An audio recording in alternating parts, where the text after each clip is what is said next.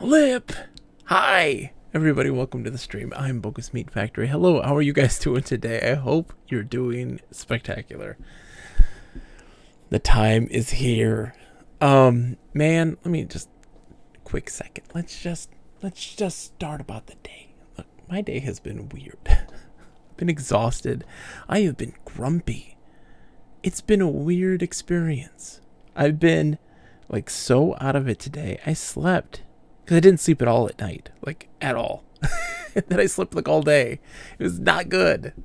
So sarcastic friends is that feel when you make it to the start of a bogus stream. Well, I'm glad that you are here. I'm glad that you guys have made it, folks. My day has been made better. I got a nice slow, like it was nice to just chill and like get my kids to bed, read them a story, and just try to relax. My 3-year-old is like, I don't want to sleep. I'm a rambunctious, crazy person, but we love them nonetheless.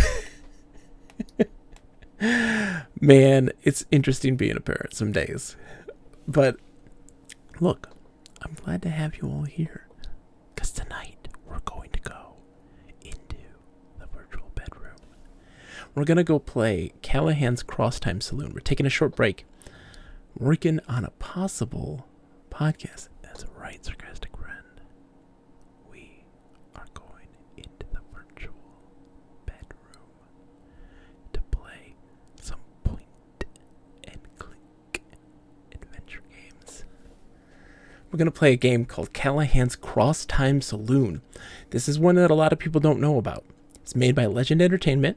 They were typically known for, at the time, text-based adventure games. Right? With some graphical elements to it, sound. They made some pretty good stuff. And then they moved on to point and click. This is made in 1997. Mind you. So this is really late in the game. I'm very curious how this is going to play, but it is very beloved. It has a great cult following in the adventure game circles. People really seem to enjoy it. It's based off of a book series by... the guy's name is Spider something. His first name is Spider. Sakura says the year is 1997. I read the book back in the day, years before that. Sakura, you have? I know I can rent it off the Internet Archive, and I'm actually kind of curious. I'm coming in Spider Robinson. Thank you. And the spider's with a Y. H.C. Willard, how's it going? It's good to see you. So here's the thing. I'm with you, Sakura. Here's the thing. I'm coming in without knowledge of the book. I'm gonna plan on doing a podcast with a good friend of mine, Mike, and well, it's good to see you, H.C. Willard. It's good to see you, man. And we're probably trying to do a podcast talking about more obscure and lesser known games on the PC. Predominantly, this is one of those ones. This is kind of the flagship game. The one that we both were like, I really want to play Callahan's. I'm like, you too? Let's play Callahan's.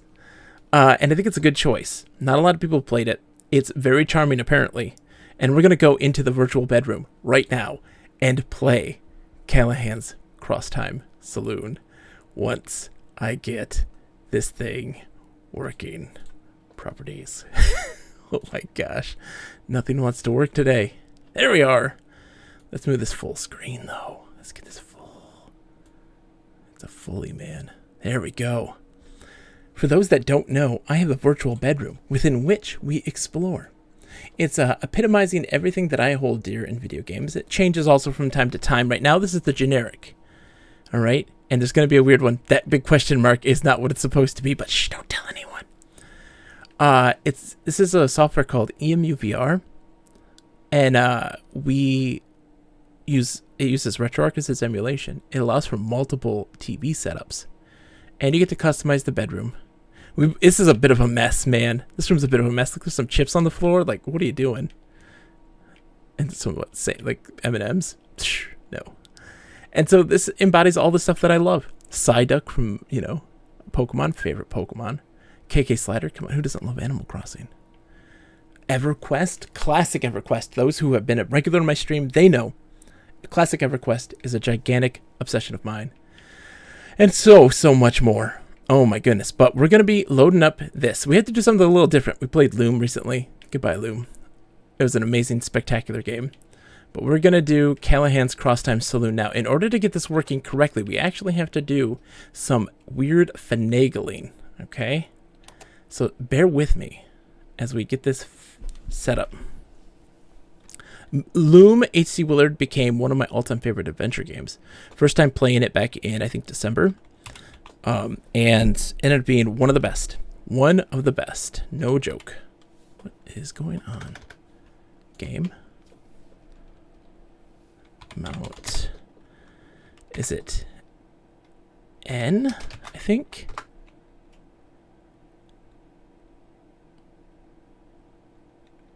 Hold on. Mount U. C. There we go. Mount. Remembering if this is correct. Is that correct? Yes. Good. Okay. There we go. Sarcastic friend, I'm glad you enjoyed the phony. Oh man, Kolbosh. It's a must. Loom is super spectacular, although I would say don't play the VGA talkie version. I played the EGA version. It has dialogue that's cut out from the VGA talkie version, but also I feel like enjoying the tone of the game in your own personal interpretation versus the interpretation of the voice actors really kind of changes things. It was a really good game. It was very well designed, very intelligent, very funny, very witty. I loved it. I cannot recommend it enough. It was really, really good. All right. Now it says we tested this. I didn't do anything. It has an autosave feature. Let's listen to the introduction. Let me know how the sound is too, if you guys can hear the dialogue clearly. Oh.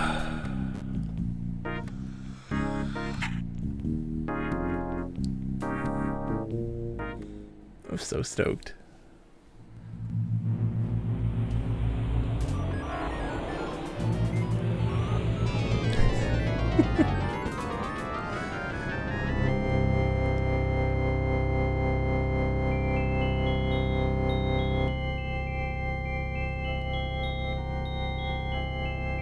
Outer limits of the universe.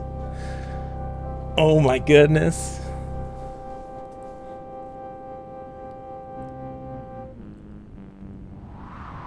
Parabolus? Parabolus! I'm here, Gingrenich. Here. Here. I'm here, Gingrenich. There you are. How did the budget meeting go? Ooh, about as expected. They didn't withdraw all my funding, did they? They wouldn't eliminate such... The cosmic endowment's been cut by 90%.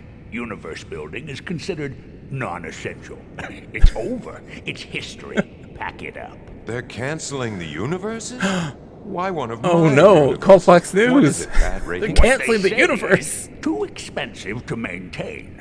Not enough return on investment. But they're thinking in the short term. Creating these universes is an investment. Oh, I told them that. I told them how these universes spawn ideas and cross-pollinate and artistic merit and blah, blah, blah.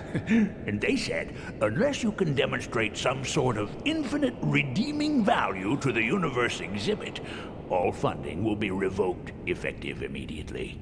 So you think if I were to take a good look around and find something of infinite redeeming value, they might reconsider? Like what? DNA? Saran wrap? Ooh, saran wrap Not is. good enough. Hey, it's over, Parabolus. Right sizing. That's the word of the day. Whoa. All right, duct tape. Hey, that's a perfect Well, a one. swell and wealthy relative of mine ended up and died. Oh, no. Received 100,000. Twitch, don't do it. So a friend and I decided to convert this into liquid form. Well, I was something. So we started in the city, Challenge drinking it. every shitty little gin mill. That's really quite a few.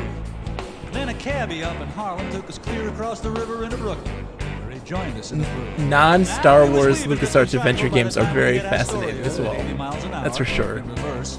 But that was nothing to the weaving that we did as we was leaving, and from time to time it got a little worse. Well, there's nothing like drinking up a windfall, baby. We were drunker than a monkey with a skin full. So goddamn drunk. sober yet. All right. Pour me one, Enos. Callahan's place is real. I'm not allowed to tell you the exact address, since the owner, Mike Callahan, doesn't want that kind of publicity. Neither does my friend Spider Robinson, the guy who writes down the stories I tell him about Callahan's. But I'll tell you this much. It exists in our universe, in the outer arm of our spiral galaxy, the Milky Way. It's on an island just off the coast of North America, Long Island, on Route 25A in Suffolk County. From there on, you're on your own. But the way most people find Callahan's is, well, they just sort of find it when they really need to. Like the night this guy walks into the bar. Interesting. All right, so we actually restart because it's saved there. So I was always disappointed that there wasn't a point-and-click Star Wars adventure game from LucasArts. H.C. Willard, man, I would have loved a point-and-click Star Wars game where you're a Padawan and you are just literally learning how to be a Jedi and using your smarts to overcome obstacles and situations, as well as using force powers to help solve puzzles. It'd be great. It'd be amazing. What kind of acid trip did I walk into now? Did the universe decide that Balan Wonderworld wasn't enough of an acid trip that it needed to throw this at me? Yeah, Red, this is our universe is getting canceled, and we have to define an infinite worth and redeeming value. So this is the start. Let's see. Oh, yeah. I should tell you right now that I'm not a detective. I'm not a spy. I'm not a leader of the Rebel Alliance, and I don't run down corridors shooting everything in sight, although I know some otherwise very nice people who do. I'm a folk singer. Yeah, that's right, a folk singer. Now, I know it sounds glamorous and obviously fraught with life-threatening situations and heart-stopping peril, but try to keep up with me anyway. I spend a lot of time at Callahan's. As a result, you are not the first person to take up temporary residence inside my head. You probably won't be the last. A few of us are accomplished psychics, and the rest of us are trying to learn. Anyway, you'll find out more about Callahan's as the evening goes on. But right now, it's Riddle Night. And as usual, Doc's supplying the riddles. Okay. Pay attention, because if we don't win this contest, we're broke. And if we're broke, the evening's gonna end mighty early. I was warned of riddles. I was warned to get ready for riddles. Okay, 10 riddles. Everybody know the rules? I do not know the rules. Does everybody want to know the rules? Or do you want to try to figure it out for yourself? Tell us. Okay, please. I'll be brief. And if you have any You can questions help. later on, ask Mike. He'll tell you whatever you want to know. In brief then, 10 answers. They're all names, and they're all in the same category of names, like movie titles or famous MCs. But it's neither of those. Each riddle is a series of words. All you have to do is think of other words that mean the same thing. Okay. You put the other words together, say them all together, and you get a name of something. That name is the answer. For instance, if the riddle says Christmas song, thorn, web, you think of words that mean the same thing. Christmas song could be carol, thorn could be burr, web could be net. Raymond Burr. Yeah, Carol Burnett. Okay? 10 of those, just like that one. Just that easy, right? Right. Okay. Of course, So, yeah. winner gets his or her bar tab. Here's the refunded. stipulation. All If right? you have played Go. this Is there game, a time limit? No, there's no time zip limit. it. When it comes to Does solving spelling puzzles. No, ask Mike if you have any other questions. Um, Now go. If you never played this before, don't know anything, you can help. Just whatever you do, don't look up a guide for helping. Please. Perfect, Sakura. Alright, so cranky exist. Bootlegging devices. Grind teeth additionally green. Rapid fibrous cellulose material. Arguably superior computer.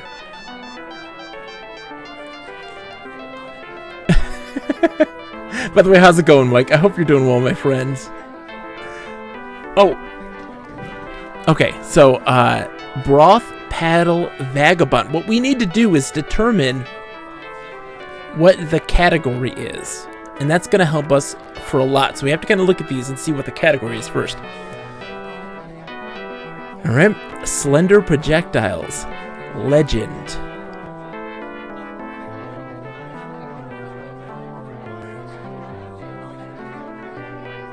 Okay. They're all in the same category. Sarcastic fiend. They're all in the same category. Irritate, occupied to capacity, lifeless. Bootlegging devices could be jugs.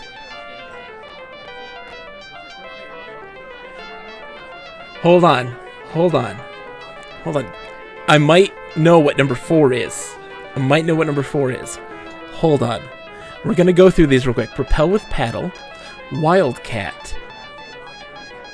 Vocal inflections. Okay. Guided. Fasten with sliding fastener. Face that launched ships. Dock. Correct. Ancient name. Bullion. Funeral transport. Be a pyre?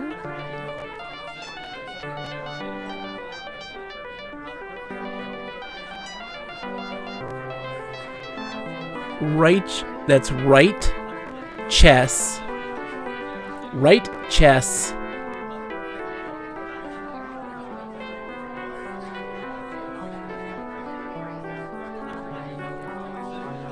Led Zeppelin? Hold on, it might be Led Zeppelin.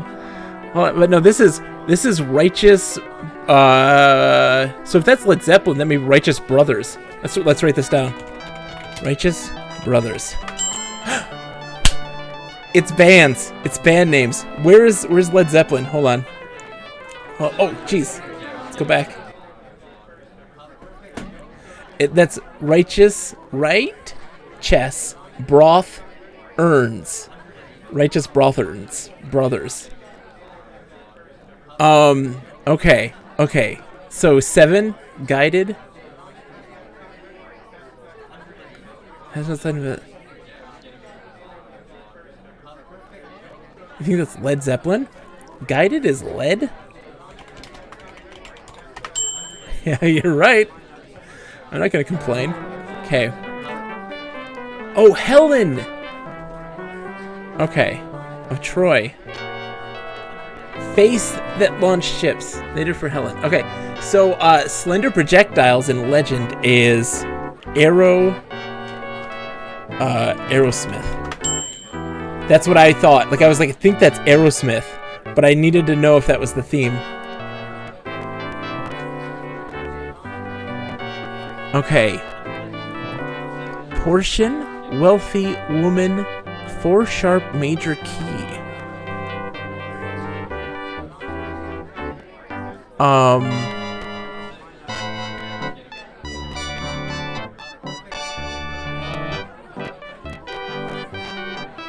Irritate, occupied to capacity, and lifeless. That's the Grateful Dead. Right? Grateful Dead? Is that what you guys thought? Yes! We're doing this!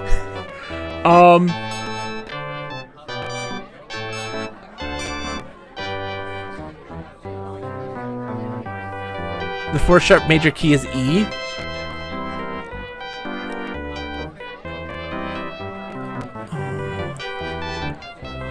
Thump and ore. Or that's minerals containing metal. I think that's ore. Ore? Thump. Stomp? Not stomp.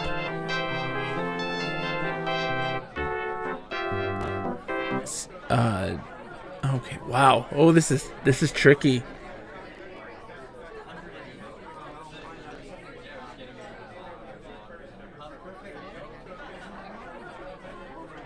Wow, this is tricky.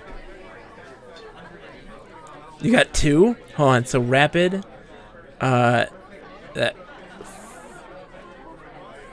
That's Fleetwood Mac. Fleetwood Mac.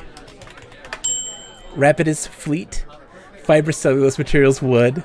Arguably superior computer. That's Mac. Shots fired. I would also recommend talking to the characters before this puzzle ends because I think it misses out on some character development if you skip it. Okay, well, let's talk to some people. Let's talk.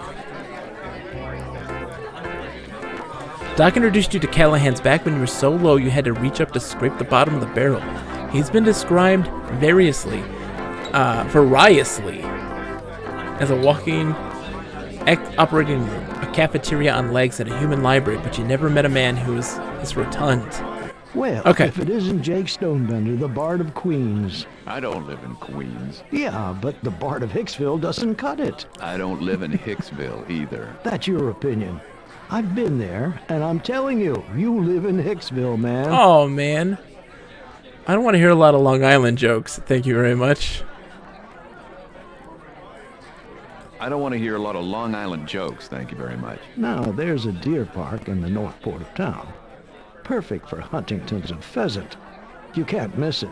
To be sure, it's in plain view. Uh-oh, here come the puns. Pun slip, People this is of for Long you. Island, duck. I thought we were going to have a mon talk, not listen to a travelogue. Wow. The next thing I know, you'll be singing Come Back to Jamaica. I don't know what to say. I'm just Bayside myself. Yeah, sorry. It's a sin to reach that far for a joke. New York I would locations. You, if I could think of a topper for that. Sorry, this is the point where I slip out. Doc, you can babble on all you want, Doc, but personally, I'm against it. Free port for everybody. A chone, the local equivalent of a cheer and a groan, goes up from the crowd. Doc hangs his head in surrender. Doc surrendering. Now there's a sight not often seen. I prefer to think of it as a scene not often cited. Jake, Yeah? are you really buying a round of port for everyone? No. Okay, I thought not. Oh, what's up with that guy's small head?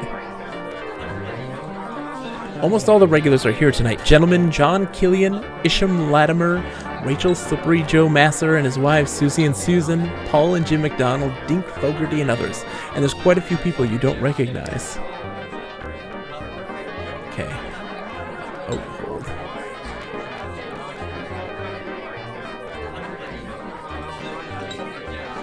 Okay, that's not person. Ooh, dartboard. The dartboard currently sports the face of an esteemed senator under investigation by the Ethics Committee, which only narrows it down to 20 or 30. Customers are encouraged to bring in any pictures they like. Politicians preferred. Dink Fogarty's famed string of bullseyes during the 3rd annual Darts Championship of the Universe obliterated the distinctive nose of one of our recent infamous ex-presidents. You begin to gather the darts, but you notice that everyone else is engaged in conversation, so rather than play alone, you decide to mingle. You replace the darts artfully on the dartboard. Now it's not only a political statement, but an object to art. Oh, art! We've taken to calling this fellow Squish because nobody can pronounce his real name, which is, well, it's sort of a squishing noise that makes you want to wipe your mouth. You sense that he's getting ready to open up and spill his guts. You can only hope that that means the same thing on his planet that it means on your planet. Let's talk to Jake, him. this is Zilch. A pleasure to meet you, Disiglo. Zilch. Schlachtdizel. I apologize. Presently, my command to, or our English speech, Bob, is fractional. is this a relative of yours? Presently, I attempt improvement. You may call me as squishing noise. Well, how about just Squish for short? Squish? Zilteth Fur. Squish. Bob! Good. It's your distant cousin, Squish! Can I talk to him more? Hello, human being? I need to see this, Bob. So, how's things on the homeworld? So, how's things on the homeworld? My world, very confused. Civilization there is, doing conversion. Is millions of your months old. One of your brothers. Then, What's that, Bob? 3 weeks ago last Tuesday, Distant we cousin, discovered sorry. beneath the surface of the planet technology far beyond ours. Initial thought is that planet is really spaceship disguised as planet. But when we entered inner core of spaceship, we find This is the part I like. inside spaceship is enormous asteroid. So you thought you were living on a planet, but it's really a spaceship made to look like a planet. And the core of your planet is an asteroid inside the spaceship. By the way, yeah, Gobash, what, you're the handsome bearded man? Or So are you the thought were disgusting living on and a disturbing planet, lizard but person? It's really a spaceship made to look like a planet, and the core of your planet is an asteroid inside the spaceship. That is what we believed as well. Scientists probing asteroids now have evidence that asteroids only look like asteroids, but it's actually a spaceship of even more advanced race. Huh. You'd think with all that advanced thinking, one of those civilizations could come up with something more original than making their spacecraft look like asteroids. Yes. And the deeper you dig, the smarter you find out your ancestors were. You must be feeling pretty backward right about now. I was not, until you pointed it out. All right. Hey, Jake. What's going on? Nothing. It's been real quiet. Want to grab Lady Macbeth and liven up the joint? Yes. Maybe later, okay? Okay. You participate in Riddle Night? You participating in Riddle Night? Yeah, not really. Glanced at it. Offhand could only get one clue, so... Which one? E. The 4-sharp major key. It's E. E. Hello. Nice. Let's have him play a song. Many of the new You guys. met any of the new guys yet? New guys?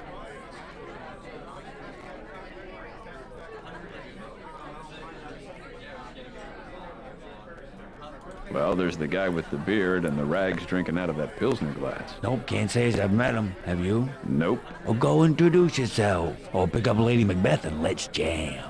I didn't bring her tonight. She needs a D string. Anyway, I've got to win my tab back. I know more of the flats are key, so I wasn't too certain about my answer. You nailed it. Look at these yuppies. The bar's interior is painted in warm, rich tones to create a place for casual drinking in a relaxed atmosphere. There are hundreds of little framed pictures, signs, and postcards, most of them contributed by satisfied patrons who wanted to give back a little of what they got. Touch the walls. The walls are reassuringly solid and slightly warm. You always feel safe here, not just because of the structure, but because you're always among extraordinary friends. This is what's interesting. I talked about this earlier, and this is from Legend Entertainment. They made text-based adventure games. It's interesting to see how they deal with point and click. Hold on, you can hold on the mirror before it. Oops.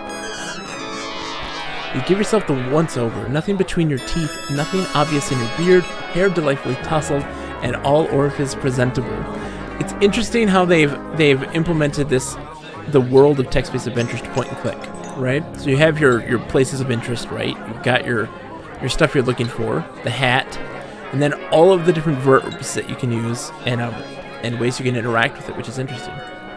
You try it on and look in the mirror. Not only does it do little for you, but it doesn't do the hat or the mirror any favors either. Oh, it's for Dora. It's not for you, it's for Dora. Bob, this is going to be a long night. Alright, let's talk to him. Wondered when you'd get around to saying hi. Oh yeah, I'm being real antisocial tonight. How's business? Slow. You'd think bombs were out of style. Just as well. I'm getting old. I lost a long drink. He's never gonna let me forget it. Give yourself a break. He's an Iron Man. Always used to be able to beat him. Not anymore. So, why's it been so quiet at work? Got me. I mean, it's great. You know, it's hard to complain about lack of business. But it doesn't feel right, you know. It's not natural. Maybe the war on drugs is having an effect. Maybe the war on drugs is having an effect.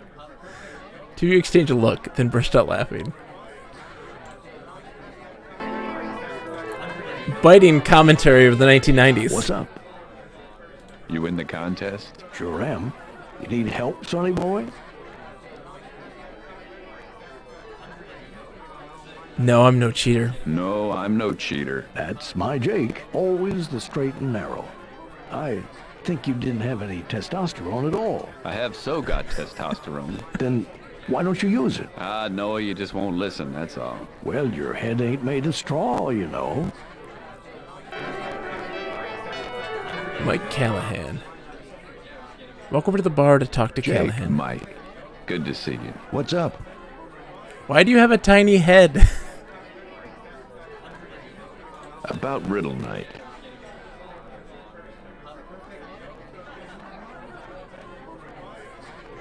Did you ever establish any official rules? I don't know about official, but you know the way it goes.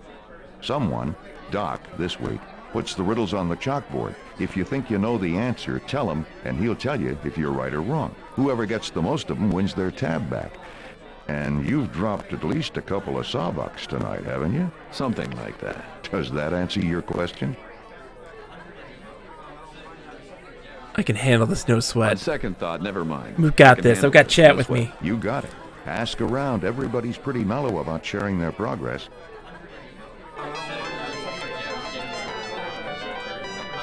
Tommy's still being highly non-communicative, despite the bizarre goings-on around him.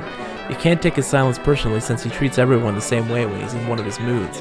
But at least he's here tonight, where his friends can keep an eye on him.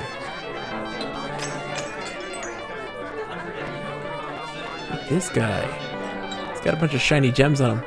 Jake, Michael Finn, how the hell are you? not too shabby. You? Tolerable well, thank you. This is Mickey Finn, a cybergenic creature so named because that's the drink we gave him the night he wandered in and told everyone that his race was planning on destroying the Earth. He's saved our skin dozens of times since then. You just wish he'd learned to relax. Josie Bauer is a member in good standing of the Time Police, an organization that doesn't exist yet. She's also a humor groupie. Win the Pun Day Night contest, and she'll accompany you home for the evening. Doc keeps winning. Damn his eyes. Evening, Jake. Officer Bauer, is this an official visit? I'm officially visiting, but I'm off duty. So you're not just waiting to slap the cuffs on Alfie should he happen to drop in? Far as I know, he's clean. Can a cop simply go out to a bar without being hassled? Am I interrupting something? Nope. Doc and I are just weighing the merits of various tropical beans. Oh my. Evening, Jake. Officer Bauer. I'm official. So, Far. Okay. am I... Nope. Let's see. Les Gluham. Les Gluham is one of the cheerful Charlies, professional cheer-uppers who saved a ledge full of despondent souls from plummeting to an untidy death. Les appears to be engaged in a quiet and somewhat personal conversation with Tom Flannery. Listen for a moment. It sounds as if Tom's in need of Les's personal Find Your Smile services. You're not sure what's up with Tom, but it's a good bet you'll find out one of those nights. Tom Flannery started the Cheerful Charlies professional attitude adjusters. Pretty strange work for a man who, according to Doc Webster, has only a few months to live.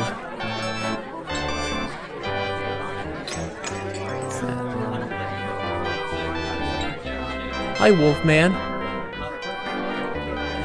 Shorty's apparently trying to concentrate, and since the man has a tough time staying focused, don't screw him up. This is Shorty Steinitz, Callahan's regular since before you started showing up. He once had his appendix removed by Doc Webster right here on Callahan's bar. That was the last time he ever bet a body part on the Mets. Long Drink McGonagall is strong and wiry and can pretty much drink the rest of the bar under the table. He's also pretty quick with a pun, though he's no match for you and Doc. This man is not the only new face in the crowd tonight. He's very dirty, has a noticeable aroma in his eyes, which meet yours unwaveringly, are sad and slightly fearful. He's also drinking heavily. When he first came in, he snarfed down the free lunch as if he hadn't eaten in years. You're hoping he'll tell his story sooner or later. Italian Gamer Joe. This is very retro, my friend. This is a 1997 adventure game from Legend Entertainment, Callahan's Crosstime Saloon. It's fantastic. I haven't played this before, but it's very interesting. I'm very much enjoying it. It's a pleasure to have you, by the way. Welcome. Tan Stafford. Italian Gamer Joe. Woo! I dig it. I dig it. It's a pleasure. Let's go talk to this dude. I didn't talk to him. You try to strike up a conversation with the shabbily dressed gentleman, whom you've never seen before tonight. Despite the friendly overtures you make towards him, he barely says a word. Yeah, so what happened, Kolbash, is that Spider didn't want anything to do with the game, and then as time progressed, he became more and more interested and engaged in the writing process. I know this. You know, at some point, you need to show everyone the virtual bedroom. Oh my gosh! Yeah, for those who haven't seen it, it's really out of a virtual bedroom. This is not just a nice little fancy overlay. This is a virtual space within which we play games, a lot of retro stuff. So it uses RetroArch as its emulation. So we play through like a DOSBox emulator with RetroArch. And we can have multiple TVs hooked up simultaneously, playing a variety of different games, all simultaneously, full light gun support, crazy things. But here's the kicker. Here's the kicker. Look at this. It realistically simulates the red, green, and blue grill patterns in the TV. How crazy is that? How crazy is that? I love it. This is like my favorite thing. So when we play a lot of retro stuff, we typically play here. In this space, we change the window dressings a lot of like the posters and such to kind of fit what we wanted to do. It's a full 3D bedroom. Josh Mandel is also just a very good writer and seems like he really cares about making faithful adaptations. You're 100% Mike. The virtual bedroom is cool. I like it. Yes? You're new to Callahan's, aren't you? You're new to Callahan's, aren't you? I'm just here for a drink. But you haven't been in before. Yes, I mean, you're right. I haven't been in before. You hold out your hand, which he looks at and, with some uncertainty, shakes. I'm Jake. I'm one of the regulars. You have any questions, you feel free, okay?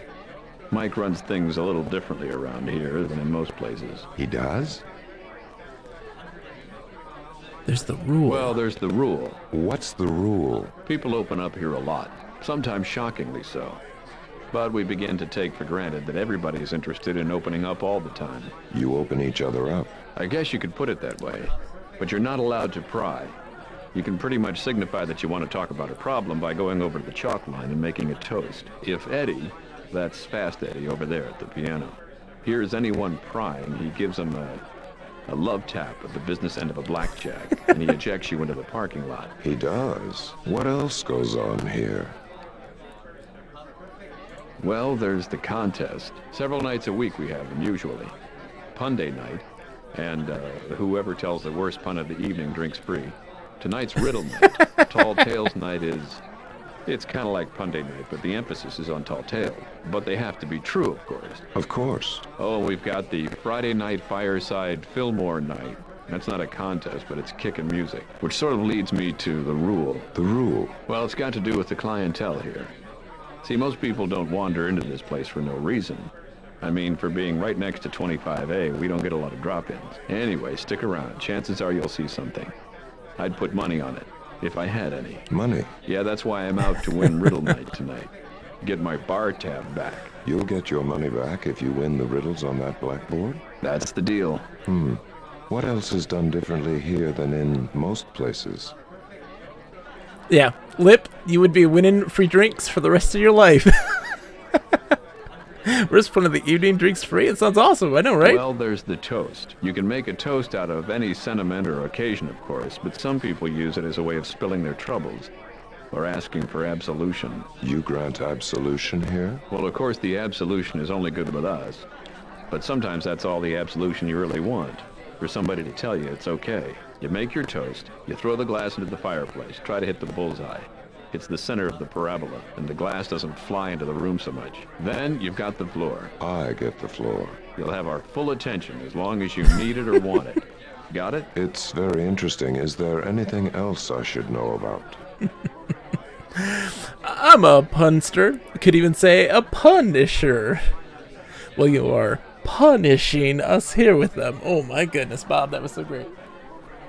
Well, you should probably just keep your eyes open. Something will happen. You should probably just keep your eyes open.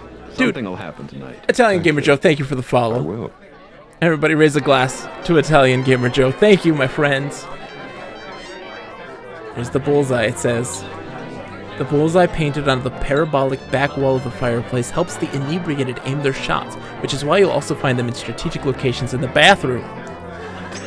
A fight for the users, Socrates. Oh, one of the brethren here. Years ago, Callahan went through a phase of buying cheap framed prints and putting them all over the bar. It was a long time ago, but you never forget a phase. Alright, let's take a look. We're back. Oh my gosh. Alright, let's get this figured out. So we're looking at band names for those who are just joining us. No guides, but you're welcome to play along if you've never played this game before. No cheating, none of that stuff. But you want to come along and help me with this? We can. The theme is band names.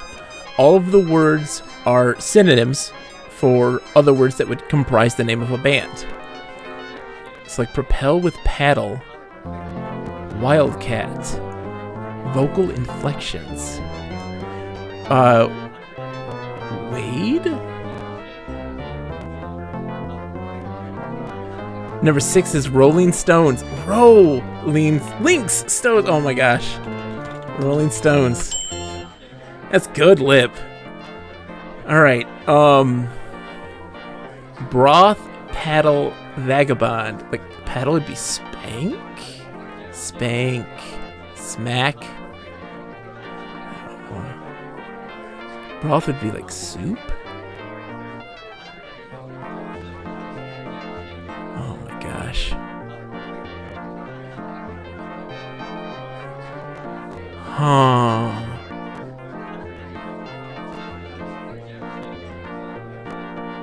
Man, this is tough. This is tough. Super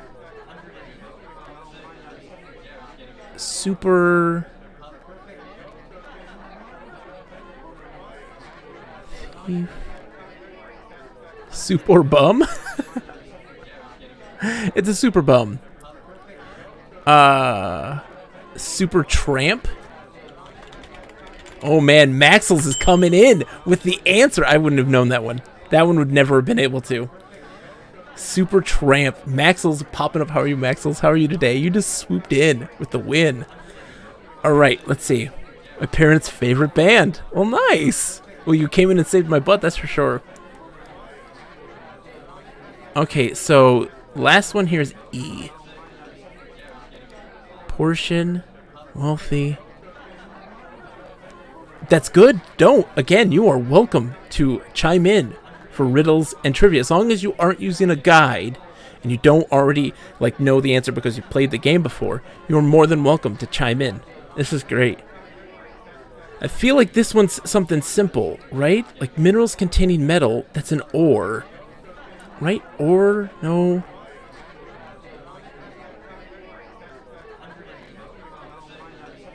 Part. Rich. Oh my gosh, Partridge Family? That's ridiculous. Kolbosh throwing down the Partridge Family. That's exactly what it is. Okay.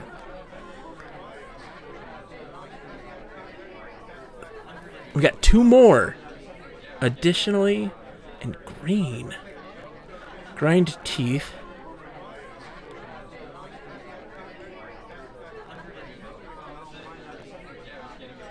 Cranky exist. Bootlegging devices. Bootlegging devices. Grind teeth. Additionally, and green. Oh man, okay.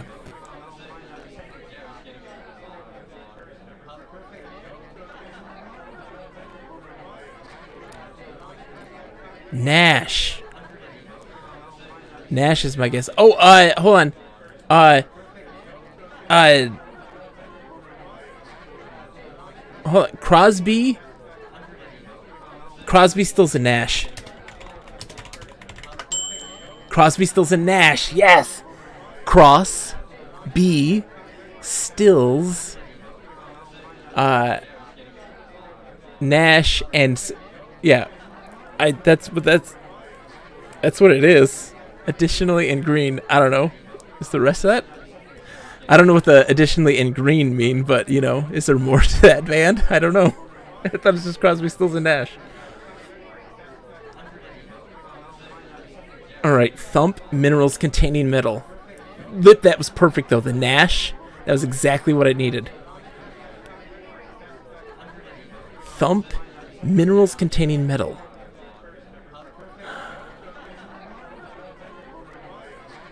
So it must take multiple answers because I typed Crosby, Still, Nash, and Young. Oh. I guess that would be what it is.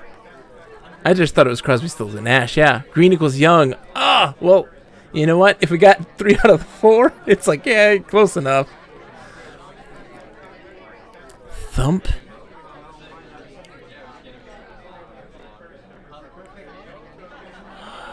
And minerals containing metal.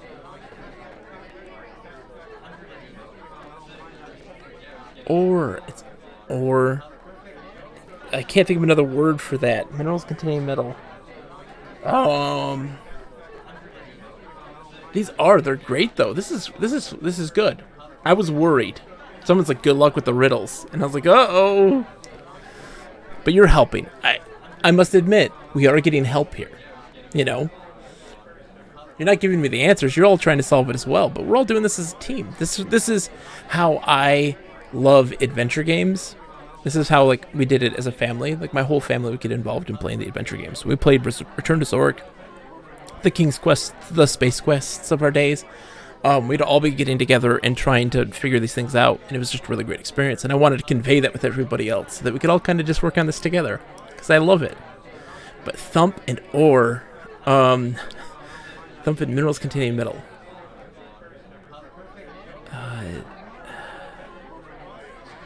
This is tough. Hold on. You guys think about this. I'm going to try to talk to some folks. Maybe they can help. Yes? Want to help me out with one of these riddles? I've been looking at them. I don't think I'm very good at them. I can't get a single one. If you don't know how to play, Mike's got a whole spiel. He can reel it off for you in about 10 seconds. Thank you. Italian Gamer Joe, we are soul brothers already in this experience. It's not about just solving it yourself. It's about everybody working together to do so. Kind of want to go up there, but I'm not gonna. Hello, human being? How do you happen to wander in tonight? For reasons unknown to me, this structure appeared on my monitor. Other Earth structures do not appear. This seemed worthy of investigation. Perhaps it was an anomaly. Not a chance. An anomaly. Alright, we're gonna ask for a clue.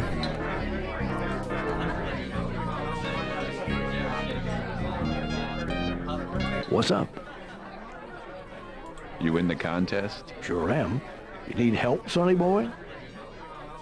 Foreigner? No, I don't think it's foreigner. Can you give me just a mild hint? I don't know if it's mild or not. You want one? All right, yeah. Go ahead. Okay, this one was easy for me. When people irritate me, I get... Oh, I already got that. I already got that one. Give me another. Well, there was a second clue for a different puzzle than what I said. Wink, wink. Oh, I didn't hear it. I wasn't paying attention. So, why has it been so quiet at work? Oh, got me. But it doesn't... Maybe it's something in the water. We checked. Couldn't find anything. Not too paranoid. You're saying we shouldn't be. Maybe it's something on TV. Haven't seen the King family special in years. Ditto Debbie Boone. Could it be Baywatch? Actually, we find domestic bombings go up right after Baywatch. So, it can't be TV. Maybe the war on drugs. Yeah, we're still lefting. Yeah. Very.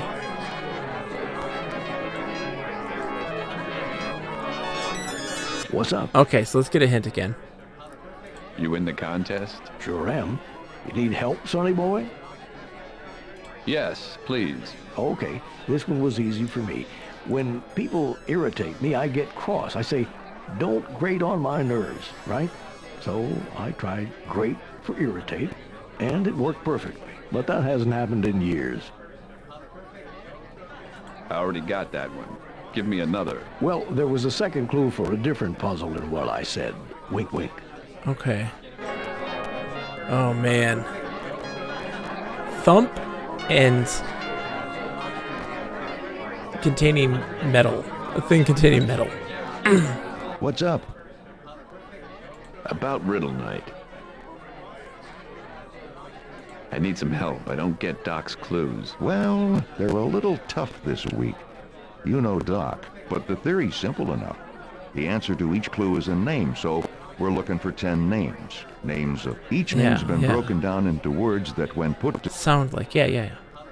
Huh?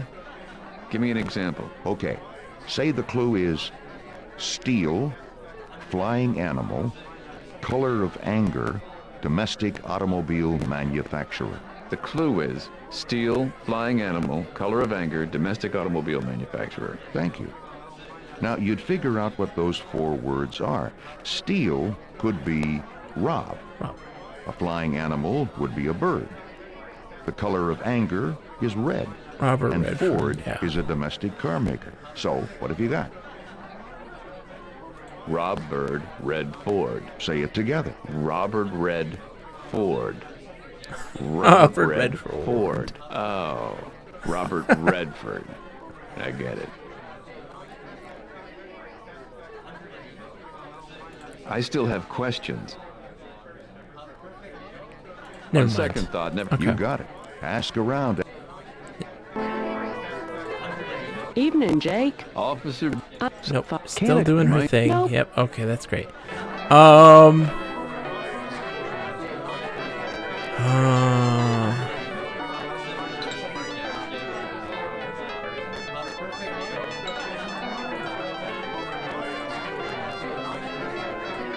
Okay. Thump.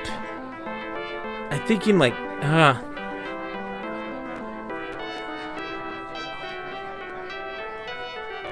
think of bands that of like the 80s.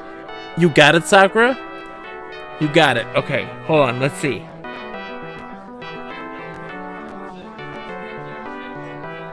Colliders? Let's see. Colliders. I don't know that one at all. I don't know that fan, so no, that's not mine. I would definitely need that help. Thank you. Astounding! 100%. I'm impressed. And you did it without any help, right? Mike, give this man back his tab, and he drinks Thank free you, tonight Sakura, the man on of the me. hour. Coming right up. Rise I up, rise hereby above pronounce in his Riddle honor. Night at an end. What was that? Jake, you want this left where you can display your genius and bask in the adulation of your devoted fans? Nah. Doc wheels the blackboard into the back room and everyone goes back to partying. The adulation of your devoted fans sure didn't last long. So we got money now. $21 back in the Riddle Night contest. You didn't even realize you drank that much. Guess you picked a good night to try a hickory daiquiri, a Phillips screwdriver, and a Mother Superior. No worries, Mike. Have a wonderful night, my friend. I will see you soon. We will talk about this game. I'm excited. Jake, How's your love life? Love life. pitiful. Yours? Hey, who do you think you're talking to here? This is me. You know folk singers get all the girls. No. But hum a few bars, and maybe I'll remember it. Jake, How are you at predicting future events? are you kidding? They used to call me the Baltimore Oracle. I thought they called you the Kmart of Sears. Not at all. Baltimore They thought Orioles, I was Kmart the Sears. diviner. Yeah. Now ask him if he ever turned a profit. Hey, break it up. I just ate. The puns are plentiful. Hello? Tell me about your race. Our planet is our system for government is Ooh. and our chief exports are and I'm a big fan of physical. How do you keep from hurting your tongue? How do you keep from hurting your tongue? Wait. Wait. Hello. Okay, hold on. So, My world. Very confused. Oh, okay. Yeah. I think I know where this is going. Is there a spaceship inside the asteroid? Yes. Even more advanced than the first. Okay. Huh. You'd think with all that advanced thinking, one of those civilizations could come. Yes. Yep. And Deeper you dig. Yes. We've heard that already. Hello. Tell me about your race. What else? How many arms exactly do you have? How many arms exactly do you have? Up to 6. 4 normal. 1 retractable. 1 inflatable. What's the inflatable one for? Water begins to cascade out of Squish's eyes, and orange spots blossom all over his face. You decide to drop the subject before he drowns in humiliation.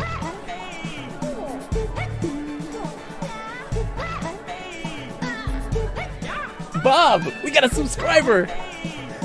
Italian Gamer Joe, dude, thank you. That is far too kind. Welcome.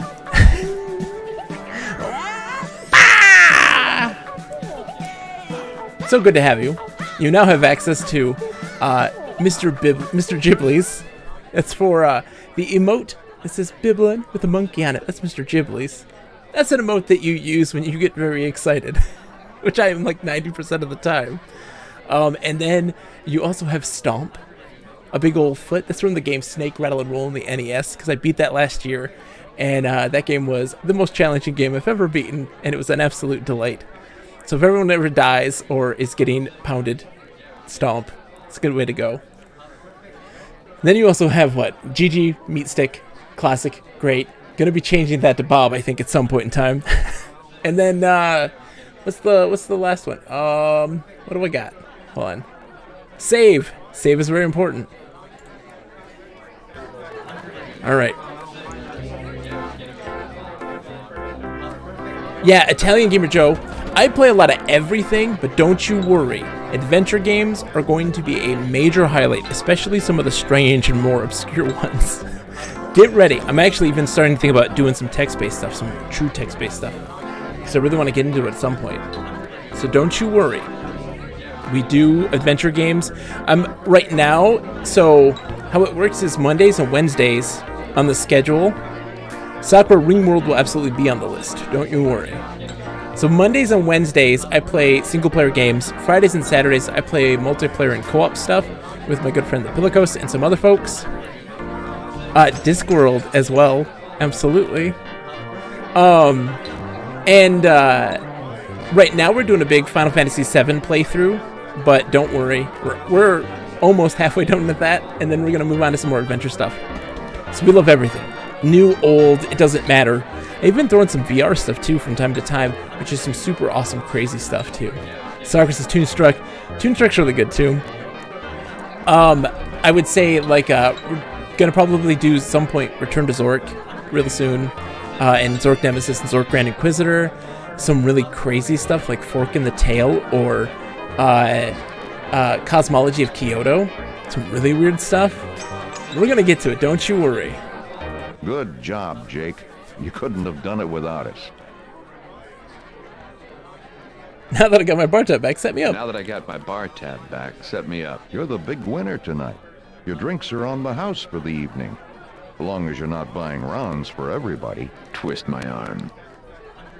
Mike Anjo of Bushmills, which, uncharacteristically, you toss back as if it were a shot.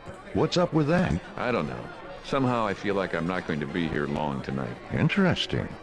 I love Return to Zork, Sakura, and Zork Nemesis, and Zork Grand Inquisitor. Although I don't remember much of the actual puzzles of the latter. Return to Zork, though, I know like the back of my hand. I've played it a million times. I love it to death. It is terrible, but I love it to death. Yeah? Play it, Eddie. Something special you want to hear? Let's hear. Let's see what we got.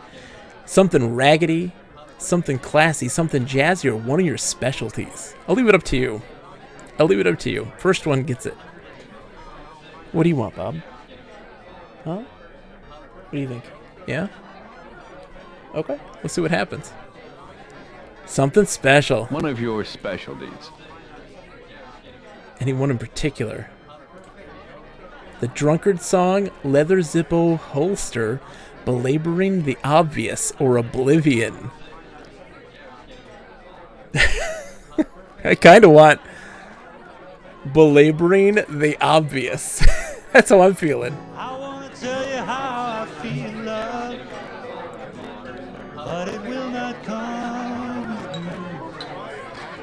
I got no secrets to reveal, love, I dig it. but I'm gonna say it anyway, 'cause I'm alone your way. I haven't got a blessed thing to lose.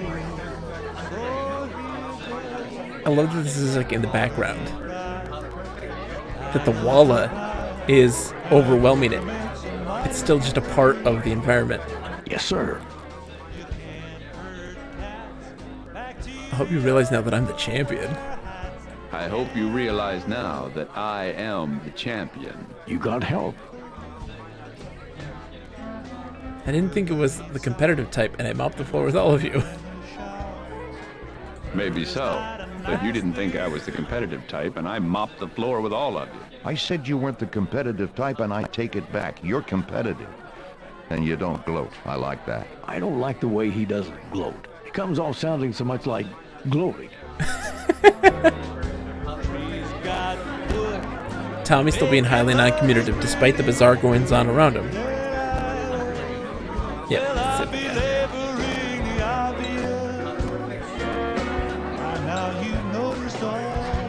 Nope, he doesn't want to talk.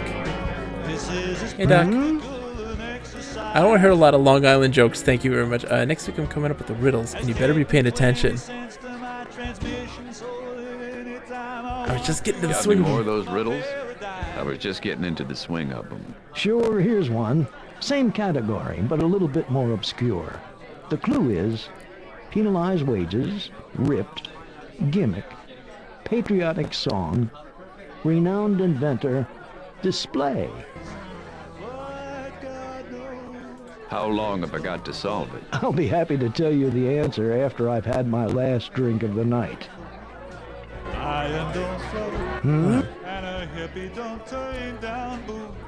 Next week I'm coming up with the riddles. Next week, I'm coming up with the riddles, and you better be paying attention. Well, I'll be sure to eat my Wheaties. Anagram or two of Ritalin. Hey, don't cross words with me. They'll hear you begging for mercy all across the country. All right, break it up. There's women present. There's women present. Break it up. Hi, Jake. You're talking about beans.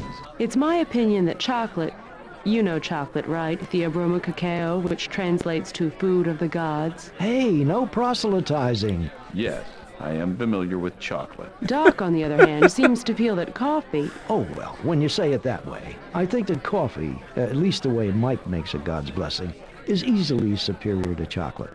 More complex, more sophisticated, less reliant on sweeteners and vanilla and other additives, and lecithin and emulsifier. Coffee is so pedestrian, and chocolate has a lot less caffeine. What do you think, Jake? Both really, really terrific flavors, okay? Sheesh. If I tell you which one I really prefer, one of you is going to be pissed. If I tell you which one I really prefer, one of you is going to be pissed. That doesn't matter. Just speak your mind. Yeah, just be honest.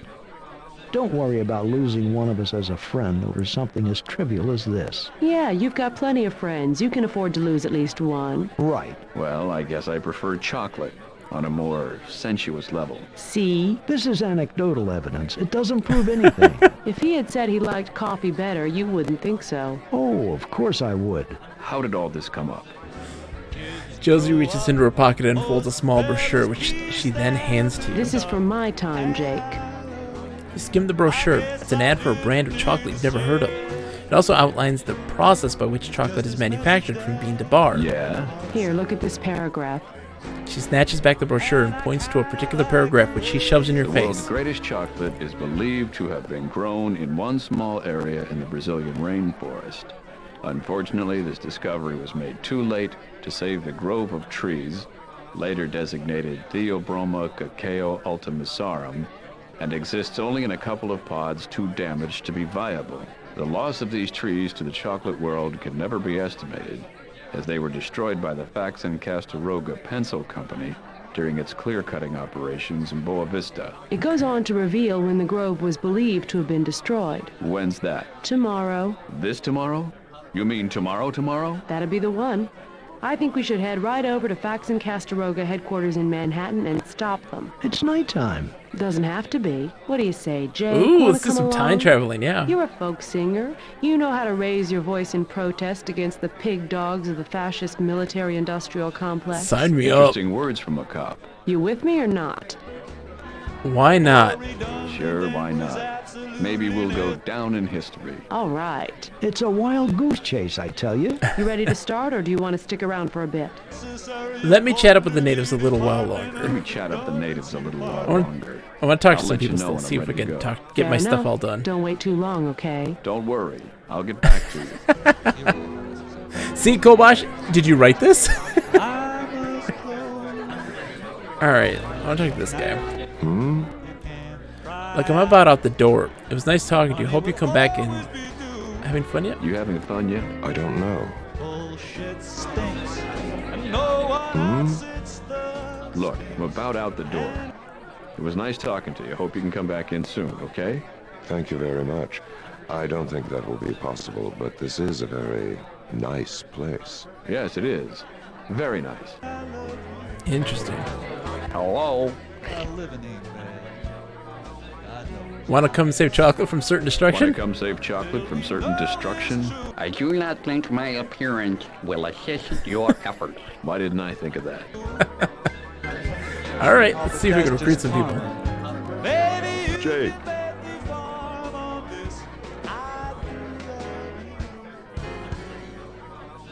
Yes, my cause is just. Making the world safe for dessert. Well, would that make it a just cause? Or just desserts? Neither. It's just 'cause it's dessert. While you're at it, would you mind striking a blow for appetizers too? We're striking a blow for mozzarella sticks. You still here? What do you mean? What do you mean? I thought I heard you telling Josie you were going to go and help her do something. I am. I just haven't left yet.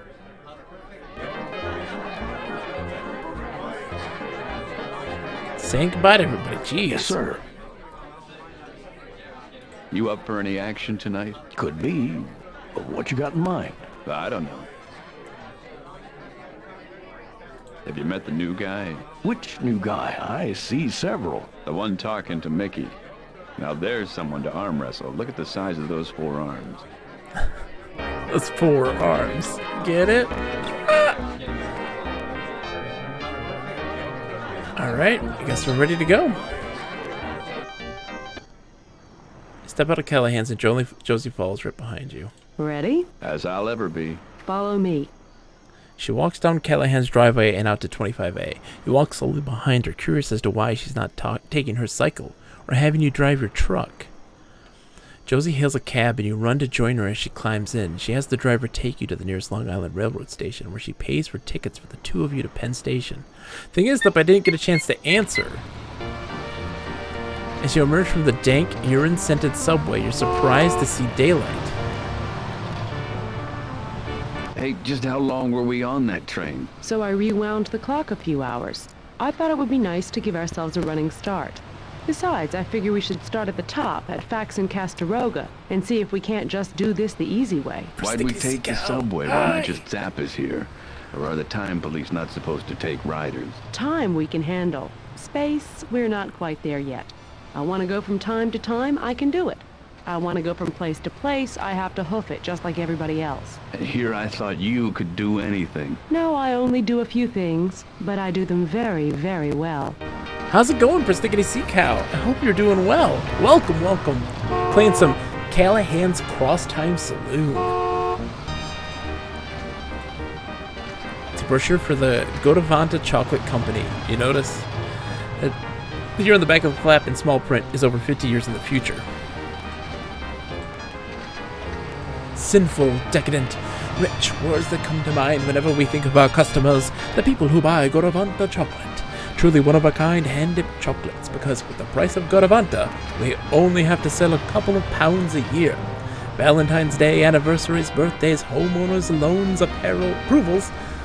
The occasion for Garavanta chocolate are quite simply the occasions of your life. We're doing spectacular. We buy our beans directly from Brazil, where our buyers are so demanding that each year 20 or 30 local beaners lose their lives in an effort to bring us the rarest blend of cacao beans on earth. The only beans that surpass ours are from an ancient strain of plant now extinct. Those beans are lost to the ages.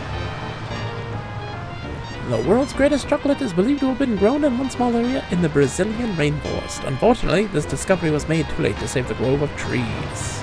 Yeah, we learned about we process our beans by hand to retain the full flavor of 100% real chocolate. The beans are scooped from their pods, washed, and then roasted. Each bean is cracked to reveal its nib, the stuff of which chocolate is made. The nibs are ground between enormous steel rollers several times to achieve a smooth quality. The chocolate is then sweetened and conched, a mellowing process in which the chocolate is constantly stirred while being heated and simultaneously cooled by a blast of fresh air. Once molded and this is the puzzle. This is the puzzle. They wouldn't put this in here if they weren't telling us that we are going to have to make this chocolate. Once molded and cooled, the chocolate is of perfect eating quality, but at Garavanta, that's only the start. Our centers, creams, nougats, and occasional bonus diamond jewelry are prepared according to exacting family recipes. The centers are enrobed in our exclusive blends of milk, dark and white chocolate. Photo Sunny, welcome. Welcome, Raiders. Sound the trumpets. Bob, we've got visitors. Hello, everybody. Welcome, welcome. Everyone, you're all a bunch of new folks. Photo Sunny, how are you? What were you playing tonight? I hope you were doing well. Shout out for Photo Sunny. Folks, it's an absolute pleasure. Ooh, playing Among Us. Very nice. Very nice. Folks, welcome. I'm Bogus Meat Factory. I'm a player and lover of all sorts of games. New, old, it matters not. We're playing some retro tonight, which means that we get to play it in our virtual bedroom. You think, hey, this is a really fancy overlay you got there. It's not an overlay, my friends. Got my Final Fantasy VII stream tomorrow. That's how I ended following you. Nice! Photo Sunny, we'll be starting back Final Fantasy VII next week. But tonight, we're playing Callahan's Crosstime Saloon, a very obscure but very, very heralded adventure game from 1997. Point and click, old school style. Thank you, Persnickety Seacow. You're too kind. But this is the virtual bedroom. It's a software called EMU VR, and you can customize it to your own liking. We have a variety of things. It's a delight. We even have, right now, glow-in-the-dark Sierra stickers on the ceiling. Don't mind the big question mark. Shh, don't look at that. Logo feet to retractory, and he will rock your socks off. Crash, how's it going? And Never-ending story, absolutely. Hello. KK Slider, my favorite Pokemon, Psyduck. Mist is, the Mist series, this Riven particularly, is fantastic.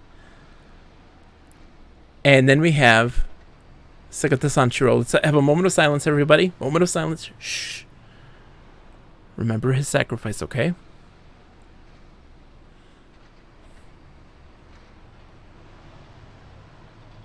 Perfect.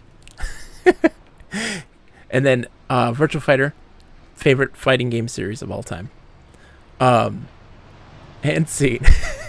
EverQuest is classic EverQuest is one of my favorite games ever. It's truly fantastic. Samba de Amigo, my favorite rhythm game. Wind Waker, yes, of course. And then little things like Goemon, Mega Man Legends 3. One day we'll get Mega Man Legends 3. And Mega Man 9, just because, come on, that's a brilliant artwork. Tom Nook, yes, very good. Samurai Shodown's my favorite 2D fighting game series. Shenmue, one of my all-time favorites. Landstalker, my favorite Sega Genesis game. But here's the kicker, folks. This is what makes this thing so awesome. It uses RetroArch as emulation, has full light gun support. You can have multiple emulators running on multiple TVs simultaneously. Here's the kicker, though. Get ready for this. It realistically simulates the RGB grill patterns on the TV. How insane is that? That is insane, and something that's one of the reasons why I love this thing so much. I played against someone called Lamborghini Boss. Thank you, Pygmy Whales, for the follow. Thank you. Played against somebody called Lamborghini Boss or something in one of my Rocket League matches earlier this evening. Can't argue with a person with a nickname like that. Oh, thank you, Beams of Strange. Thank you for the follows. Thank you. We are going to get in some pun-tastic adventure games, though. Now, for those who are joining, if you haven't played this game, and most likely a lot of you haven't, you are more than welcome to participate in the puzzle solving, so long as you don't use guides, and as long as you don't know the answer just because you have played the game before. You're welcome to play along. It's a pleasure to have you all. I have a schedule. You can see on my profile. It's Mondays and Wednesdays, 8 p.m. to midnight. Crash wants an impromptu haiku. Pygmy, thank you. That is very kind of you. I don't know if I agree with you, but I will. You know what?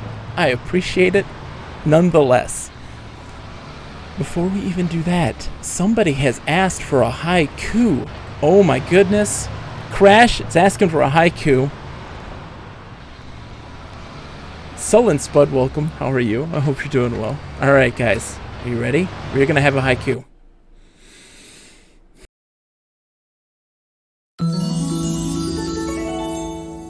It's time for a haiku.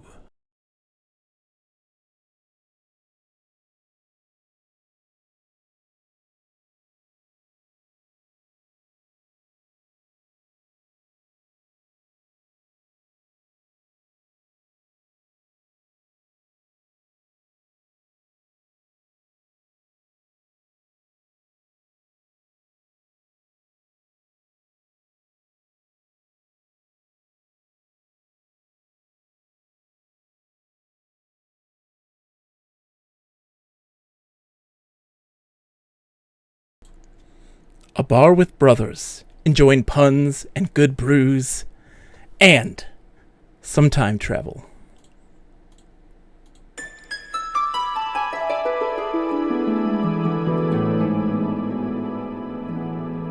This has been a haiku.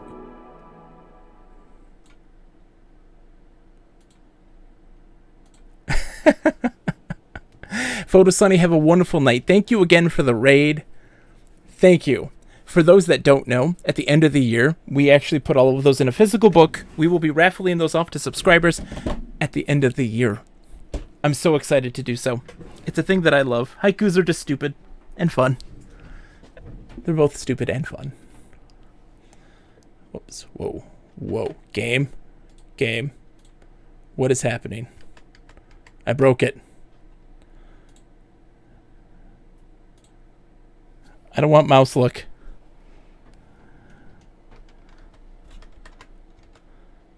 There we go.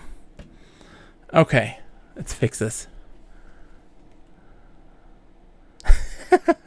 Well, I'm glad you're enjoying it, Pygmy. I'm glad you're enjoying it.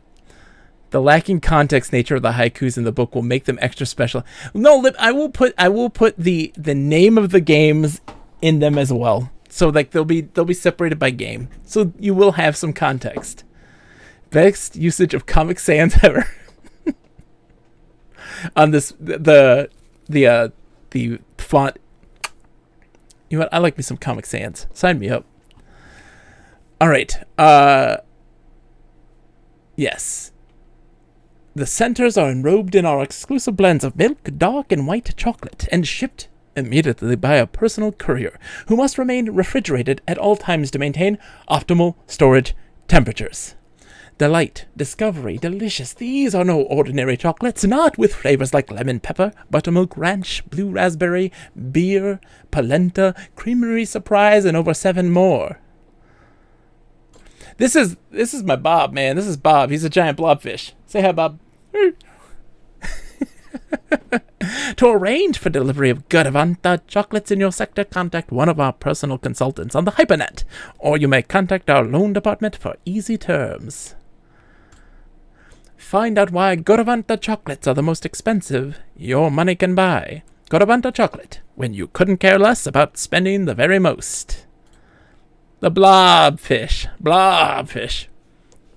Okay. This woman keeps asking about various flavors of pretzels, and the pretzel man keeps telling her he only has one flavor. She must be from some Scandinavian country where they have whole department stores devoted to different flavored pretzels. Oops. Talk. Bob Flish the Blobfish. 10-1, this guy doesn't even make the pretzels himself. You make small talk with the pretzel man, who insists on being called a pretzel person. He reveals that his products are actually pretzels, and that they can't legally be called pretzels because they're really made of dried, reconstituted pretzel flakes. This way, they all come out looking the same, and they stack easier for shipment. As if anyone would eat something like that.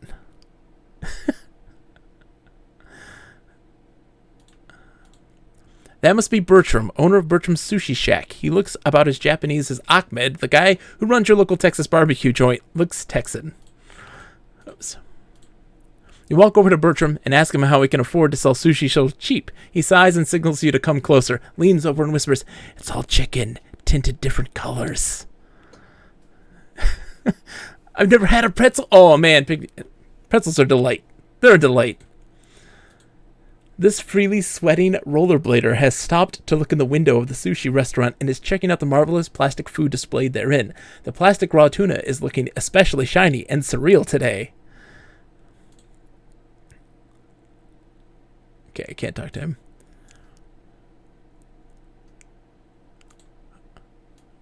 Hi, camera guy. Big soft pretzels full of cheese. Hot take, Norway is cold. The kid winding and shooting looks like a native. He's probably a photography student from NYU or Columbia or the New School.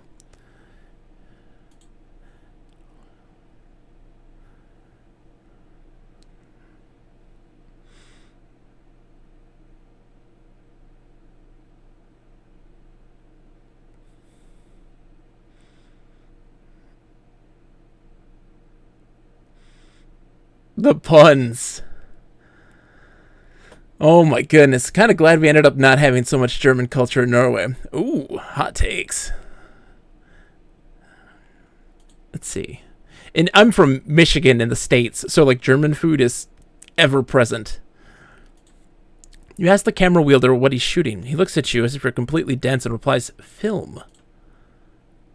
Pose. Hoping the young man may choose to use you as a photographic subject, you try to swagger casually with a carefree, suave, and debonair air.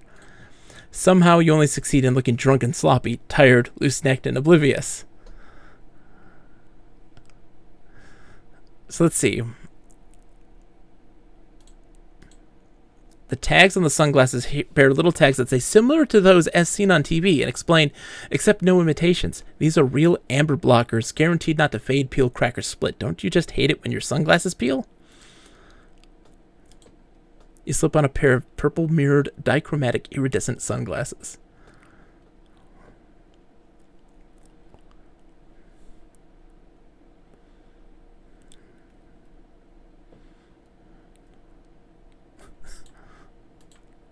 Despite the incredible values offered by this charming, out-of-the-way boutique, you don't want to spend that little cash you have on amber blockers. Oh my goodness.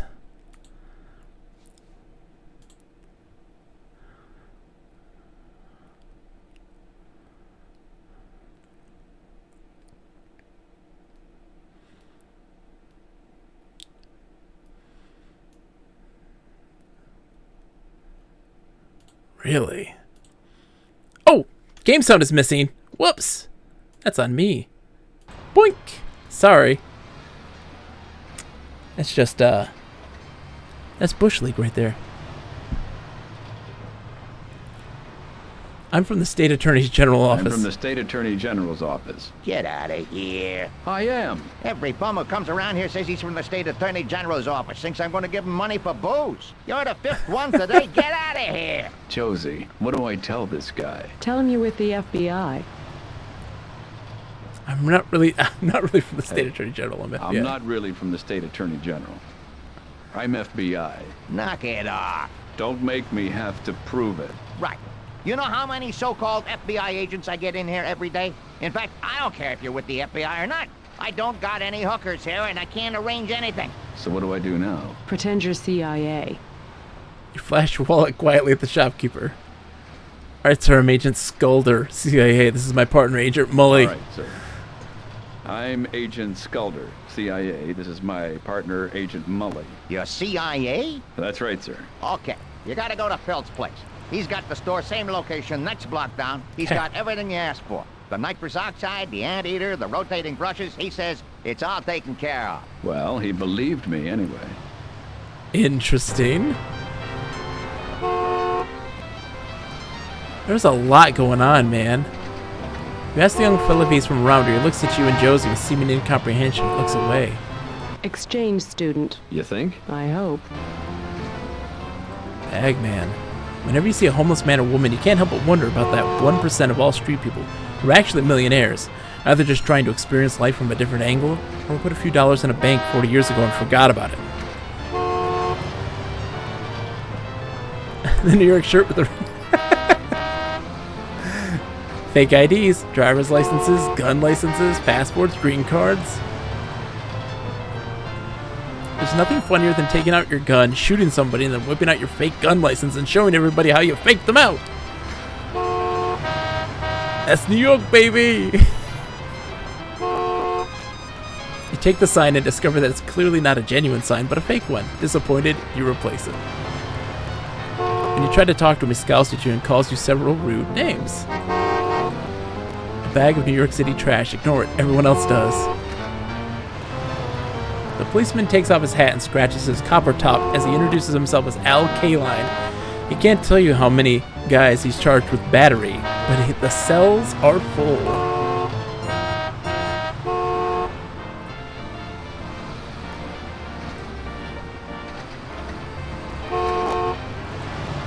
Say hello to the man. He explains that he's waiting to meet his son on the corner. They're going to play chess in the park and talk, then maybe out for a soda. They'll laugh and talk and generally treat each other nicely, then they'll go home. Just imagine, and they're not even members of the Church of Jesus Christ of Latter-day Saints. This scene goes on forever. You jaywalk over to the doorman and ask him what kind of services the hotel provides. He mentions such gracious amenities as free phone calls within a one-floor radius, free white terry cloth bathrobes chained to the wall to prevent theft, and at the in-hotel restaurant Les Pretensions, the continental breakfast features their famous bottomless thimble of orange juice. But their motto is, we're headed to our feet to put the legs in our arms hand in hand with quality. So, the doorman explains that they also have daily complimentary airport limousines to the airport of the hotel's choice, but actually the odds are quite decent that you'll make it to the right one. Wow. Ask about Wi-Fi. He appears to be holding a conversation with an imaginary 6-foot bouncer named Harvey. Hey, don't you interrupt, Harvey. Oops. Reason with. Your first instinct is to shake this guy by the shoulders and shout reason into his face, but then something holds you back. You can't see anything, but it feels exactly like two strong hands pinning your arms to your sides. You beg the meter maid for clemency on the part of the car's driver. She explains that she can't because she works on commission. Or did she say she works on the commissioner?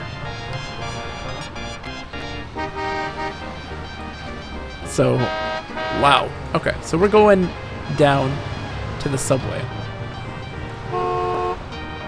There's a lot going on. This is dense. Descent. Where are you going? Not on the subway. That's right. We've got stuff to do here. Stick around. Okay. Where am I going? What am I doing? Ford Taurus. This is set in 1997. But it's not your car. Steal. Although it's against your nature, you reach for the car door. Josie, watch. I'm going to steal this car. Oh, yeah? And where are you going to park it? Good point. Never mind. It's not worth the trouble. Ah, the office building. That's where we're going. Push the office building door. You enter the office building and take the elevator to the 15th floor. Well, actually, you first go to the 24th floor because you got into the wrong bank of elevators. So you had to take the elevators back down to the lobby and then up to the 15th floor. Technically, though, you didn't take the express elevators back down to the lobby because you got out on the first floor thinking it was the ground floor. It's not, so you have to take the stairwell down one flight to the lobby. But as you discover too late, the stairwell doors are locked on the inside. After pounding on the stairwell door for a while, you decide you'll have to climb up floor by floor and hope to find one of the doors unlocked. 6 flights, 2 elevator rides later, exhausted but congratulating yourself for all the exercise you've got today, you emerge on the 15th floor and shuffle into the swank offices of Faxon Castaroga. Whoa. To let you know that this is a hip-hop company that can really swing, the Faxon Brass have installed this impressive bank of monitors. They're currently showing The Story of the Pencil, starring who else? DeForest Kelley, James Woods, and Twiggy. Wow, most of you would probably not get those references. Won't mush down. Biodegradable. The monitors have no visible controls. A tall gentleman is sitting on the couch. From his nervous gestures, the way he whispers to himself occasionally, and the fact that even though he reeks of aqua velva, it isn't quite making the smell of fear. Masking the smell of fear. You guess that he's an applicant waiting for an interview. Here for an interview? The man nods his head, yes, and chuckles weakly. Human Resources Department door. You stride confidently into the Human Resources Department. The HR manager introduces herself and asks for your application. When she learns that you don't have one, she quickly terminates the conversation that leads you back out into the lobby. Excuse me, but who should I talk to about saving a particular kind of tree in Brazil that your company is about to destroy? The Clatchers stare at you for a moment, taking in your unbusinesslike attire and slightly raggedy appearance. They turn to look at each other, roll their eyes, and one of them shrugs. Another of them points to the closed door to the left, then they resume their conversation. You look delightful. The receptionist looks like she's sitting on one of the company's products. Yes? My name is Jake Stonebender. It's my associate. Okay, let's see. You're kind of cute in that severe schoolmarmish way. You're kind of cute in that severe schoolmarmish way. And you're a terrible liar in that insincere, transparent way. So we agree. What do you want? I was hoping to use cheap flattery and flirtation to get you to allow us in to see your company president. You're being honest, at least. Let us see him. Why should I? Because I make you laugh. I don't hear myself laughing, do you? We're here to do something constructive, something that will benefit mankind. Maybe not today, but soon and for the rest of our lives. Now I'm laughing. I'm sorry, your cause will just have to wait for an appointment. That'll be too late. Like everybody else. Or you may submit your solicitation for a charitable donation in... We're not asking for a damn donation. In writing, and we will get back to you. Case closed. Why can't you just listen? Case closed. I haven't been this angry at anybody, and I can't remember. I know, Jake. Don't worry, we'll find a way to get him out of there. Okay. This looks like a press release.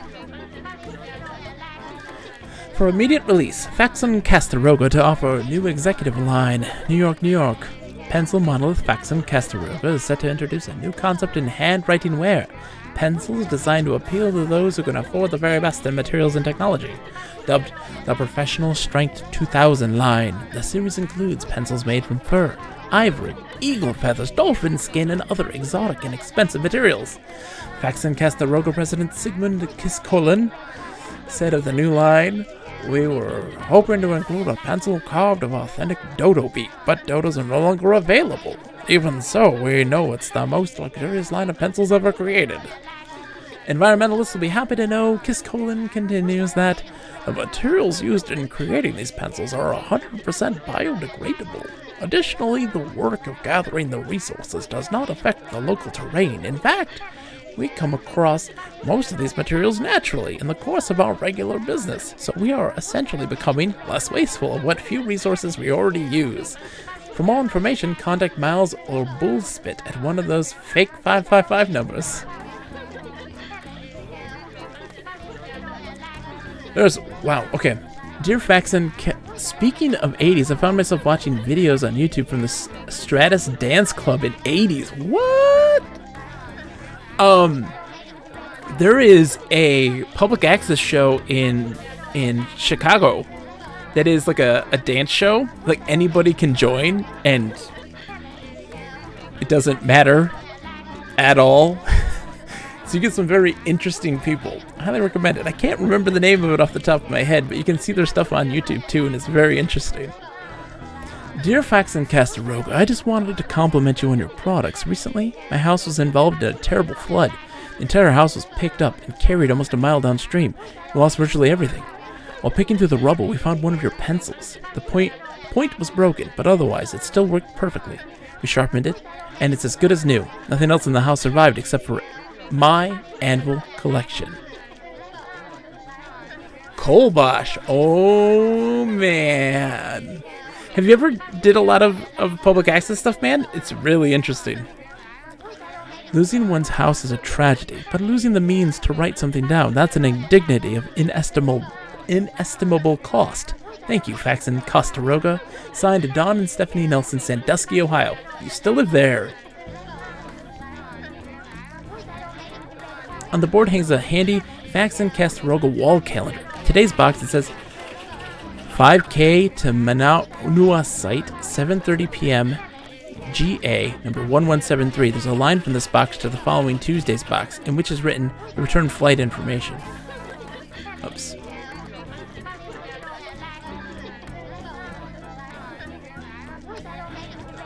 What is... Okay.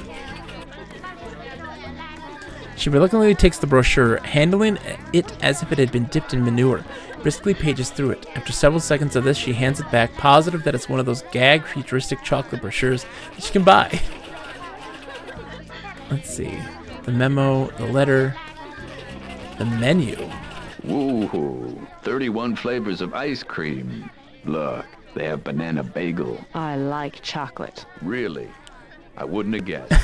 Hey, they got chocolate sundae paper, jockey shortcake. Just chocolate and butterfat. Let's get some. You'll get your treat later. Promise. Oh my. You make me sound like a puppy. Well. Pygmy Whales, this dialogue is the work of master punsters from eras long past.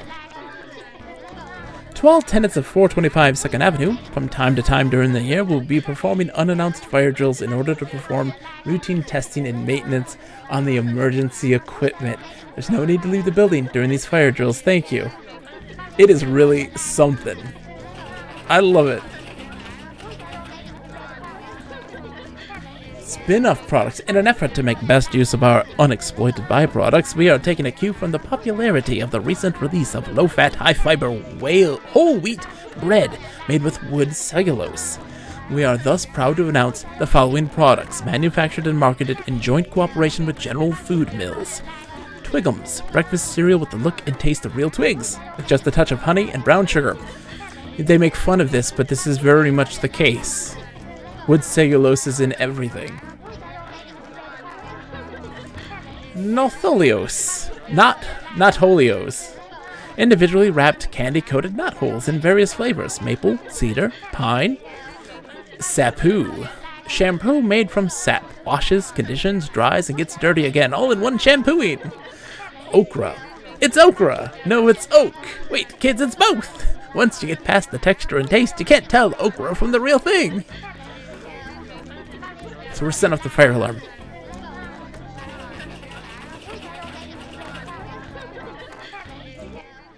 You're no horticulturist, but that looks like a wandering Jew. Is that a wandering Jew? No. Why do they call it a wandering Jew anyway? Doc says he doesn't know where the Jewish part comes in, but he says it's wandering because of how much it leaves. I'll bet that was a rude awakening. Oh no, STEM puns again. Okay, you win that round. Wow.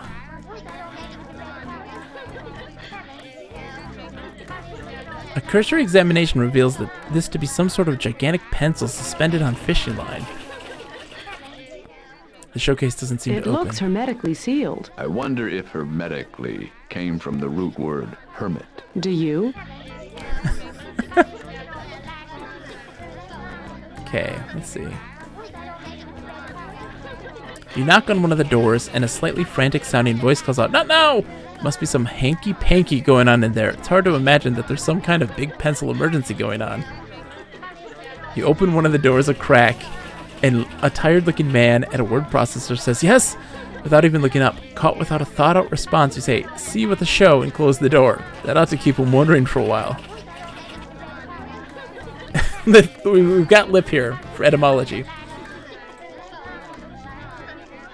Okay, so let's see. The adjustable vent overhead is supposed to help control the rate of airflow, but since the air in the windowless building is merely recirculated, the vent really just controls the rate of infection. It's currently closed. Either the vent's too high up or you're too far down. Use it for what, a doorstop? An armrest? Don't be so vague next time. Okay. Search the supply cabinet. You rifle through the goodies, but none of these office supplies are worth pilfering. Now the computer game company on the third floor, they have some stuff worth stealing. Like most office plants, this little fellow's a charter member of Future Sagebrush of America. As you begin to pluck a leaf off the plant, a growly voice in the back of your mind stops you with a familiar yet unfamiliar quote. This is gonna bug me all day if I can't think of what this is from. What's from? How would you like it if someone came along and picked an apple off of you? What? Two Oz? 2 Oz. Right, we're off to see the wizard. Thank you. Wizard of Oz. This is a ridiculous game. What kind of game is this? Okay. Feel the doorway. You run your fingers over the cool glass of the door, leaving a smear of natural oil. Somewhere lightly on the air-conditioned breeze, you hear a cleaning person swearing softly at you. And everyone like you. Okay. I need to set off the fire alarm, I think. Yes?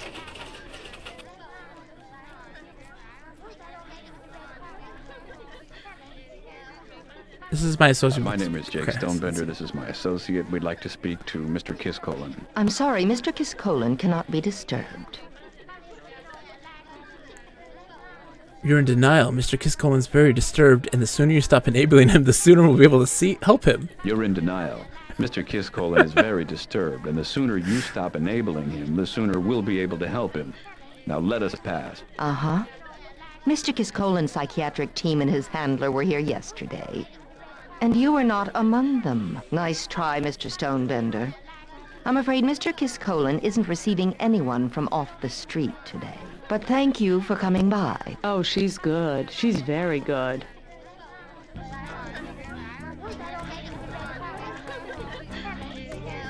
Okay.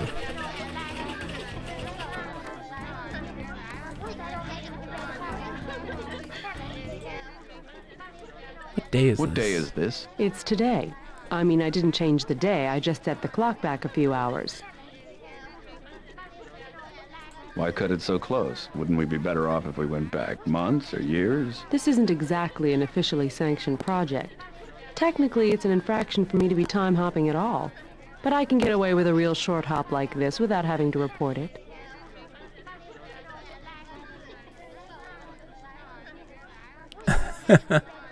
What about ride-alongs? You mean, am I going to get in trouble for having you tag along?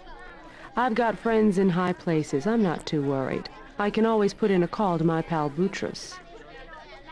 Boutros? Golly. It's today. I mean, I didn't change the day. I just set the clock back a few hours. Hey, I had more money than this afternoon. And somewhere you still do. Where were you this afternoon? At home. Taking... What? I was taking a nap. What's wrong with taking a nap, okay? Nothing at all. Lots of people take naps. Damn straight. When they get to be a certain age. Anyway, you're still at home, you're still taking a nap, and you still have your money. So if I'd been here in the city this afternoon, I might have bumped into myself? If you weren't watching where you were going, sure. Okay. I need...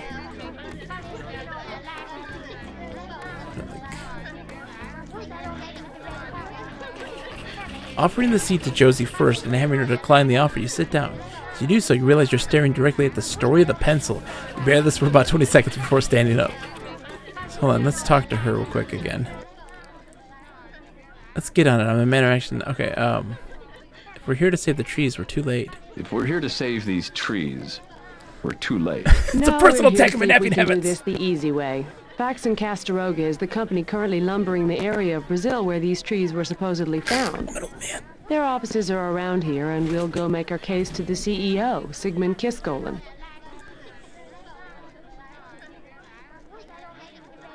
Maybe it'll be some brainless pretty boy who slept his way to the top, whose mind we can easily manipulate.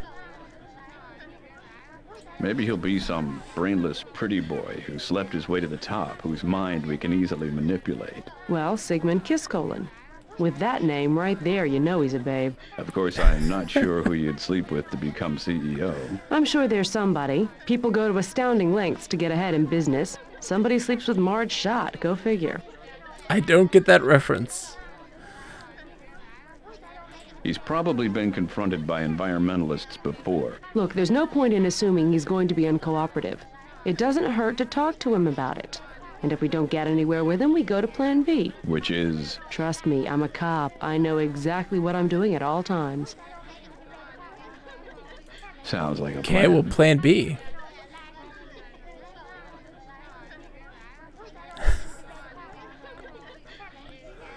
You said we were going to go save the trees. You didn't say anything about screwing up my internal clock. You knew the job was dangerous when you took it. Wow. No, I didn't. Are you kidding? Danger follows me around, and you're my boy wonder. Okay.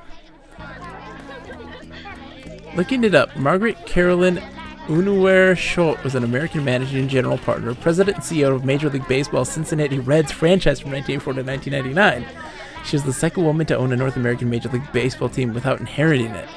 How'd she look? Yes? Tell us about employment opportunities. I am not human resources. I am the president's personal assistant. You're George Stephanopoulos? Faxon Castaroga's president's personal assistant. Oh, Human okay. resources is down the hall behind you. Why are you also the receptionist? Our receptionist is on the 10th floor. As you would have known had you stopped there first. We wanted to speak directly to Mr. Kiskolen. To ask him about employment opportunities? Yeah, I mean, damn. She ran rings around my logic. Okay.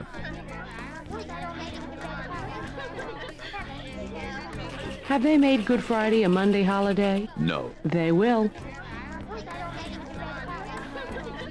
Holidays which office is closed. News items. News stories all dated today are posted here for general consumption. From the arcane gobbledygook at the top of the page, even you, who've never owned a computer of your own, recognize it as from the internet. Civil rights leader charges racial discrimination in Oval Office. Reverend Jesse Jackson walked into a DC bookstore yesterday, charged a copy of the controversial book Racial Discrimination in the Oval Office. I didn't have the cash with me, the Reverend told reporters, so I put it on my gold American Express card. Artist formerly known as Prince attacks manager. Ted Beinhuckle, a local graphic artist, went on a rampage yesterday and attacked the manager of a convenience store. This is a total shock, the manager commented. Ted used to be such a wonderful, wonderful person, just a prince of a guy. UN tightens security after bomb threat. The University of Nebraska laid off 4 workers today, tightening the security department as a result of budget cutbacks. It's always difficult to let people go, a representative said. And what's worse, we had just found out that another Steve Guttenberg film is coming to a theater near us. These jokes are something else. to all Ari singing in office. Owing to numerous complaints, the following songs will not be sung, hummed, or whistled while on company property. I'm getting sent a memo over you. It's a long wait for temporaries and alt lang syne. Let's get physicals. Giddy up 401k and stop in the name of lunch. President calls halt to skyrocketing prices. Stefan Two Fingers Boran, president of the American Fireworks Association, has announced a ceiling on the prices of American-made fireworks. The price of skyrocketing just keeps going up and up and up, he says. TV evangelist defrocked following multiple sex scandals. When asked as to what he'd done after reading about all the latest sex scandals, televangelist Robert Orles replied, "What could I do? I went home, had dinner, took off my frock, and went to bed." Supreme Court Justice accepts payoff in sting operation. U.S. Supreme Court Justice Sandra Day O'Connor, who recently loaned $10,000 to rock star Sting for a hernia operation, was repaid by the recuperating star late today. He didn't have to pay me back right away, but he's a great about these things, she said in an interview. Wow. Can I read this one? The partners of Hafa de Forest Gonenitz, Baron and Fallow regret to announce the impending retirement of Watson de Forest. We cannot overestimate the importance of Watson de Forest to our firm and yours. He'll be missed. In tribute, his name will remain a part of our name. Assuming his caseload will be our new partner, Sonny Kornfeld, whom we hope will flourish in the office of what once was Watson de Forest's. Hafa de Forest is Gonenitz, Baron, Fallow, and Kornfeld.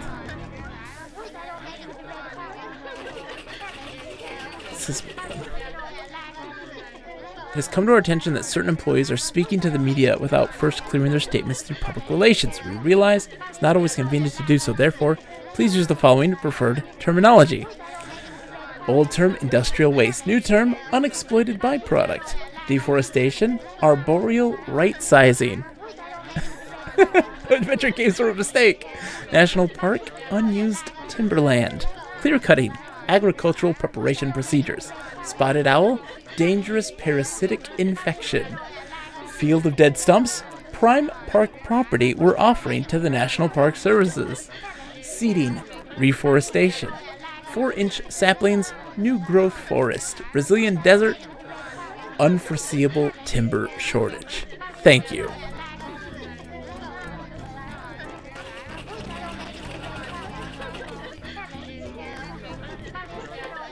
Yeah, we read that. We read the letter about the house. Read the menu. Ooh, let's get chocolate. Yes. News items, memo. Singing in the office.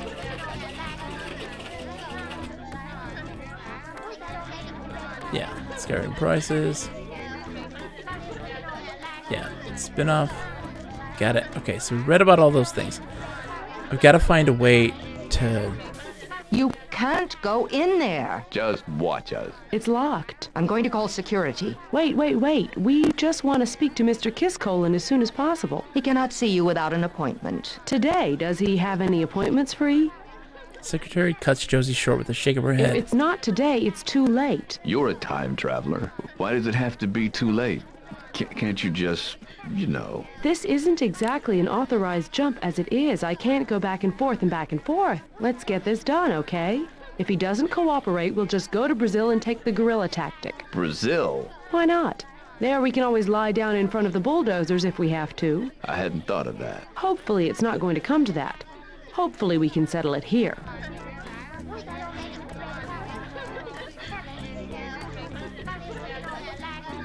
Ooh, shaking damp sphagnum from the base of the pole. You take it out of the pot. You can almost hear the... Oh, I accidentally clicked through that. Welding the bamboo pole like a punter, you're able to push up the little lever and open the louvers. With the vent open, the cacophony from the group on coffee break is broadcast to all the other offices with open vents, including, apparently, Sigmund Kisscolin's office. Miss Hasselblad, how long has this coffee break been going on? Only about 5 minutes, sir. Oh, good. Then it's over. The employees, properly chastened, take their coffee and shuffle back to their offices. How long, really? Coming up on 10 minutes. Write them up. Looks at you impatiently. Yes? We need to speak to you about your logging operations in Brazil. What about it? There's a grove of extremely rare trees on land that you're due to clear cut shortly. If you haven't already. And? Well, we were hoping to persuade you that these trees are worth saving. Why? Glance over at Josie. They produce cacao beans. Cacao trees are not endangered. These are. These aren't regular cacao trees. They're of an extremely rare variety. The vast majority of our cutting is domestic cedar. We do some cutting in Brazil, all of which is perfectly legal and authorized by the Brazilian government. I deal with... All we're talking about is... Let me finish. Okay. I deal with environmentalists every day, and I have made concessions to almost every such group extant. I will not now be bullied by the Chocolate Alliance. Thank you for my time. Thank you for my time. As you and Josie look on incredulously, Sigmund turns to his secretary. Miss Hasselblad, these came to me by mistake. He hands some tickets to his secretary, spins on his heels, walks into his office, and shuts the door forcefully. Miss Hasselblad glances at the tickets and tacks them to the bulletin board behind her. With a smug smile aimed directly at you and Josie, she returns to her work.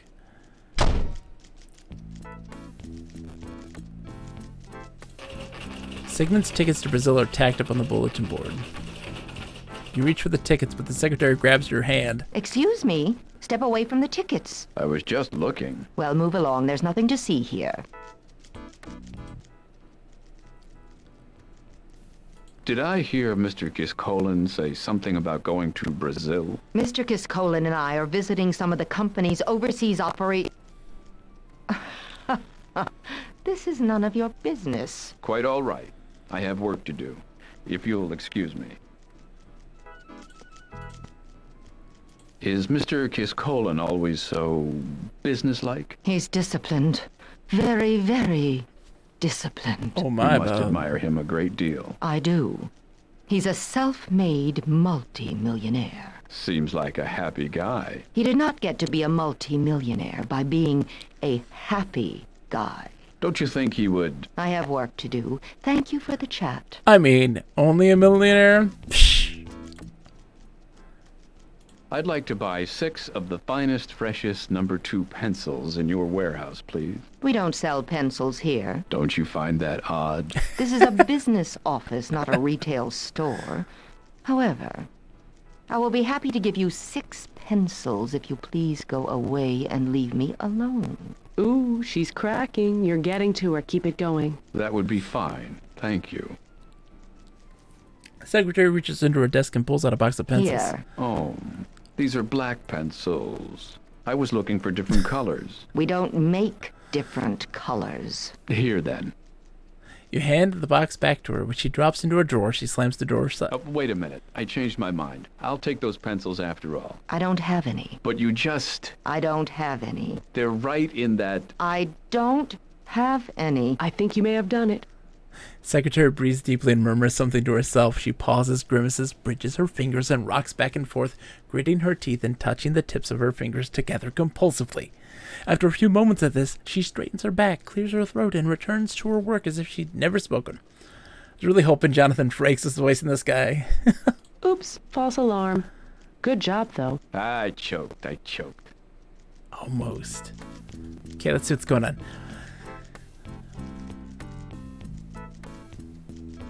Any changes? That guy's still doing his thing. You pick up the pot of coffee. Rifle through the goodies, but none of the office supplies are worth pilfering. Yeah. You glide effortlessly to the water cooler, get a small cups of water for both you and Josie, down them, crumple up the disposal cups, and toss them in the wastebasket.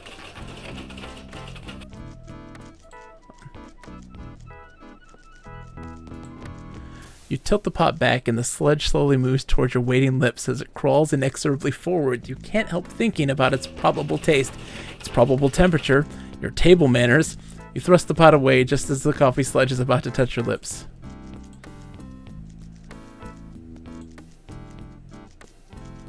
Huh.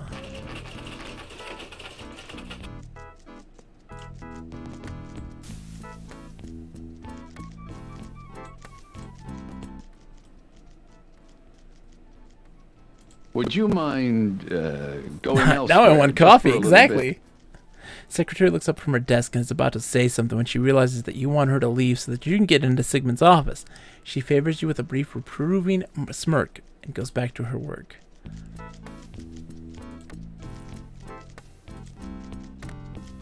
Hold on.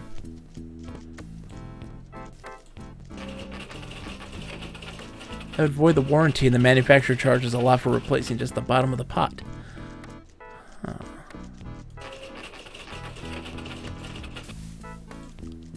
Applicant shakes his head. He must be nervous enough without the coffee. Let's talk to her about it. You start to tip the pot over her head, but she rolls her chair away from you. What do you think you're doing? Do you want me to call security? Jake, I know you're just playing, but try not to alienate her too much. She may be of use to us. I want to test my theory. Which is? That she uses so much hairspray that anything you pour on her will beat up and run off. Well, pour it on her, and chances are you'll get beat up and run off. She doesn't recognize. It's amazing you can get away with around here. Let's see. What do I use this coffee with? Figuring that bad coffee's better than not being watered at all, you pour the sludge into the soil. Is that? No. What? Docs. Okay. I'll bet. Oh, no. Okay. Oh. You try to shake the last few drops out of the pot, but every time you set it upright again, they seem to magically reappear, like those toy milk bottles that dolls drink with.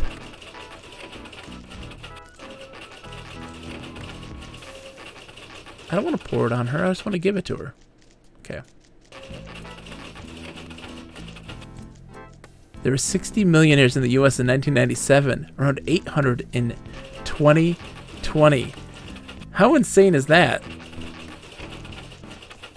How insane is that? Okay, so what am I using this for?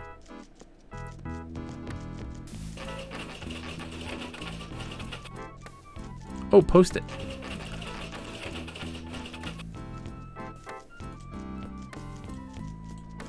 It says the same thing as every post-it taped to every office machine in the country. If you take the last cup of coffee, please turn off the burner to prevent scorching.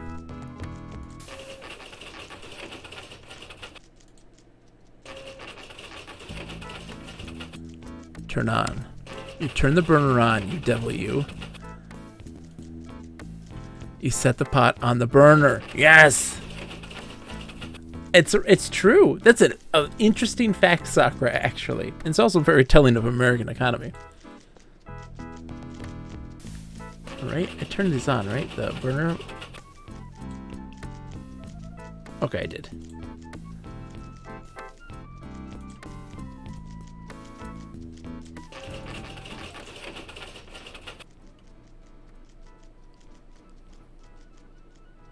Good thing for you. Indeed.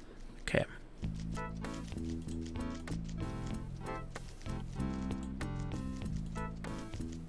Ow, son of a... Now, Jake, remember our rating. Stench scorched coffee assails your senses. Pick up the coffee pot.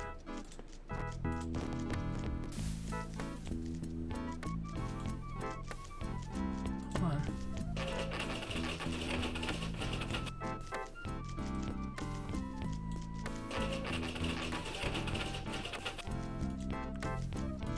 They're sizzling. The burned coffee smell becomes overpowering as the coffee pot begins to smoke. The secretary, her lips pursed tightly enough to make the cords of her neck stand out, goes over to the coffee machine and shuts off the burner. This. Now I have to scrape the pot again. Flagrant disregard. Flagrant. She throws you a dirty look and walks up down the hallway with the smoking pot. Maybe we should rephrase that to avoid any misunderstanding. Looking both ways to make sure the delightful secretary isn't watching, you slyly take the tickets off the chalkboard. Nailed it. Quick, let's escape. You and Josie both have airline tickets to the major airport in Manaus and instructions for hooking up with an arranged charter flight to the Faxon Castaroga field office outside of Boa Vista. She insists that since you stole him, you keep him. She's not going to the big house for you or anybody. Okay, so how do I leave? Oh, there. Stairs down. No, that's not. How do I leave? I think this is another one of those games I'm glad you are playing because it's one I won't. That's okay, Lip. That's what I'm here for. By rigging up 2 discarded coffee stirrers, a rubber band, and a piece of donut as the fulcrum, you construct a makeshift forceps to pick through the garbage. It looks like you've already used up all the really good pieces to make the forceps, which suddenly fall apart when the fulcrum crumbles. How do I get out of here? You ignore you.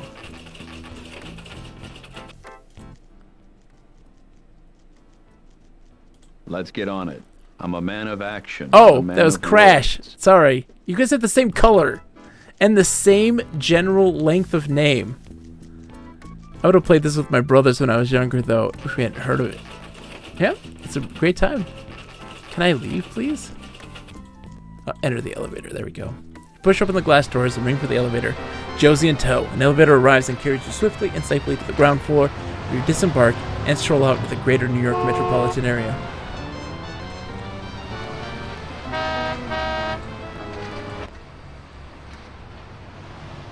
Are you the airport limo? I'm staying at the Legs and Arms. Are you the airport limo? Yep. You going to the airport? Yes. Great. You are a hotel guest, right? In a cosmic sense, yes. In a cosmic sense, yes. What do you mean, a cosmic sense? You mean in the sense that the universe is like a vast hotel and we're all guests? Exactly. You don't need an airport, buddy. You're in the upper altitudes already. Driver slouches into his seat and resumes his... Yeah. Lip, did you hear that crap? Apparently we're the same because we're the same color. No, so like, here's the thing. My brain works weird.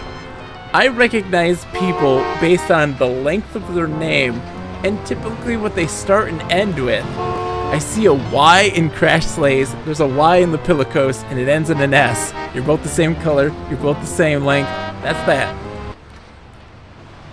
I'm staying at the Legs and Arms. Are you the airport limo? Yep. You going to the airport? You're both presumably human. Yes. Great. You are a hotel guest, right? Of course. Of course. Great. Got your tickets? Right here. Right here. International terminal. Got your passports? People forget them. We get to the airport, they want me to turn around and come back. Right. Passports. Forgot them. Okay. We'll Fake passports. Back, okay? Don't go anywhere. Driver says nothing, but goes back to looking at a pictorial entitled, "We're Talking Trashed, 10 Celebrities You Never Want in Your Limo." Among others, you're able to see Sean Penn, Johnny Depp, and Zsa Zsa Gabor. Oh my goodness. Shots fired on Johnny Depp and Zsa Zsa Gabor.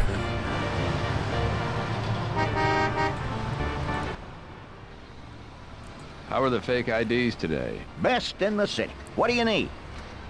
Dwarven Meat had a hard time about this. Sorry, Crash. Passport. A passport. Okay, for passports, I need photos. You got photos? Can't you take the photos? Don't you carry cameras and film? Don't you carry cameras? Photographer. Yeah, but I don't develop. What about Polaroids? Look, buy a camera and film if you want it. I'll take the picture for you. How much would a Polaroid and film be? They're on sale. Half off the list price. I'll let you have them both for $60.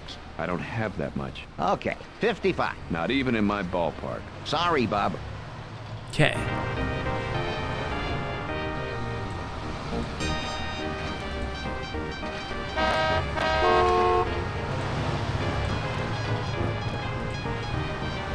Oh, I need that guy's camera.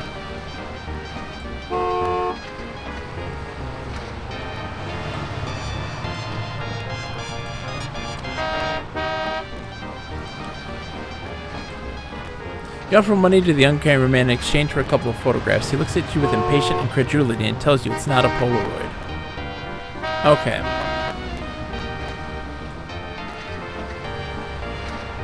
I think Bob's sidekick. Aww. Dwarven meat dad. Bogus meat dwarf.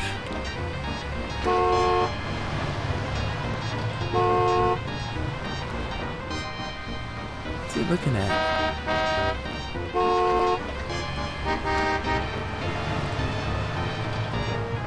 Like in New York would ever buy one of these. Give me a break. Give me a tired, poor, humiliated break.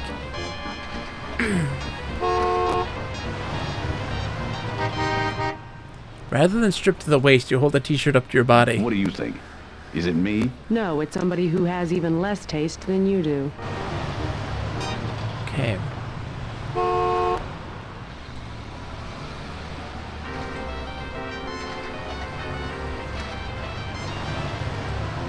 You offer to look into the future for the woman, and she looks at you appraisingly for a moment. She comments that you don't look like a psychic to her. Maybe the Messiah, but not a psychic.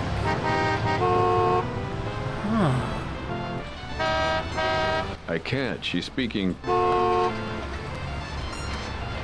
Yeah, okay. Give the vendor $1 and he hands you a pretzel. Take a bite of the pretzel. It's soft, lukewarm, undersalted, and a little bit gritty. I think I've had enough. You see?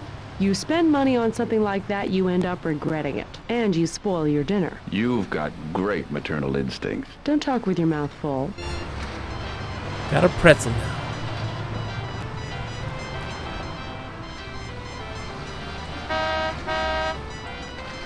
He's got a Polaroid, I think. Nobody wants your pretzel in its current condition.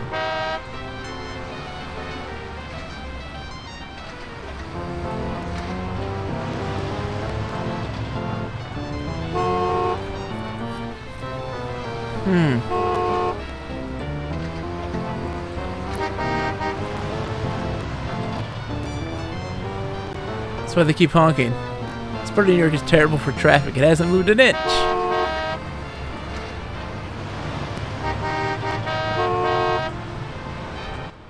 Embarrassed but anxious to observe proper adventure game protocol, you poke through the layers of trash and find nothing. At least you console yourself.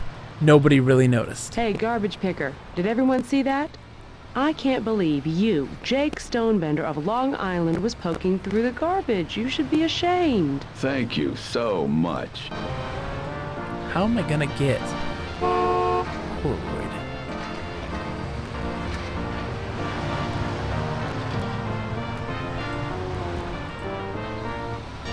Okay. That's what he's looking at, right? That's what it looks like.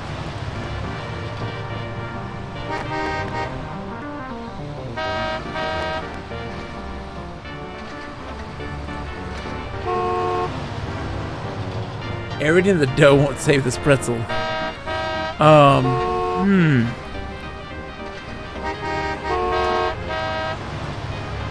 Shopkeeper looks hungry at the pretzel and licks his lips, but then shakes his head and looks How away. do I know you didn't do nothing to it? That was rhetorical. Don't try to answer me. You can't.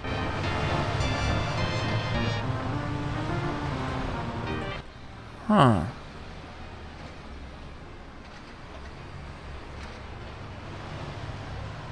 I don't know the first thing about jewelry, but I'd like to buy some from you if you carry it. Jake, this is not the place to buy jewelry. Hey, lady, do I chase away your customers?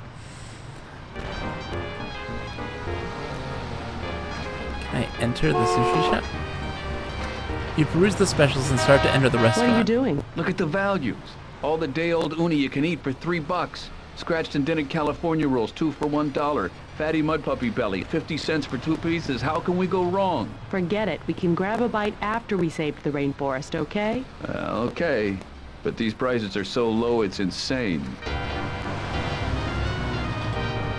You duck your head into the palmistry shop. You are immediately hit in the face by a sickening wave of insults, reminding you of an ex-girlfriend who used to trowel herself with the same overwhelming scent. Now, what was it called? Patchouli. God bless you.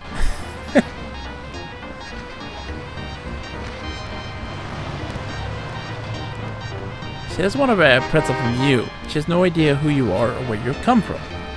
as opposed to the vendor, whose goods are practically guaranteed sanitary and fresh.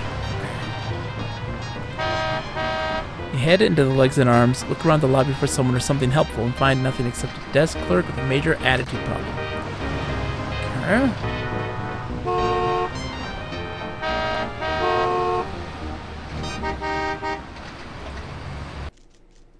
Going back into the office building. Something weird with my nose, and I cannot smell patchouli. Goth clubs used to be an experience.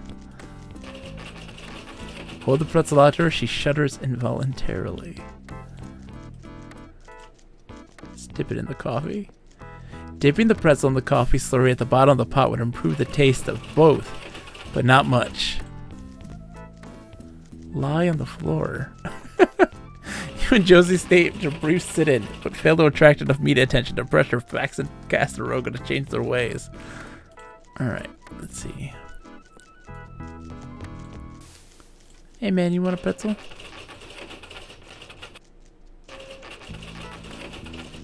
One bite was enough for you to decide. How do I get my picture taken with a Polaroid?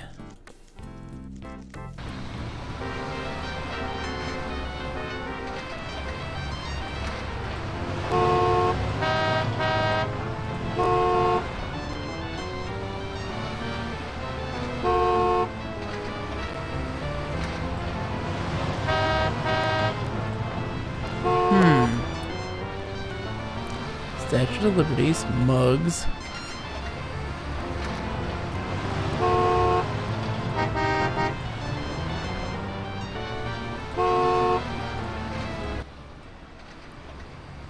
How are the fake? Best in... A pass. Okay, for passport. Can't you take the photos? Don't you carry cam? What about pull? Look, buy a camera and film if you... How much would a pull? They're on sale. Half off. I don't have... Okay. Not even. Sorry. 55.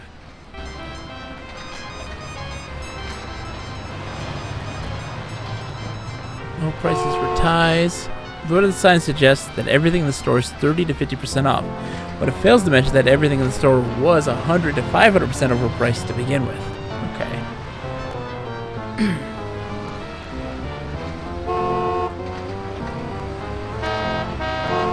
The printed t-shirt is one of America's most paradoxical inventions. Corporations pay millions of dollars to plaster their logos all over TV, billboards, movie screens, magazines, buses, trucks, posters, and online services. But when they want to advertise on your thorax, you have to pay them $14.95.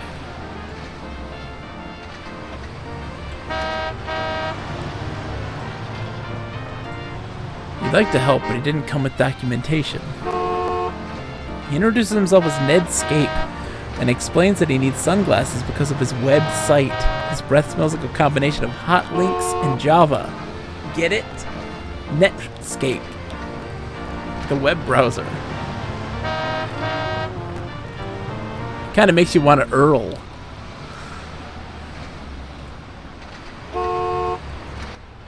Those? Really? Yeah. Okay.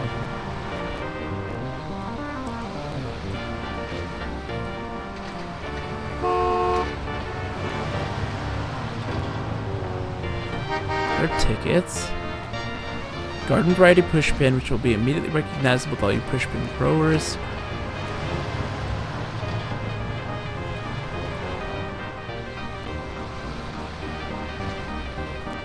Okay. Oh! Here we go. Old photo. Favorite photo of Barbara and Jessica, but nowadays you can hardly look at it. Hey, have a good night, Kobush. Thank you for following. I'll be back again Wednesday night, 8 p.m. Eastern Time to midnight, so.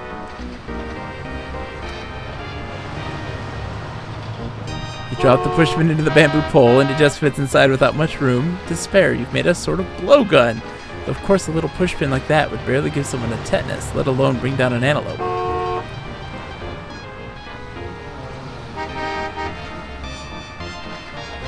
It was a pleasure. Thank you so much for the follow. Thanks for coming in and hanging out.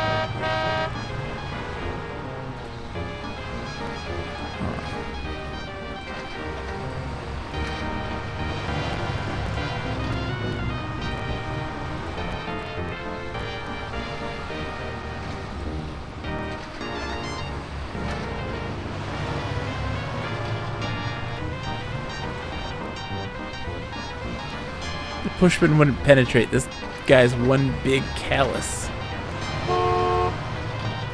Okay. I got no idea, man. How are the fake? Best. A driver's license. Which state you want? I'll take Montana. I'll take Montana. Montana it is. Oh, you know what? I can't do Montana licenses until Pete gets back from vacation. Who's Pete? He's my fake notary. How about Oh the my rest? goodness, Which state you want? jeez. We got Montana, Kansas, West Virginia, and that's it. Welcome, everybody. Cheese, how are you, my friend? I hope you're doing well. What were you playing, Cheese? A shout out to Cheese Viking Games.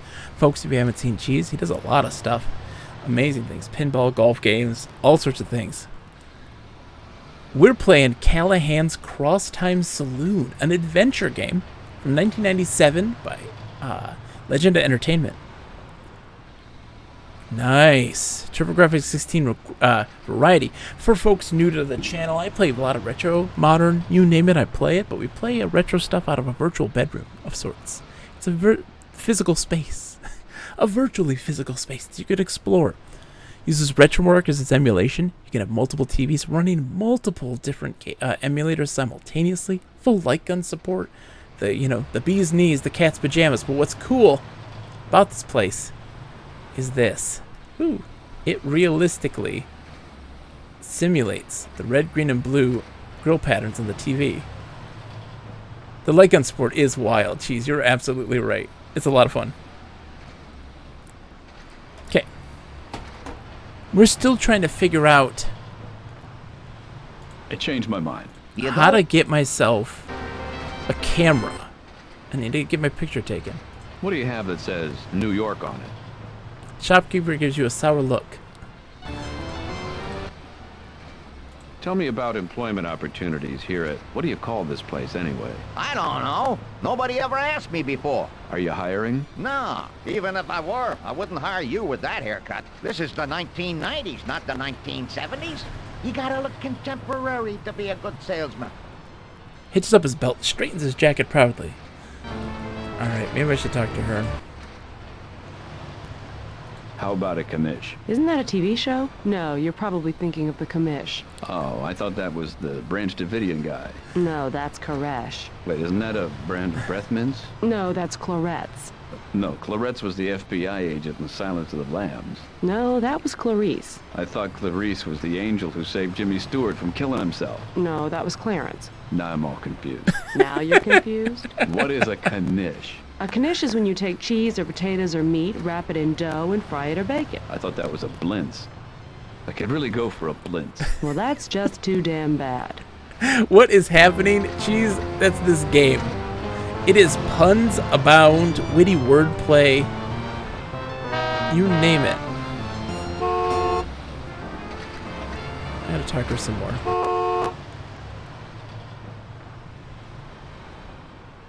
Let's get on. No, we can't. Okay.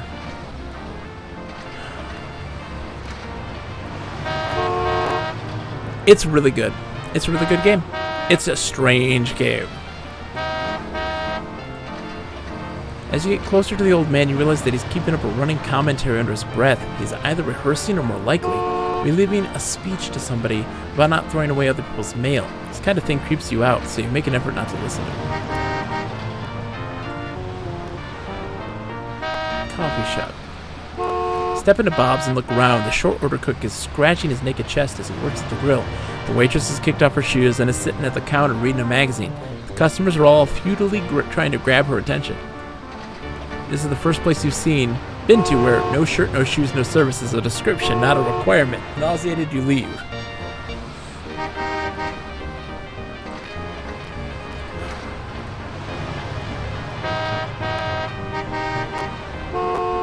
It looks like he's playing with a Polaroid.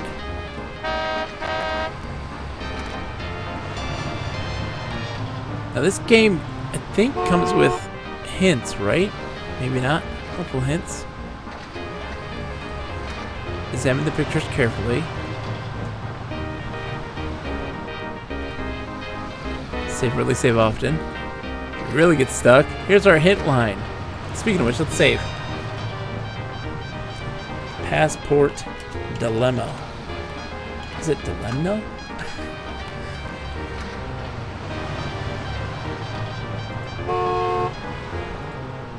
The thought of shoplifting counterfeit merchandise is more irony than you can handle in your life right now.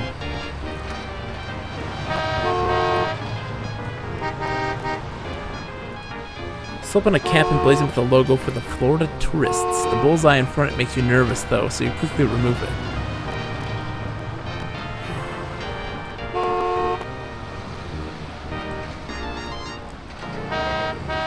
Nice to see young... Yeah, young people advancing, yes.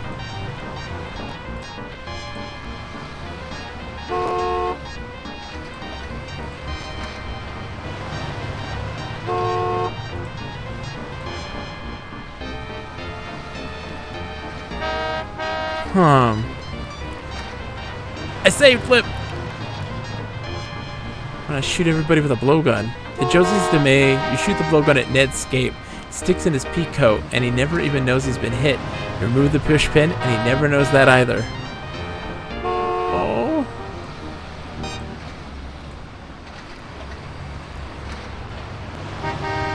Oh, you're enjoying the sight of her from the back. But if you use the blowgun on her, she's liable to turn around and kill you. Don't have to inoculate the guy, just vote. What? Just vote with your dollars by not buying his pretzels.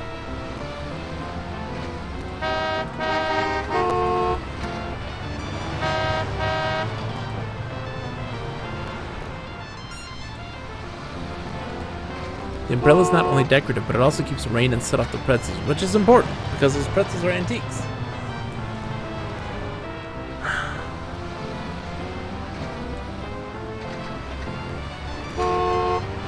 I don't even know where to get a camera. You can't speak to the cameraman, and he says it's not a Polaroid. We need a Polaroid camera. And the dude's like, I'll sell it to you for $55.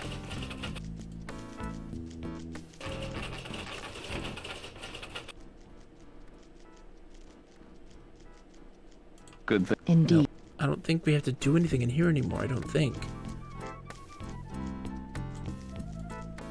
Are you next? Tells you he believes that's the case.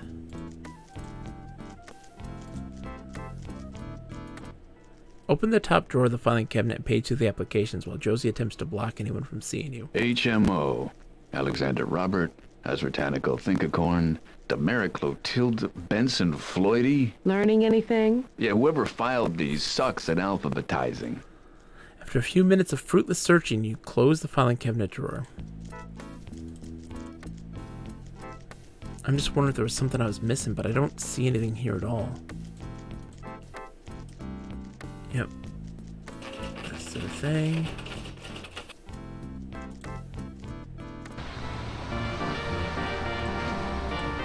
You struggle hopelessly with the bolts of the fire hydrant, somehow imagining that you can save the rainforest by flooding this block of Manhattan. The bolts refuse to loosen. You apparently have a few screws loose anyways.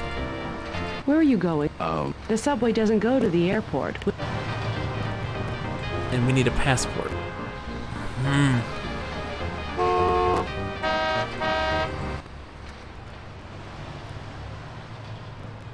How are the Best. A hall pass. hall pass? I don't do hall passes no more. Guns and knives are in the second aisle in the back.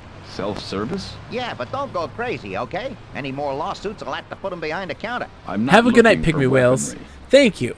I will be here Wednesday for more of this. We'll do more of this for sure. Thank you for your patience, too. We're trying to figure this out. Best. Birth certificate. A birth certificate. I only got birth certificates for Hawaii. You still want one? I don't think I'd pass for Hawaiian. Shrugs and turns his attention to everyone else in the world except you. Best.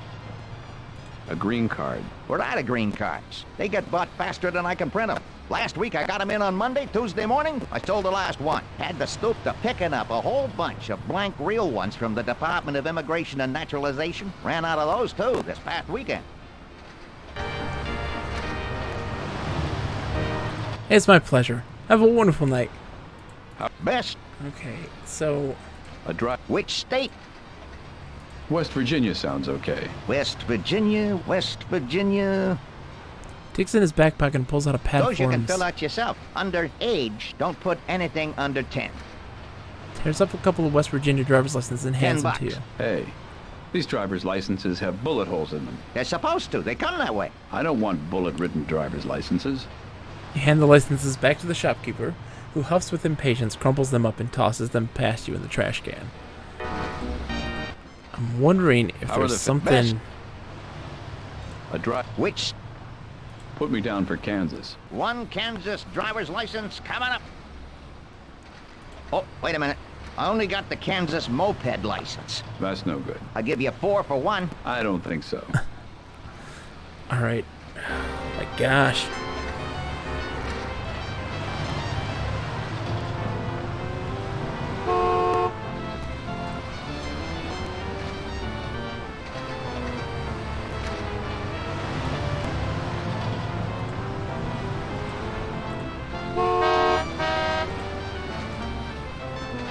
Yeah, it tells you it's not a Polaroid.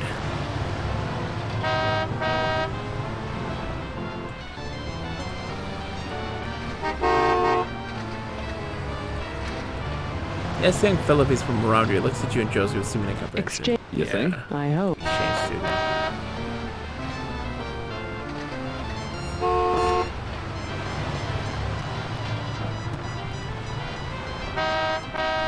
You rattle the security door, but it's padlocked. It doesn't matter since you're determined not to fall into the expensive trap of being an early adopter of videotape technology. I've got no clue what I'm supposed to do here. I keep trying to read it, but it keeps changing on you.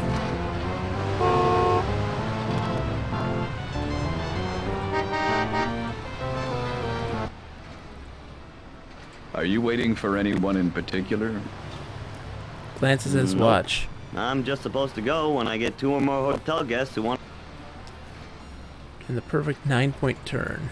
Okay. I have a book you should read sometime. It's called Women Are From Venus, and Men Are Emotionally Crippled Jerks, every one of them. That's not slanted against men, is it? No, typical of you men to think it just can't possibly be objective. Yep, you going? Yes. Great. Of course. Great. Right? International? Right. Passport. Yeah. Oh, my goodness. Let's see. Those seasoned New Yorkers have learned not to take brochures, flyers, two-fers, or coupons from people handing them on the street. It's down at the money, licks his lips.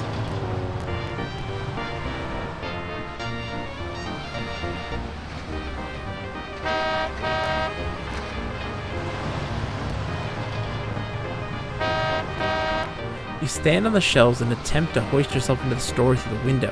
Josie grabs your ankles and pulls you back out before you make a total fool of yourself. Almost there. Well, almost before.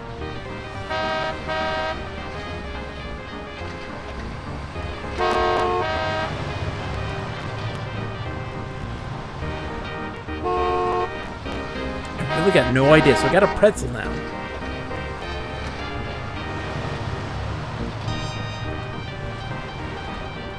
Yep, sure is a commission.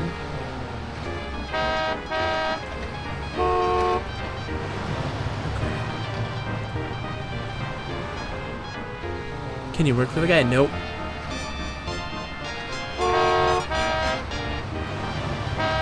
Yeah, I asked. Yeah, we can't go in there. Socrates says they've been thinking.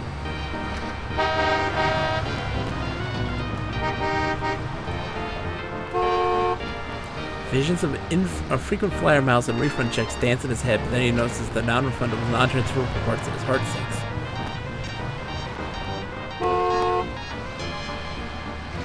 Yeah.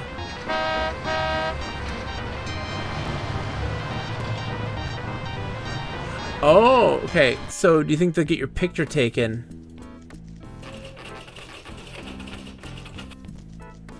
Yes. Yep. Okay, get a job. There it is. Planning on doing? There you Getting go. a job There here you and go. Subverting from within? Not exactly. Josie in mind, you take a second application. There we go. You and Josie take turns filling out the applications with fictional biographical information. You were a rail splitter in Kentucky before you became a professional philosopher, and now you want to go back into woodworking. Josie was a consultant for the Bureau of Planned Obsolescence, for whom she created a computer program that would do exactly what she did, thus ending their need for her. It was only years later that she realized her mistake. You saunter fearlessly into the Human Resources Department and hand both your applications to the HR manager. She checks them briefly, makes several notes on a legal pad, then initials the applications. She takes you and sits you down in front of a Polaroid taking picture of you and Josie. The applicant's bothered by the fact that you cut in line in front of him and leaves. The HR manager attaches the photos to the applications, hands them back to you, and directs you to wait in the lobby for the next available interview. She assures you should almost indefinitely be... Yep. There we go! We did it! Sakura saved my life. Sakura saved my life right now. Bob, say thank you. Thank you, Sakura. You saved my life. You saved Bob's life, too. Nice job, Sakura. You're the real winner of the game today. What are these for? I want to get these passports. I need photos for passports, and I need cash up front, 21 each. That's 42 minus 21 for the big clearance sale leaves 21. I've only got $20. Can I get a discount? No. Yeah, give me that pretzel. That's why we got the pretzel. Without hesitation, you thrust the pretzel at him, followed by all your cash on hand. He counts the money, moistening his finger between each bill. Satisfied, he takes a bite from the pretzel. Takes care of the cocaine aftertaste from the money. You got the photos? Hands you both forms, asking for name, height, weight, and other facts. You pretend to be Sigmund Kiskolin, and Josie changes her name to Hasselblad. The shopkeeper vanishes into the rear of the store. Only about a minute later, he emerges and hands you both the passports, still warm from the magic passport thingamabob he must have back there. They smell freshly mimeographed. Freshly what? That's real passport stock. That's why that looks so good. You might want to rough those up a little. According to what I put in there, you've already been to Norway and Sweden. Why Norway and Sweden? Makes you look boring. You thank the man for his assistance and pocket the passports. I don't get to carry my own passport? I'm sorry. You dig out Josie's passport and offer it to her. That's okay. Would you hold on to it for me? You mutter and put the passports back in your pocket. I enjoyed the dialogue thoroughly.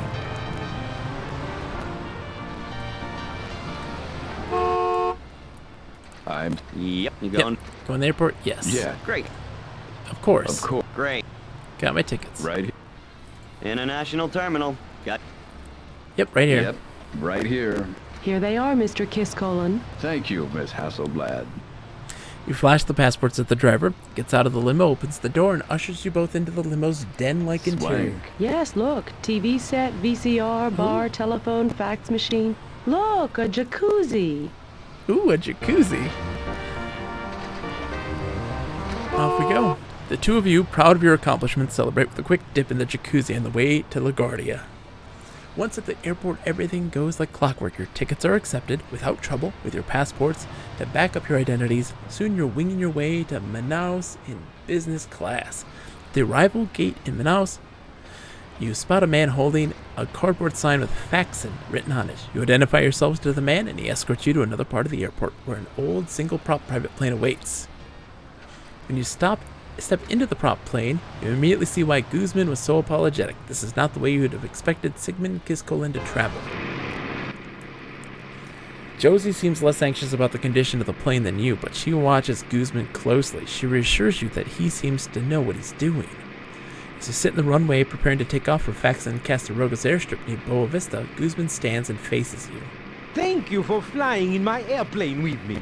I know you have a choice when making travel plans, and I pray fervently that you would consider flying with me again the next time you are considering to be in Brazilian airspace. Before we take off, local ordinances demand that I tell you about the plane's safety feature. The door over there Guzman indicates the side hatch with two extended fingers.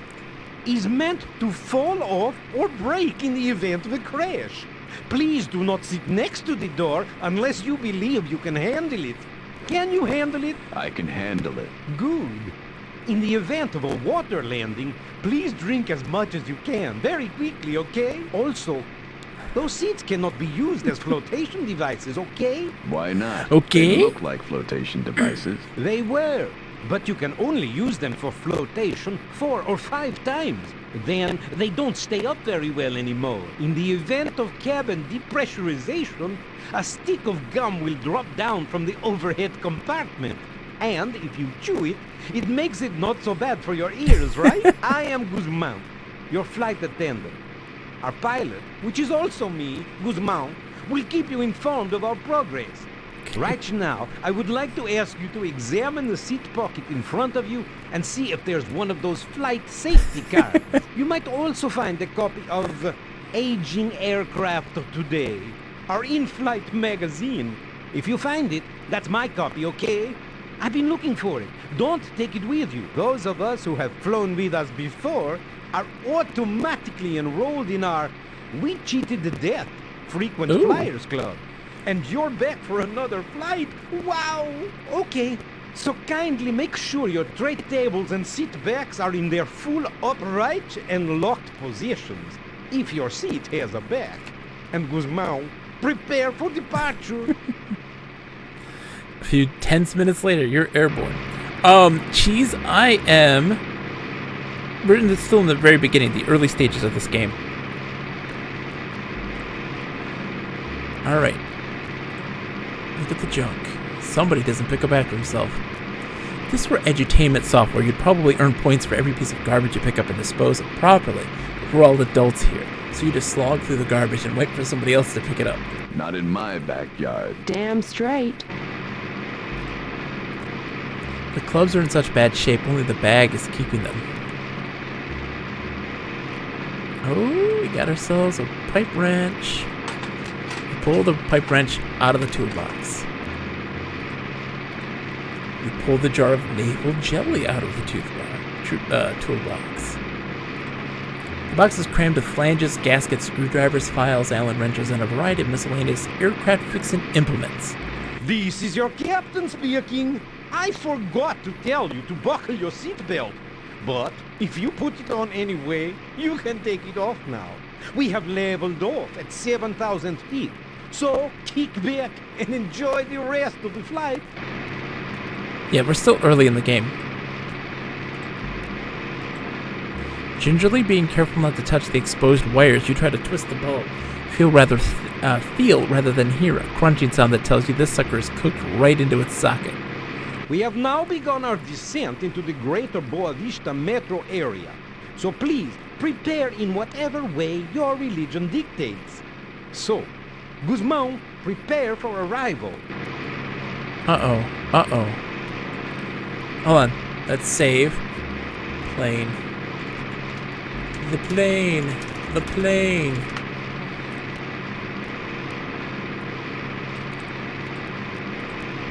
As start to pick up the parachute, a half dozen moths fly out. Quickly drop it, realizing this is not a parachute with which you trust your life. Suddenly the radio squawks to life. Guzman responds in Portuguese, making it impossible for the two of you to follow the conversation.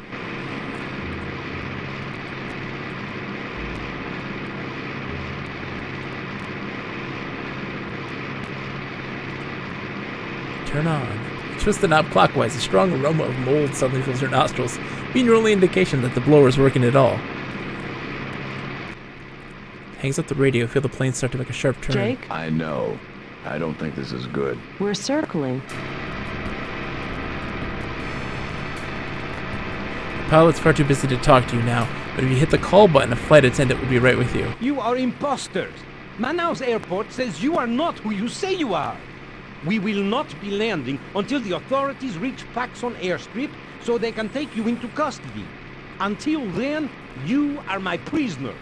You may not make yourselves comfortable, pig dogs. Oh my. I am growling. Jump back. I am growling. Jump back. Every time you try to sneak up on him, he turns around and threatens you. So you cock your arm back with the thought of hurling the wrench and hitting Guzman with it from here, but Josie points out the likelihood that you'll break instrumentation and possibly kill the man or lead him to kill you. This calls for guile, not force.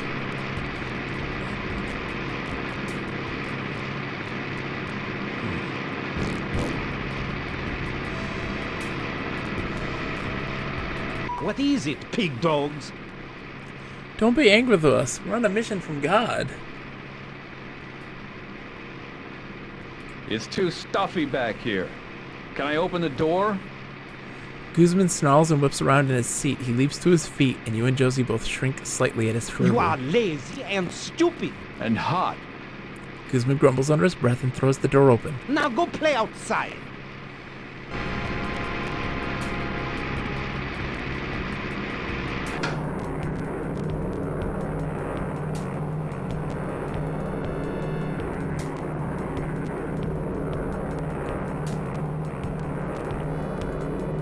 If you're going to rub it in, don't bother.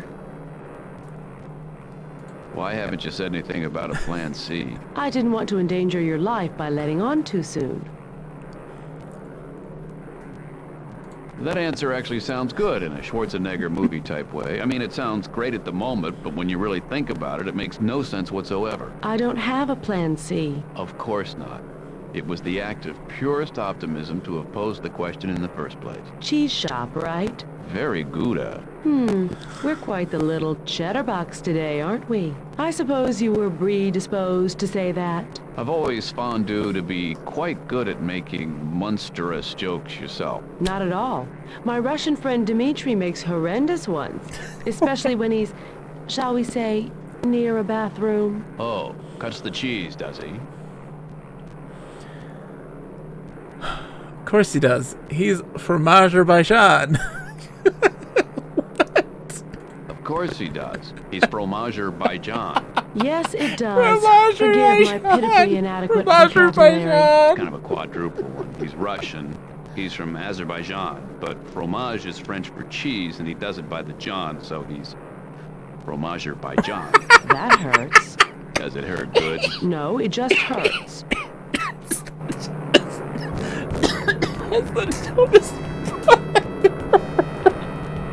Fromager by Sean.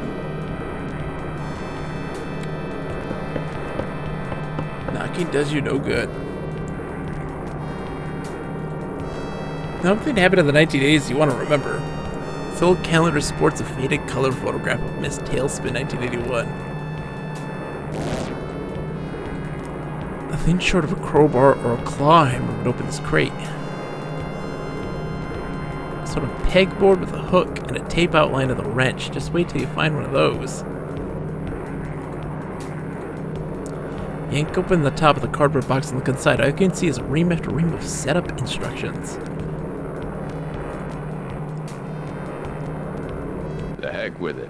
Let them uncrate their own Aquameister Pyropondic water distiller cooler. That's telling them. Wow, that was neat. Okay. Smell the vinyl seats. They probably stink, so let's just look at them instead.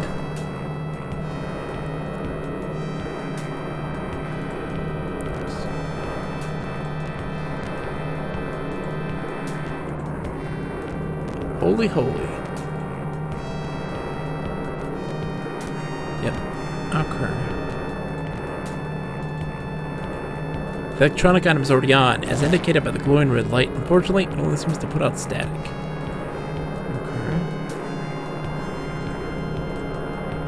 These are cans of weather-beaten airplane semi-gloss in colors such as deep rusty steel, candy apple primer, and dirty gray brown. The sudden light is blinding. Aim. Try to point the blower in your direction. It moves but slowly, very slowly, as if something very sticky has dripped into it a long time ago. What is it, pig dogs? What are you going to do with us? I will detain you at the Manaus airport until Mr. Keith Colon arrives. The real Mr. Keith Colon. Then I let him decide what to do with you. If I had my way, I'd boot you out of the plane right now and make you walk home. If you'd let me explain to you why we've done this, maybe you'll change your mind. Turns his head to look at you, a cruel sneer on his I am lips. not interested in your explanations. Alright, I'll just tell Josie here what the explanation is, and if you happen to overhear it, I can't help that, can I?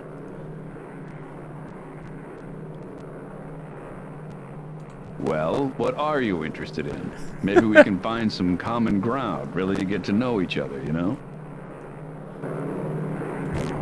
What is it? What do you... I... All right. I'll just tell Josie here what the explanation is, and if you should happen to overhear it, I can't help that, can I? Hear the click of a hammer being pulled back. I guess Josie already knows why we're here. Don't you, Josie? Yes, I do, Jake. No explanation necessary here. Okay.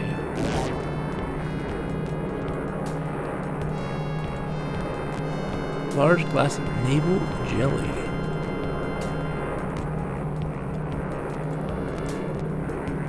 Oh, that's for rusty things. Okay.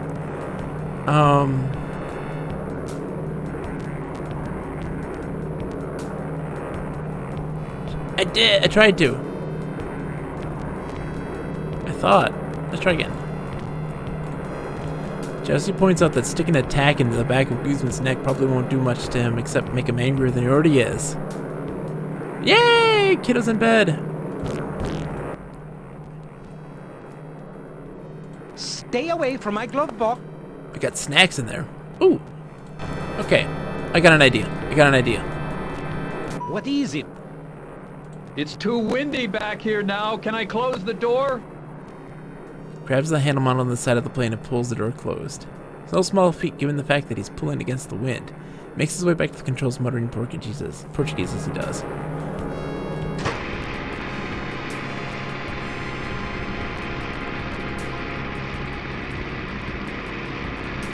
It seems solid. Rusted bolts.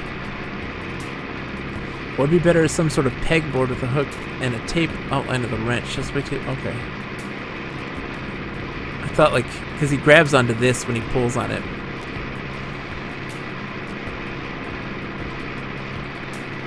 Vision yourself pushing down on the hatch leads to the image of the hatch door swinging open and taking you with it.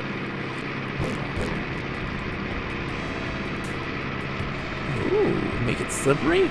Because Guzman, it's a rust-free aircraft. Yes!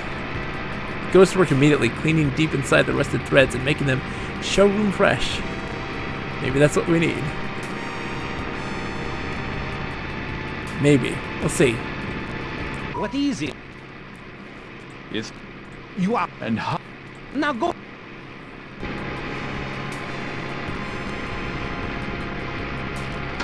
Now when I ask him to close, he's going to try to grab onto that and slip. It's too...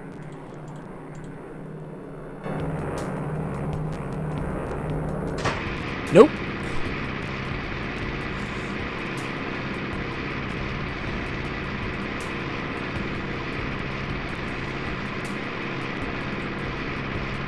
Josie, can you open this crate? What makes you think I can open it? Well, you've got longer fingernails. It's going to take more than long fingernails to open this. Okay.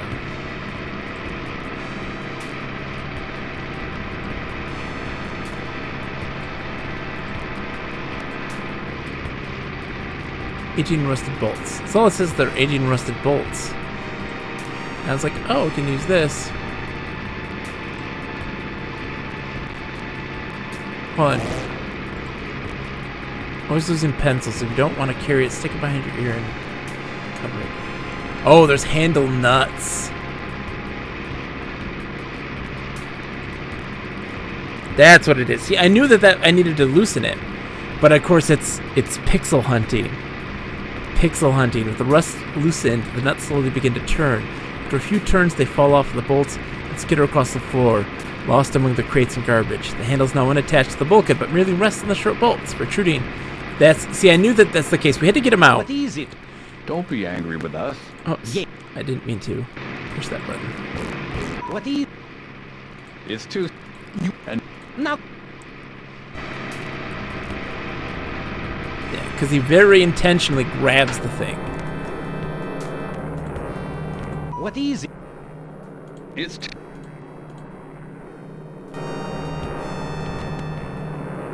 Woo! The handle gives way and Guzman windmills his arms for a moment. Nope.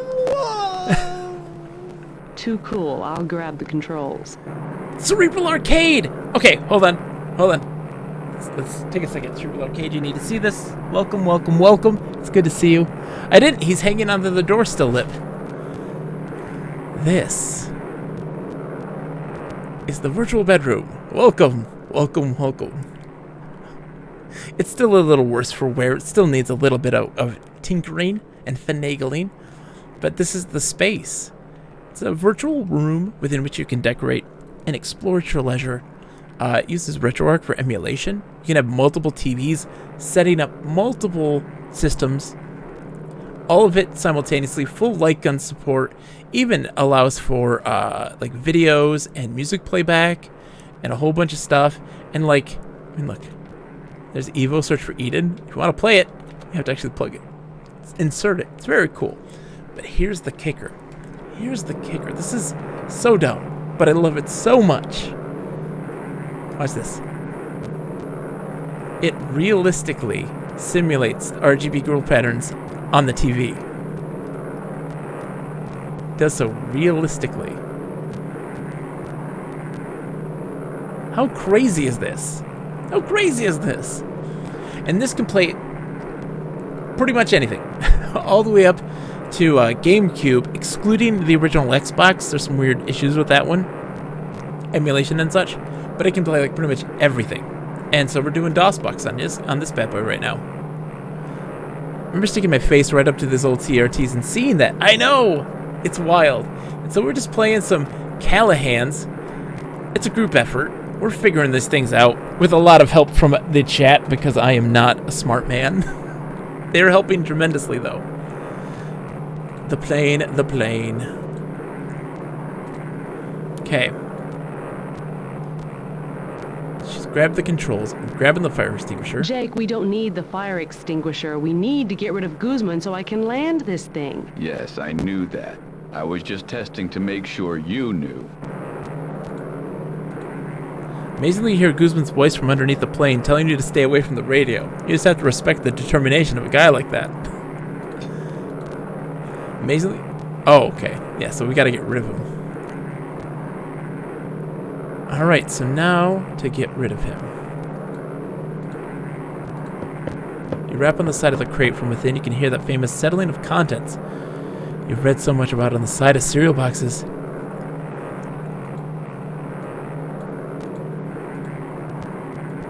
Nope. Let's hold on. There's a man trying to climb on board, Josie. Should we let him? Does he look friendly? I'll have you in my arms for this. I will pound you into a fine red paste and distribute you to those who are less fortunate. No, he doesn't look friendly. Then I say let him find his own plane. Cerebral Arcade also. This game is filled to the brim with puns. J-Rod! You don't want to chop off his fingers. You just want to get rid of him. Okay?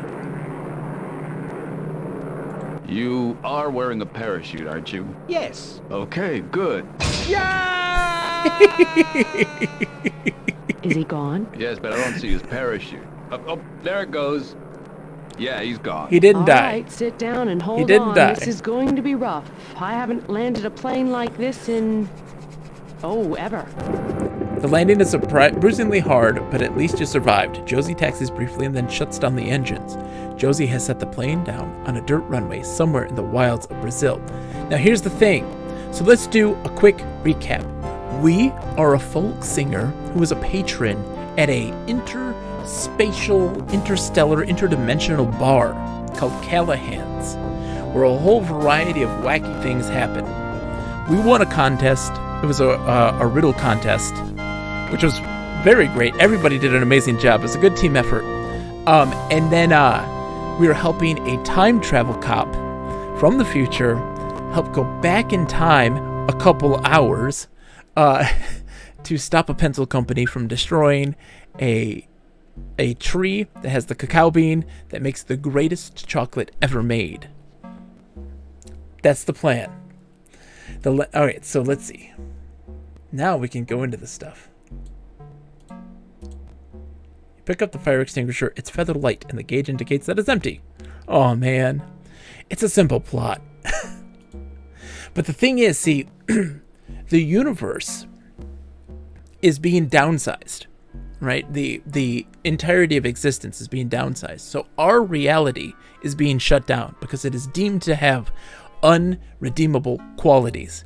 And the creator of our existence is trying to find also proof that we have an infinite worth. And that's also a subplot of the game. Take the blue box. Medical kit. Alright, wow, we got a lot of stuff. Small plastic container, some adhesive bandages, excuse me, and a tiny bottle of something that you guess to be a concentrated painkiller. Matches. Morphine. Oh, it's morphine. Oh, boy. Oh, we're dipping that in there. No. Alright, what else we got? Anything else in the glove box? No. Can't take the golf clubs. Sit. You sit in the pilot seat for a moment, just for the thrill of it. Wow, that was neat.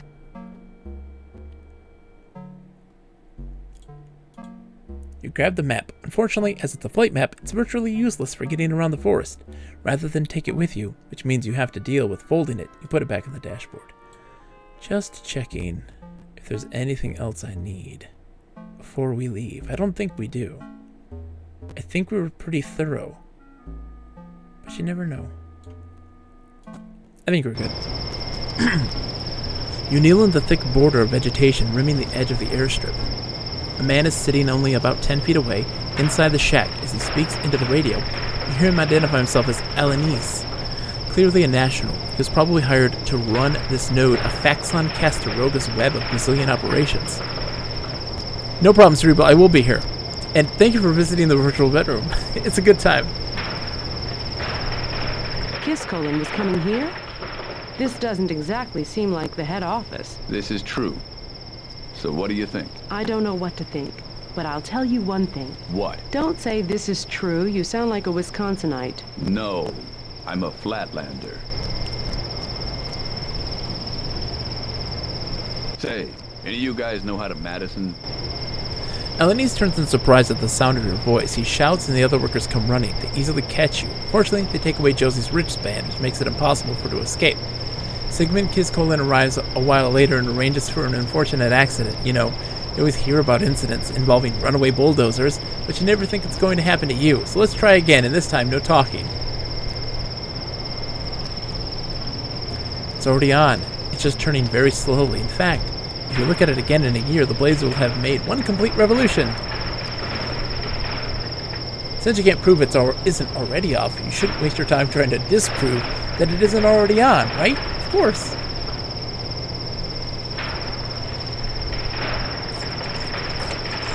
It's our plane.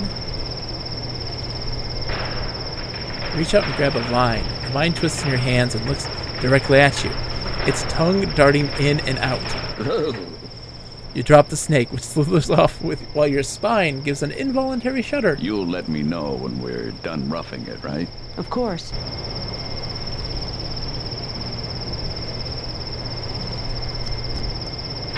Path there.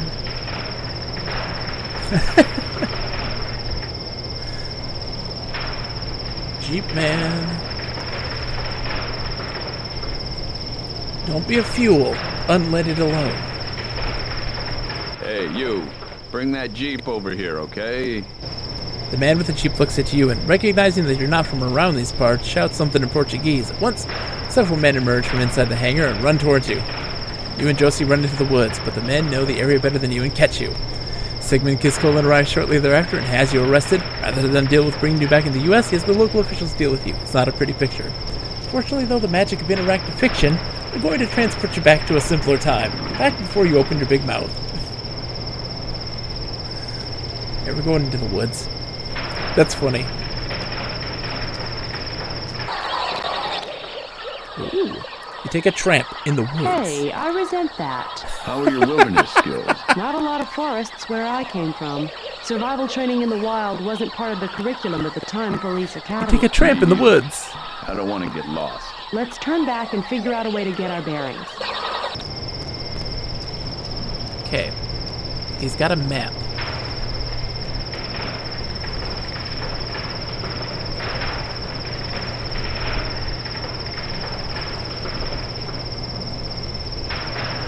Don't do that. What's a tack in the back of the neck going to do to him?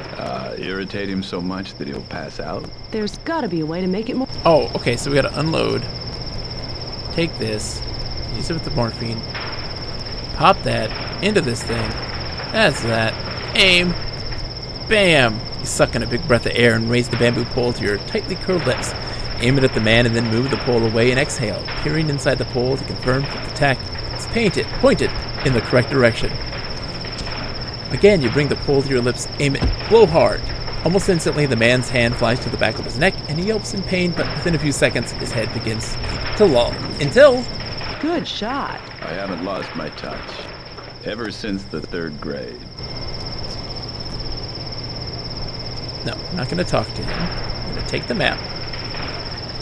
Swipe the map from under Alanice's dozing nose, and since you're going to be off in the jungle where you may have to live on nuts and berries, you grab the nutcracker sitting beside it.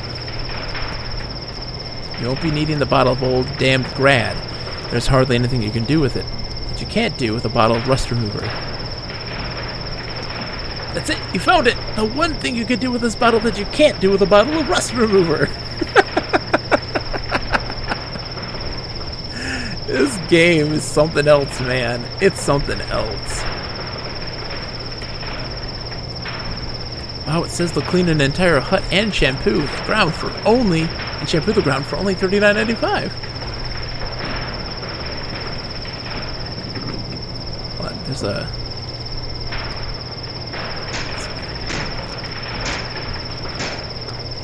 Okay, let's get out. Oh, binoculars. You cautiously take the binocs off the windowsill and hold them up to your eyes. You survey the area, but you don't notice anything unusual, so you replace them on the sill as quietly as you can. It hasn't been what I was expecting. What's so funny? Your eyes. Don't! Don't! You wipe your eyes on your sleeve. Hard to believe you fell for that one. Hey, I resent... How are your wilderness? Not a lot of forests where I... Me either. Let's turn back... Oh. Hold on. Let's look at the map then.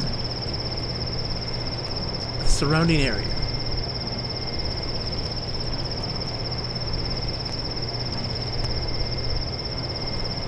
This tells us there's more in our inventory now. Whee! Nutcracker, gauze, matches, blowgun.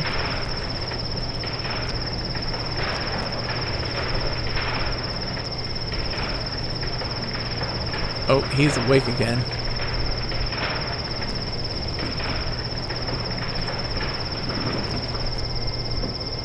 Getting lost around here would be a serious situation. Alright, so we should be able to go in the desert now. Or in the desert, the jungle. Right? You and Josie strike out into the woods. The landmarks on the map have given you enough information to get you back to the airstrip if necessary. After taking a tramp in the woods... Hey, I resent that. Again. Hey, I just got a great idea. Let's catch that bird, take it back to the state, put paint on its feet, let it walk around and create a big painting for us. Careful, you could be charged with transporting a mina across the border for mural purposes.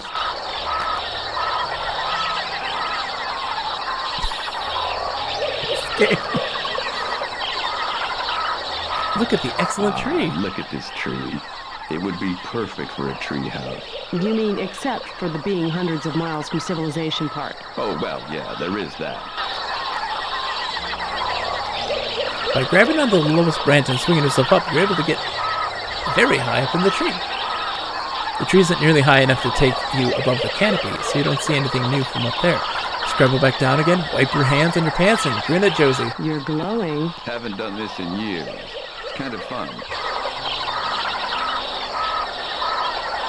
A stand-in tree? These aren't the important trees. These are the extras. They get $50 a day for standing around adding to the atmosphere. The real trees get union wages. Note, the story of the Callahan's Crosstime Saloon game was shot in Canada to save on union fees, and we pass the savings on to you! Root around among the roots, pawing and snuffling, and freaking Josie out big time. What in the world? Ralph taught me this. Took me down to Central Park. We sniffed out about $500 worth of truffles. You want to try? Maybe later.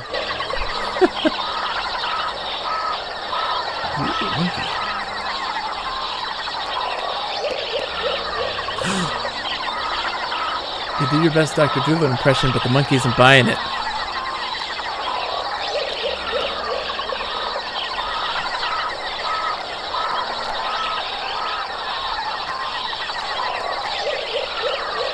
This displeases the monkey greatly, but leaves you strangely satisfied.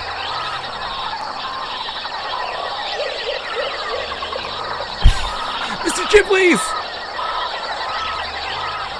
You start to pull on the leaf and find it to be amazingly sticky. You finally manage to disentangle yourself from it, leaving a dark green sticky residue on your hands, which you wipe on your thighs until the residue has been mostly transferred to the pants.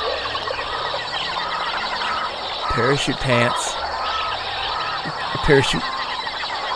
Not pants. You climb up the host tree and are able to snag one of the parachute cords. You tug on it many times, showering leaves, branches, spiders, insects, lizards, and other small animals onto Josie. Eventually, you're able to bring the pack all the way over to the tree. You shimmy back down the tree and admire your handiwork.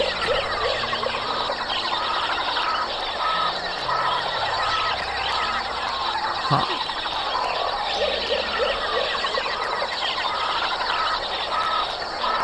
What? Scrape at the ground with your foot, but since you're really not anticipating finding anything except grubs and worms and ants, your heart's really not in it. What? Oh, it's over here now. Walkie-talkie. Climb to the host tree, grab the walkie-talkie, and stick it in your back pocket. It's Guzman's abandoned parachute.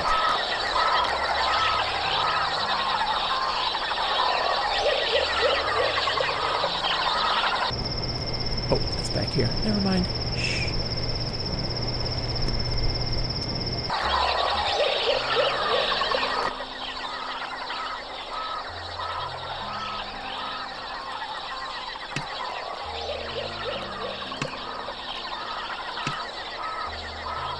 Oh, the map has info on this. B0. B2 is the runway. Let's turn it on to B2.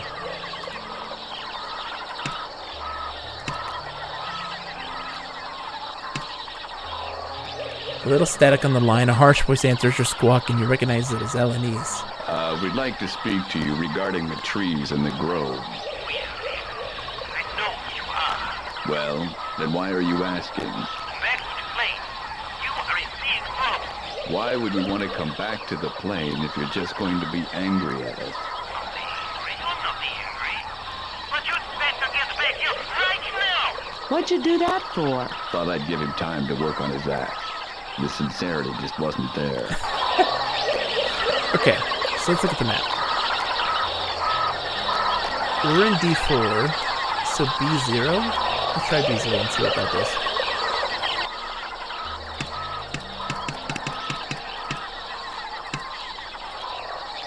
Hello, hello?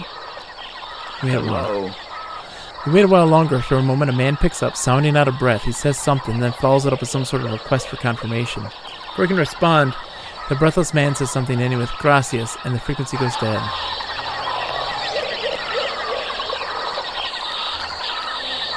Ooh.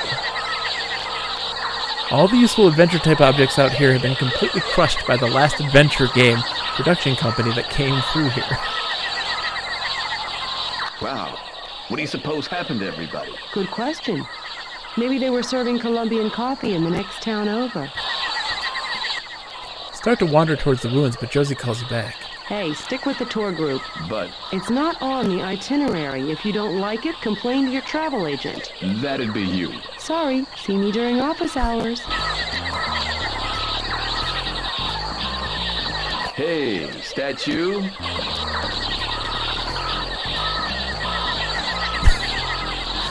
You don't need to go to the head right now. You have any idea who that is? No, but whoever he is, he could use a decent moisturizer.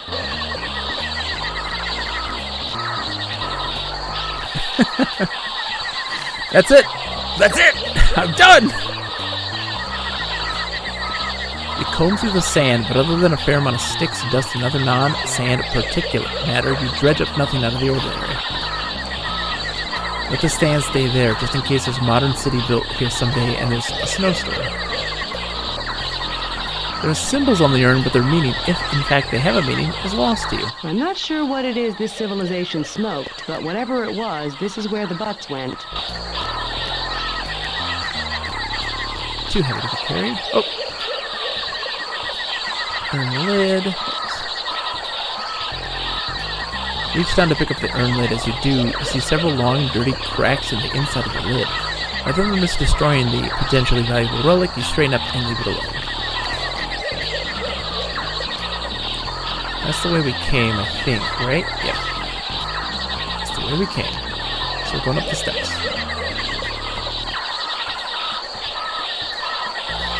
Oh. Go up to the front of the temple and begin to pull on the vines. After a moment, Josie joins you. Between the two of you, you're able to remove almost all the vegetation, revealing a bas relief in subtle but brilliant color.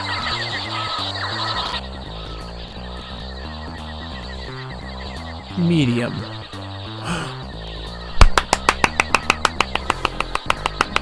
I love these. I love these so much. You have no idea. Okay.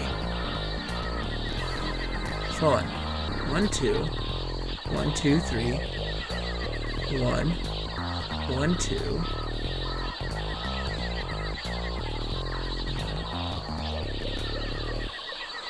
Oh, 2, 3. 1, 2, 1, 3, 1, 1, 1. Okay, that's a good start. No, this is Picross of sorts.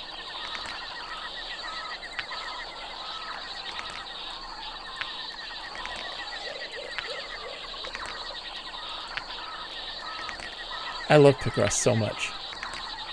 This is a bit of a different variation, but that's okay. It's going to be a picture.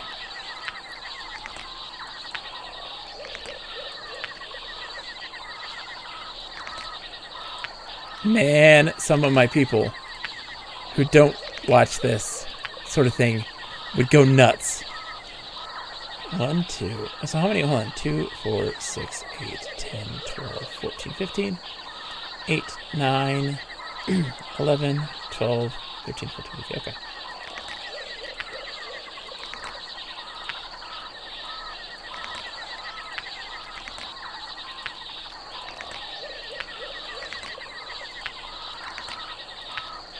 Two, 4, 5, 6. 1. This is my jam. So essentially what this is doing is it's telling you exactly what the order is that you're supposed to do within this grid. But of course there's going to be ones that don't use all 15 things, so you have to use these as guidelines to tell you roughly where everything is in the grand scheme of everything. 1, 2, 1, 2. See now how this one's 6? We now have a better idea that that's there. So 4, 5, 7, 8, 13. This is another full one we can do. So I started placing them. I didn't notice there were 2 green colors in the numbers. Yeah, it's just this is technically black. I would assume this is black. Black, green, and yellow.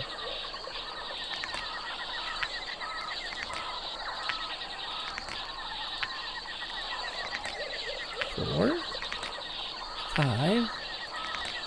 Now I want to know what the hard difficulty was like.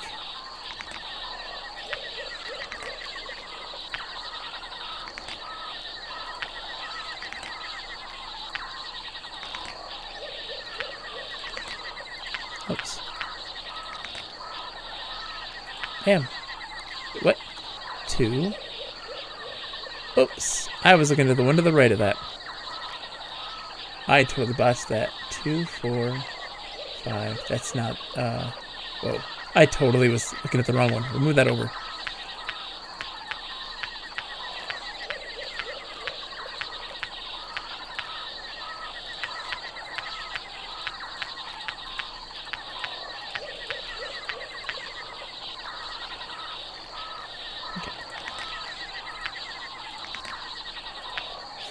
5, 7, 8, 13, 15. Okay.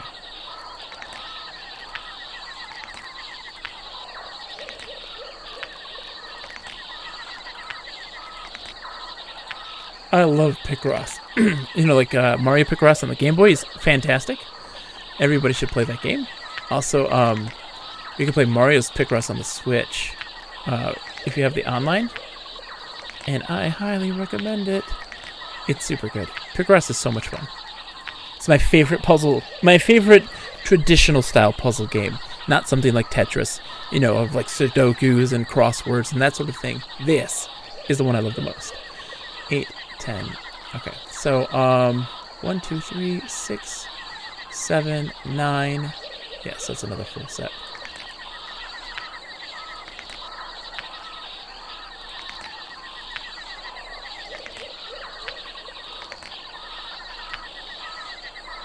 Wait, 1, 1, 1, 1, 2, 3, 6, 7, 9, 10, and 15.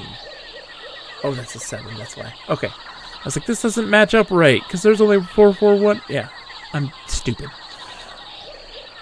3, 1, 2, 1.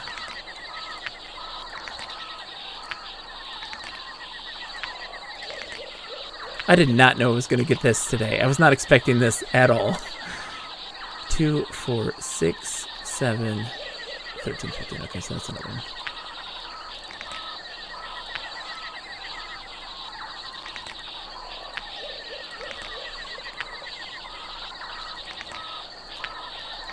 How's everybody doing? I hope you're all hanging in there.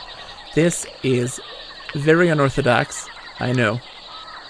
But bear with me, this is fantastic. I'm glad, you know what? I am so thankful for the help in the passport puzzle.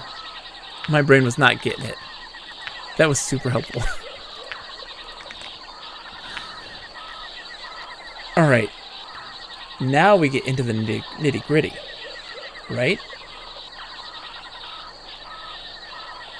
So this is, 3, 1, 6. So we know that there's 2 of these here to fill this out as 6. We know that there's 3 here. That's done. It was kind of a stretch, exactly. It's okay though. That's part of adventure games sometimes. So 4, 1, 1, 1. Okay, and this has got 2 here. So that's 4. Right? Hold on. 2, 6, 2, 1, 2. 2, 9, 2. 4, 1, 1, 4. Okay, we don't have the rest of that yet. We don't know the rest of that. Alright, so this is 2.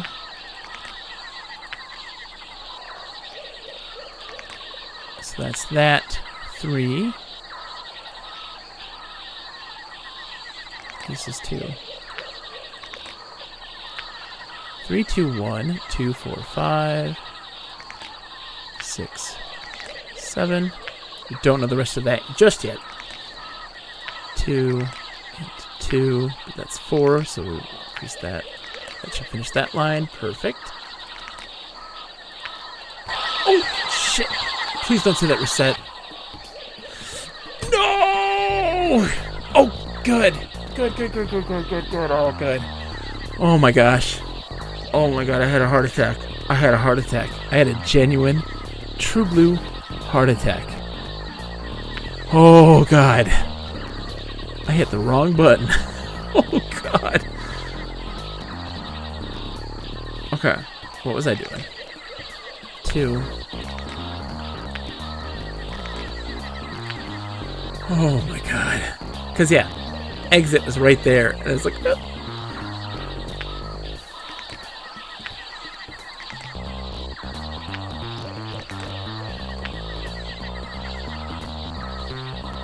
So 2.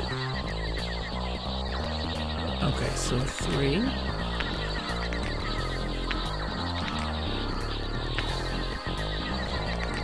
Oops. 3-1.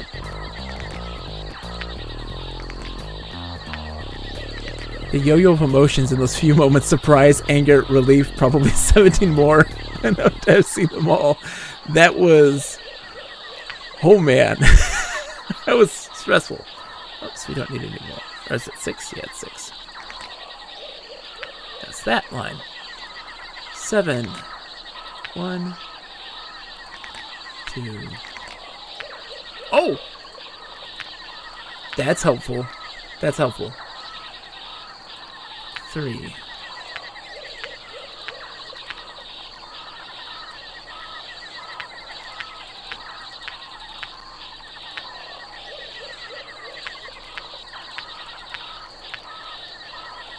Alright, so... It's largely mirrored, yeah. I think you would be correct in that assessment. 3. Okay. 1, 4. 1, 2, 3, okay.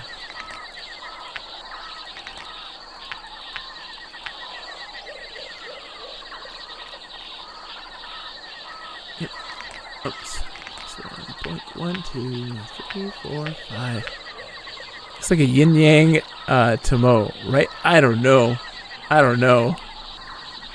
5, 2, 9. 1, 2, 3, 4, 5.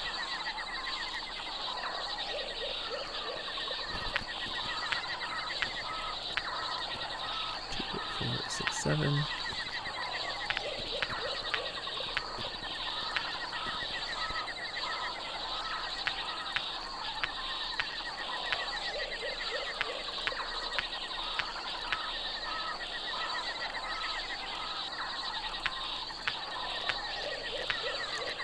Six, 1, 3.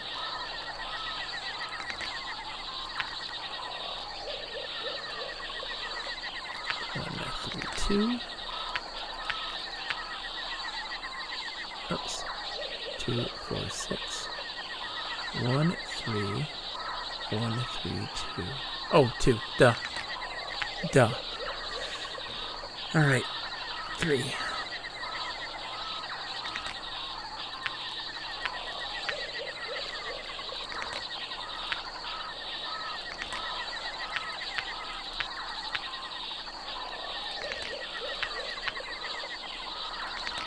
I could have gone for hard on this one, man. This is easy. Oops. 3, 7, 1.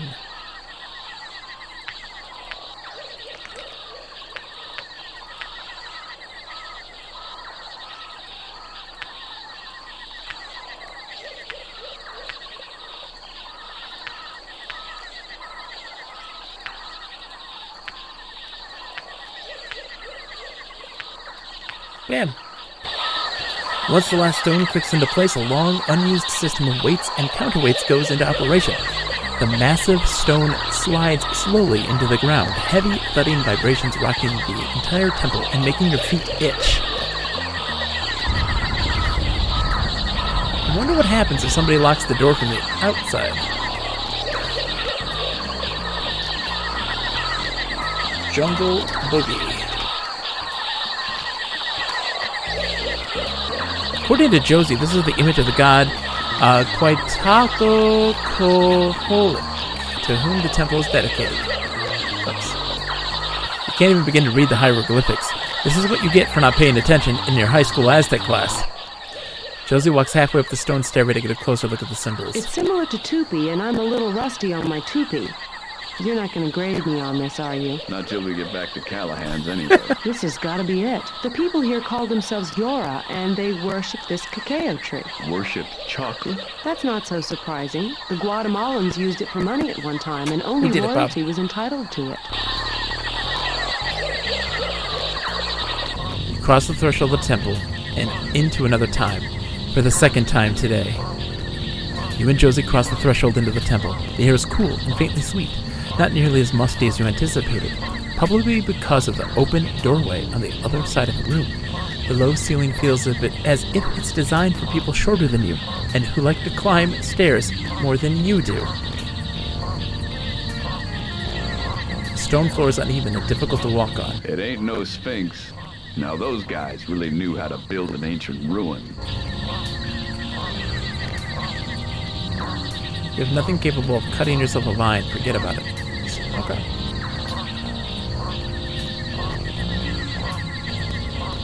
We're gonna be making some chocolate. We're making some chocolate. Look at this. Who's this? That would be quite a chocoholic, the god Quite of a the cacao chocoholic, plant that's the what it Yoran is. worshipped. This is his temple, built to honor him. Quite a chocoholic. You know the Aztec god, quite a chocoholic in Guatemala. Or Brazil. Like, oh man. They're saying Aztec. Brazil. So wrong.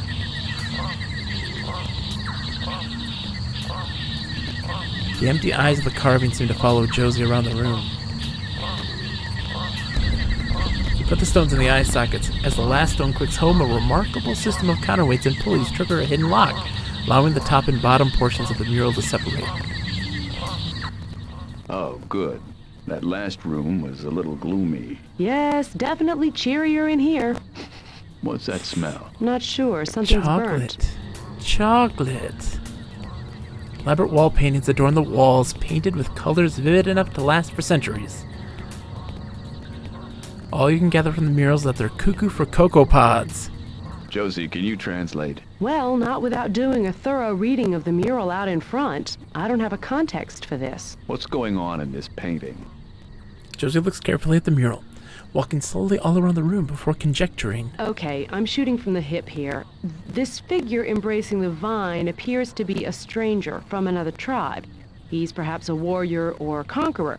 He comes to this domain and probably poses a threat. They're either turning him back or defeating him by bringing the cacao to him. These other characters are preparing the cacao in some way, probably putting it in the form it's used against the stranger. Our pamphlet had the directions that we needed to do so.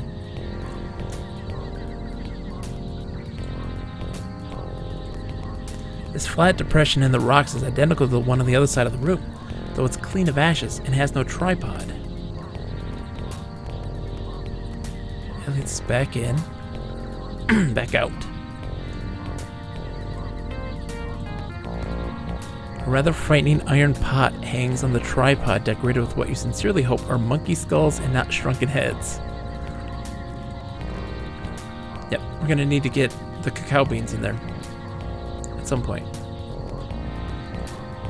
You disassemble the tripod. Jake, that's hundreds of years old. It's in good shape. You might not be able to put it together again. It's simple. Look, 3 holes. Bada bing, bada bang, bada boom. It's a national treasure. I'm not going to hurt it. It could be worth a tremendous amount of money. Well, maybe we shouldn't mess with it.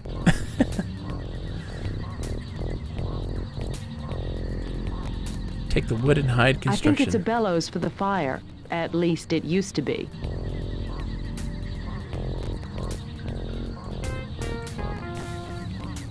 You tempt fate by lying on the altar, but neither an evil demon nor Harrison Ford appear to liven things up.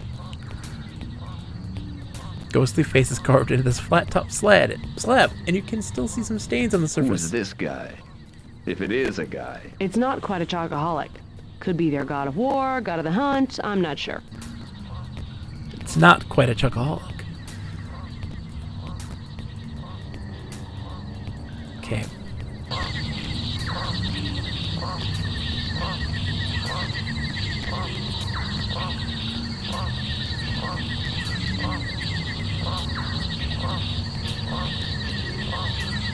The horseshoe blocks the way. Okay. We just see across the temple, the air is cool and faintly sweet.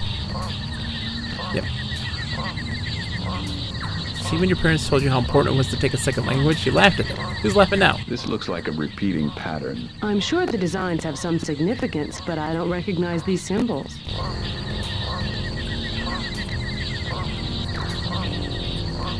Worship cauldron, worship empty. Okay. We need to get ourselves one of the beans. I don't know where they are. We're gonna find them.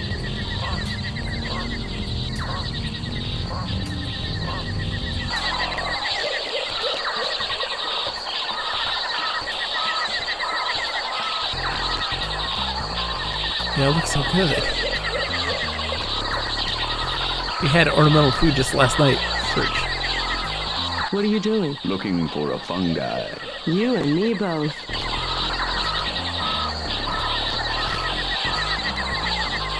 Right, there's gotta be...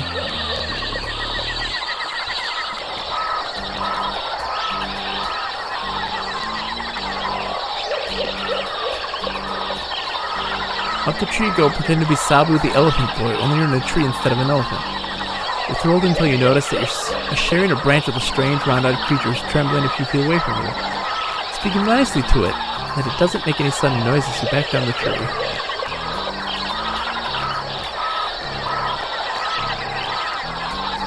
The sugarcane stalks, yes! We are making chocolate. We are making chocolate. Oh, back here.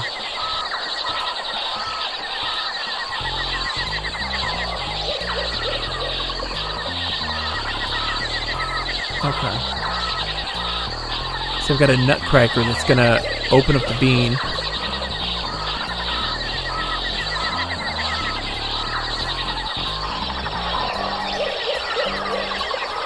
A bushy little tree.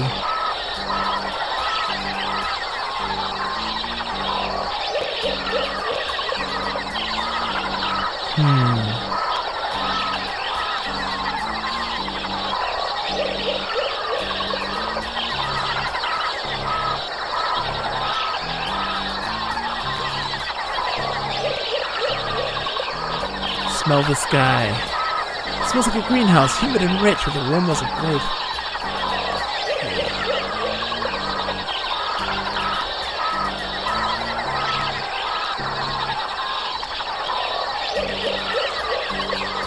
Rise into tree. Right. Okay.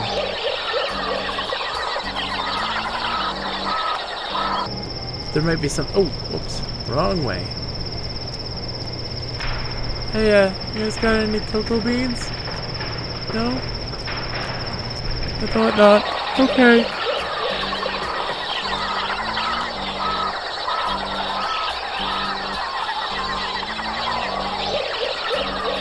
Yes, you wearing the flannel shirt in the middle of the jungle? I wish I had warm flannel. I wish there was some caffeine in that medical kit. That bamboo pole is turning out to be pretty handy. Try using it to prop your eyelids open. I can't do that with the bamboo pole. At least not yet. Okay. It must be something in the temple we just missed then, I think. I bet you there's something there.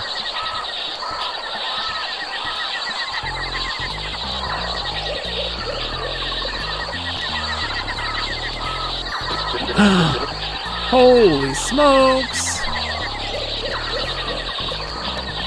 I don't think that means anything. Welcome, Decap Jedi! How's it going? Welcome, everybody, to the stream. I am Bogus Meat Factory. Ladies and gentlemen, boys and girls, you came at the most spectacular time. One, Decap Jedi, did you beat Batman? How did it go? I'm curious. The double raid! Oh, Vernon raided 2? What? We got a double raid. Vernon 2, welcome, Vernon. How's it going? How's Pokemon going? For real? I knew it. For those that don't know, Decap Jedi, spectacular streamer, professor, extraordinaire, lover of games of all types, as well as gaming, advertisements in the 1990s, a fellow lover of such things. I'm so glad you guys won. Vernon T, a spectacular streamer who does a little bit of everything. Wonderful friend, your friend and mine. I love him to death.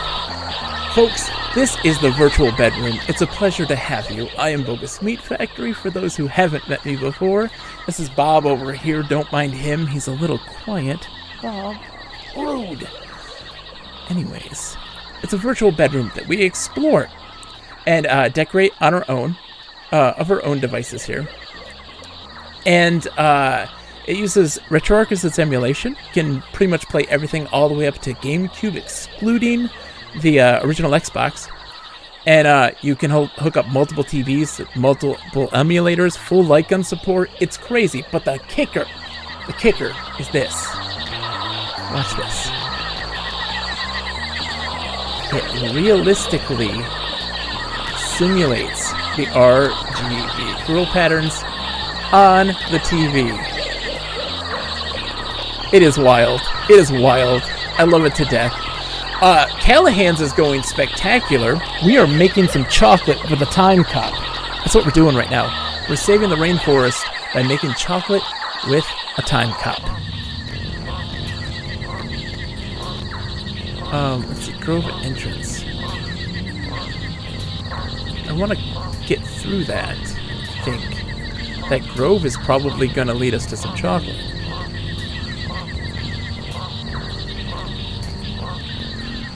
We are currently attempting to make chocolate to convince a pencil company to stop destroying the, clear-cutting the trees to make their pencils, and getting rid of the rarest and most delicious cocoa bean ever.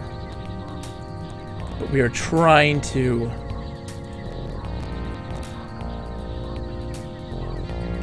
Okay, let's see. I'm just trying to figure out where the cocoa beans would be. Like, I can smell them. I can smell them. I think it's remarkable how the stones, so apparently randomly shaped, can fit together so nicely. Psst.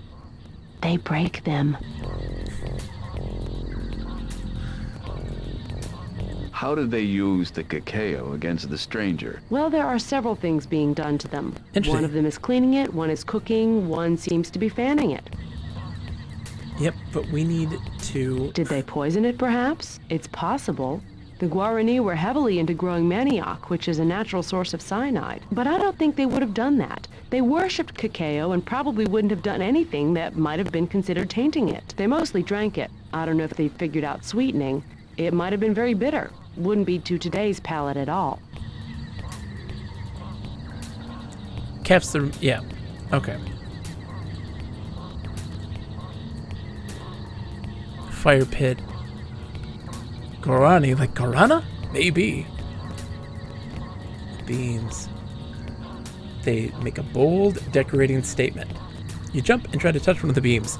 Josie snickers. All right, so I'm no Michael Jordan. Jake, my sweet, you are many wonderful things, but when it comes to basketball, you're not even Woody Harrelson. This stuff is very, very, very much pun-filled, and it is absolute delight. You had a guarana soda with your lunch today. That sounds delicious, cheese. Tripod stands over the fire pit. Its smooth, heavy wooden legs connected through carefully drilled holes in the They're skull. really into chocolate, which makes me think they must have been pretty damn civilized. But they're also into this skull motif. Well, this smacks of Guarani. Actually, this far north, they were the Tupinamba. Cannibals. Okay. So I gotta see. So C1 is the grove where they're gonna be cutting stuff down. We're in the ruins. We were in the jungle here. And so let me look at this. Let me do C1 on the radar thingy, the thingy.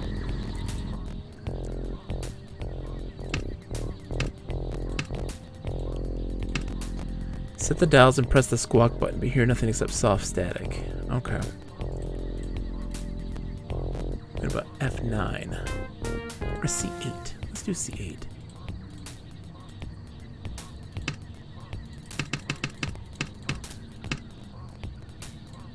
Nope. So A8 and F9.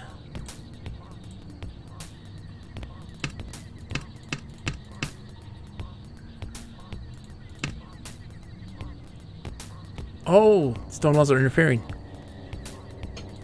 Chocolate covered people. The chocolate's made out of people and people. It's people. Okay.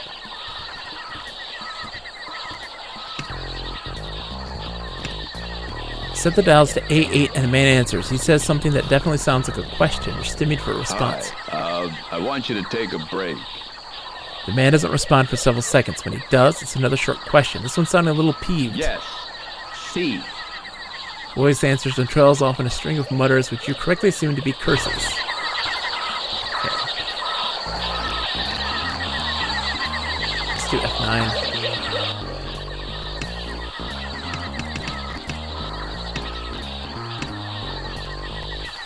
Sounds drunk. His words are slurred. Hey, I want some of whatever you're having. Man responds surprisingly in English and in extremely impolite language. Then he hiccups and cuts himself off in mid-hic. C8.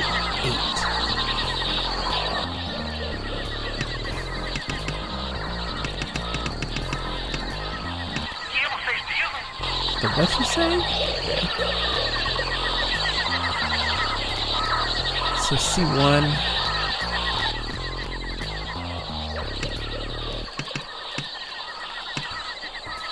Man is with the walkie-talkie and shouts something at you. Turn off your bulldozer! Go home! We have all the pencils we need! Man shouts something back, but it doesn't even sound like English. Okay.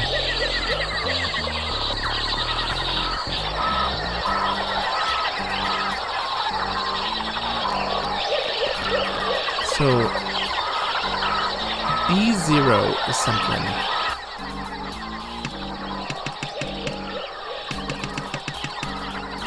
Is the gingerbread man made of gingerbread house, or is the gingerbread house made of gingerbread man flesh? Man flesh, of course. Come on. Could it be? Unionized workers here? Stranger things have happened. Okay. How do I get there, though?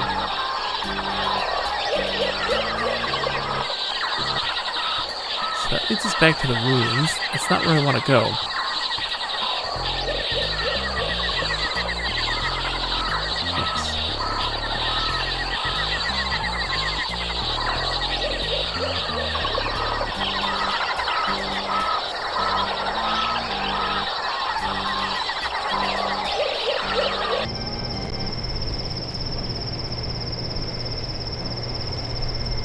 Oh. Ooh. No, he's in the truck. I want to get... Let's see. Look at this.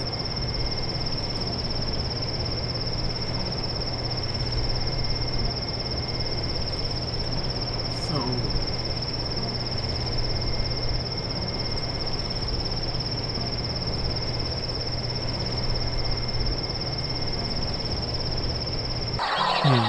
Let's just call D4 real quick and see. I didn't call D4 yet.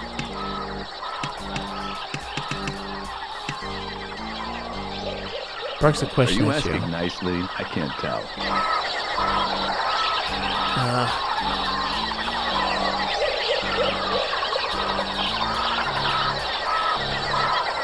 I feel like I'm having to do a major pixel hunt.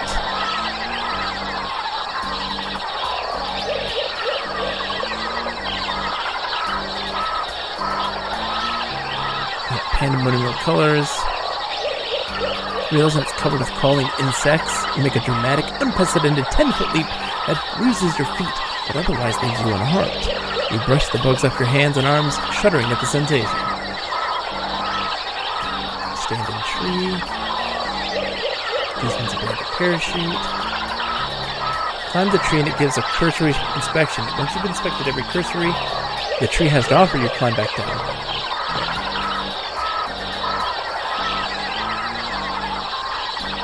Pleasant tree. First floor.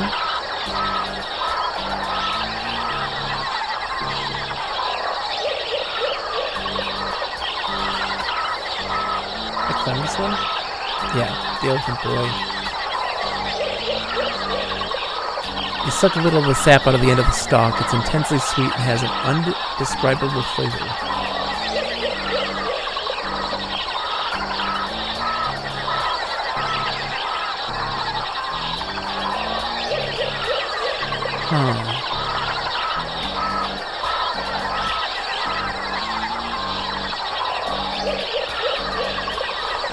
I don't have the bean, though. Matches to start the fire. Gauze, morphine, medicine kit, paper jelly.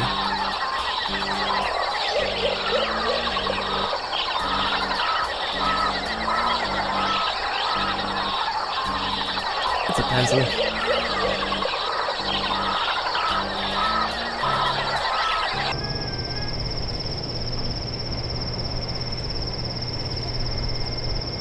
This is very obtuse.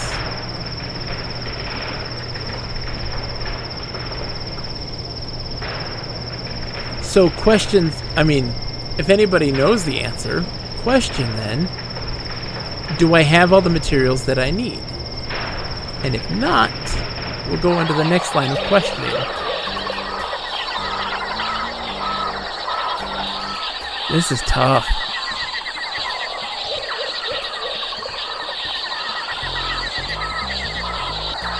Wow, misty mountains. How could I? They're right there. Really? Reverend Mother was exaggerating. You didn't have to climb every mountain. Very little memory? That's okay.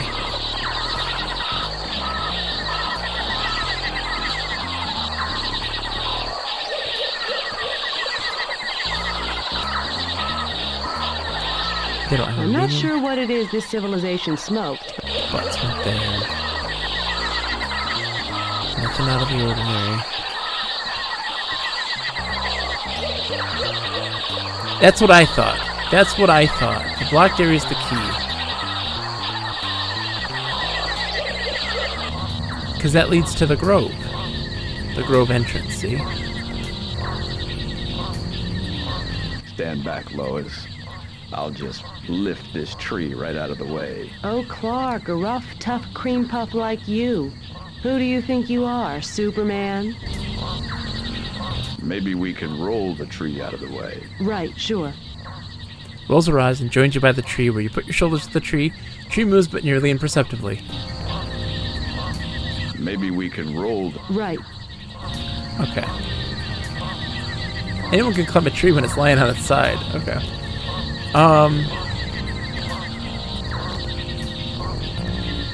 We've got to move this thing.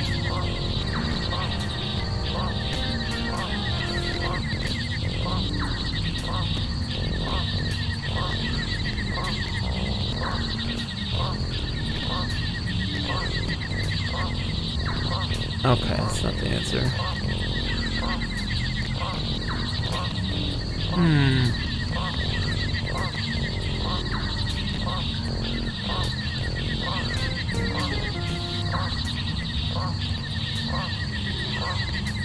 They look intact, but there's not a whole lot of them. Perhaps you should wait and see if you can put them to good use. Okay. I can't use them to burn down the tree. Fire can be your friend, but not indiscriminately.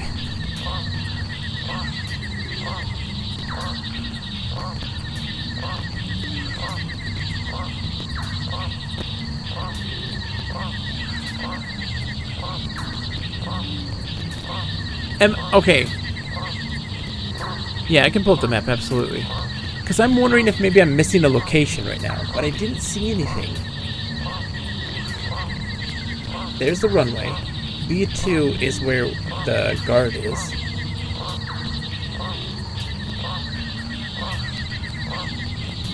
And I haven't had access to these other areas.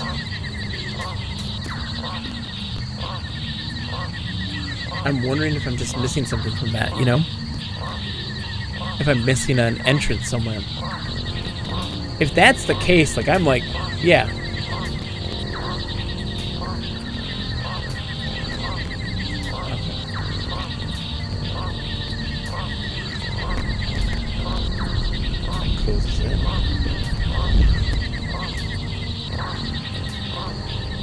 Is there anything Quite a chocoholic?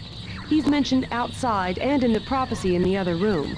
He's god of the cacao plant and guardian of the grove of Theobroma. Why is he holding corn? He might have been the corn god as well. That's Doc. No kidding. Corn was a primary crop, at least further south, where the Tupi called themselves Guarani. But these may not be corn at all. They may be cacao pods. The beans in the pods line up inside this way. Maybe one is corn and one is cacao. Maybe. What's quite a chocoholic doing with the cacao? Just displaying them a la Carol Merrill? No, apparently he's playing a primitive game called Pods, in which you throw the pods onto each other and see if you can get them to flip over. Is there anything about quite a chocoholic that you're not telling me? Nothing he'd like me to repeat, I'm sure.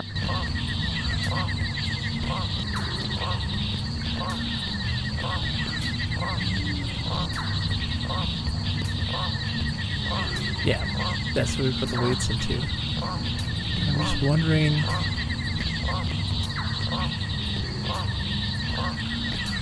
It ain't no Sphinx. Yeah, we already learned that. They couldn't have gotten any cornier.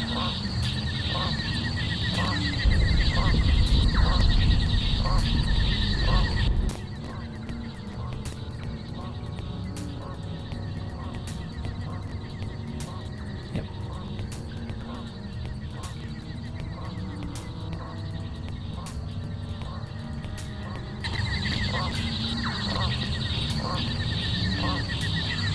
I've gotta be missing something.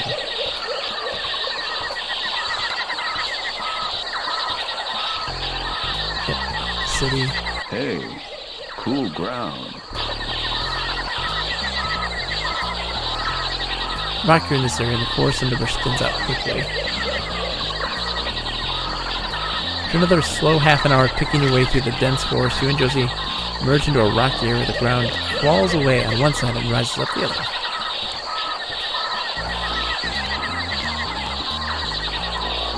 Huh. Gotta be missing something, man. You would. Oh, there's that trick elbow of yours.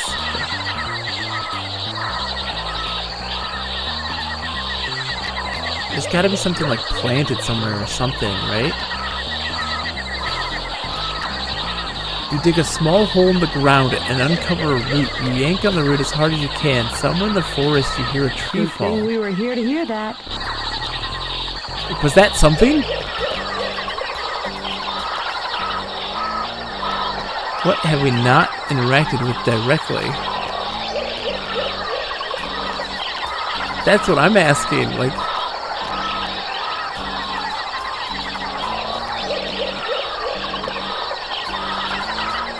Like, it's making me think that I have to dig somewhere. You know?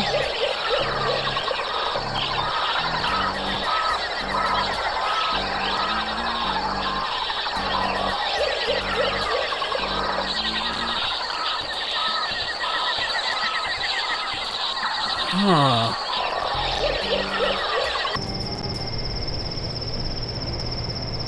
Am I missing something in the plane? I don't think so.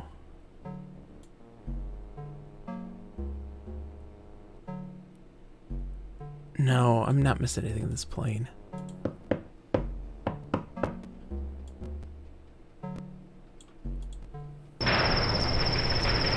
The crates which couldn't open. I think that's just window dressing. There hasn't been anything to indicate that you need those crates.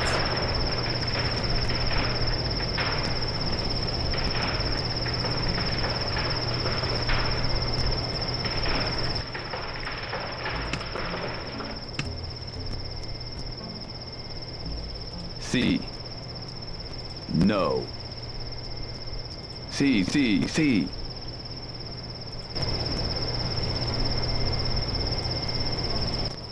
I'm thinking that I'm not using this enough. Okay. So B2, which is right here. Let's see what happens.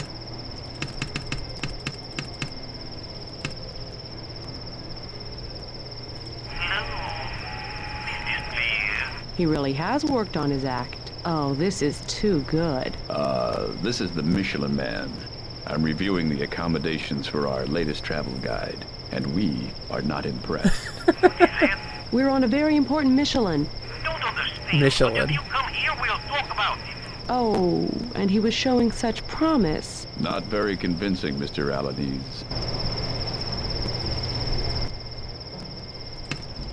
Hey there. Personal troublemaker. Mr. Callahan is coming. He's very, very angry. When he gets angry, no nobody can stop him. What's he going to do? Have me sharpened? It could only help. I will not be responsible. Come here now, and I will help you escape.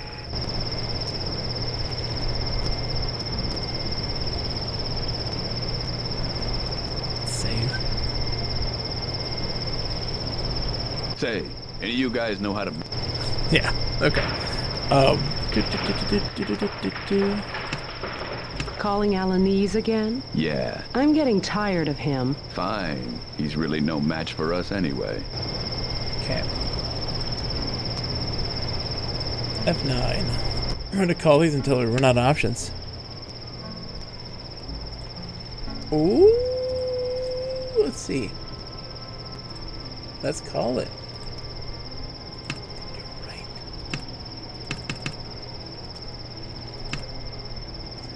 Man who answers your squawk is chewing something as he speaks. You can't understand it. This is Alanese. Get over here. I think there's something wrong with this whiskey. That's it there.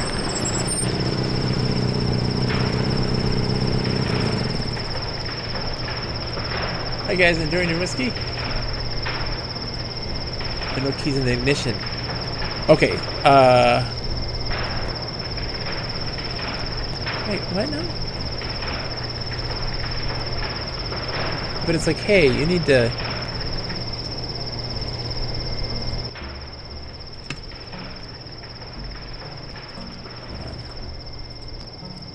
Yeah, maybe search. Extract precisely one tire iron and one Jeep jack. That's how we get through the thing. Yeah, that's it. Sakura, again. Coming in big with the win. Looks like I'm just gonna take the Jeep. No big deal.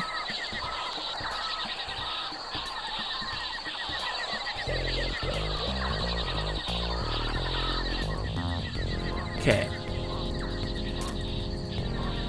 What? Under the tree. You slip the flat end of the tire into the slot and bear down. At first, it seems like the jack will give way. The tire iron itself looks like it's bending. Within a few strokes, the gnarled tree begins to rise. Dirt and leaves patter to the stone floor.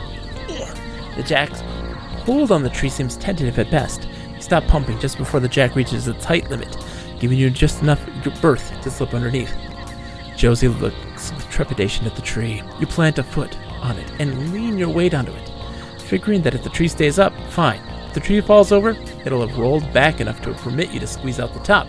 But the jack has bitten into the wood and seems solidly in place. I'm with you. I'm with you. The histories. Take the branches. It's going to be our kindling.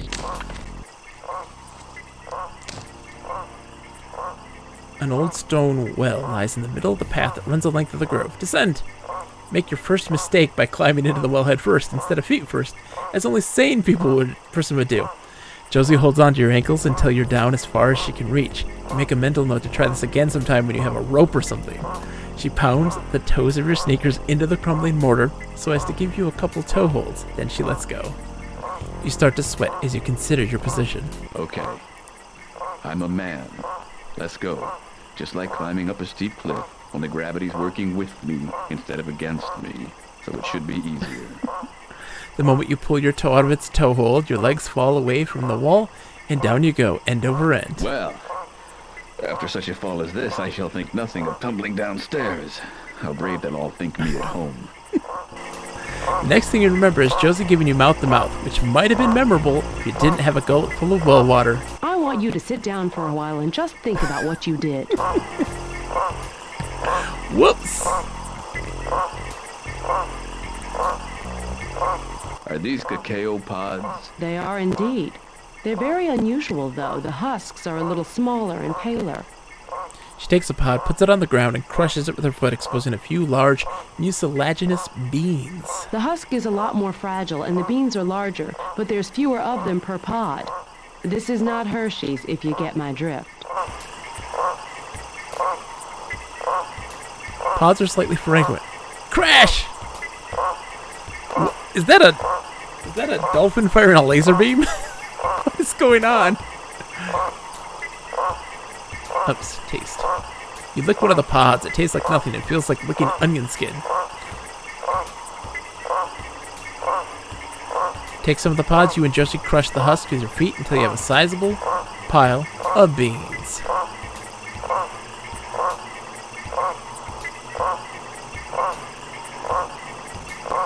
Start to check the alcove to see if it leads anywhere. Kamehameha dolphin! They're choked with leaves, insect nests, webs made by either very large or very industrious spiders, vines, a variety of animal dens, and the occasional snake. You decide to forego further exploration until and unless you are outfitted with a great deal of protective gear. Okay. I think we have everything that we need now, right?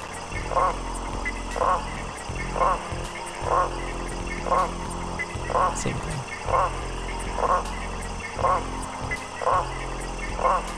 We just needed those pods, yeah. I think we're ready to make ourselves some chocolate. Oops. How's it going, Crash? What you up to? Okay, let's look at our pamphlet. It's going to be our guide telling us exactly what we need to do in what order.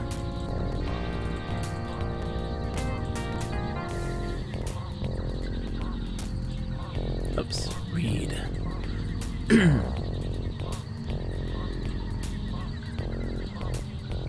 Okay, the beans are scooped from their pods, washed, and then roasted. Each bean is cracked to reveal its nib, the stuff of which chocolate is made.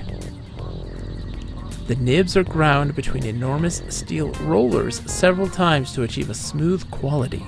Chocolate's then sweetened and conched, a mellowing process in which the chocolate is constantly stirred while being heated, simultaneously cooled by a blast of fresh air. Okay, let's start with that. We gotta rinse them first. So I think we need... I guess we'll try to crack them, and if it says no, we need to wash them first.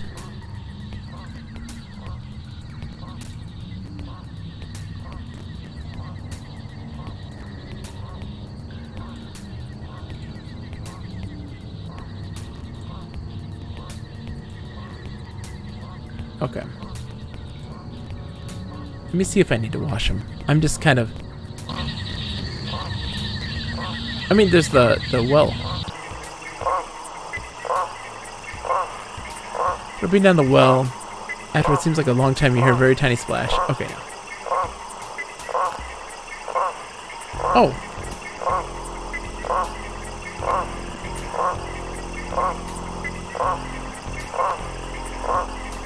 You put it in well now. Okay.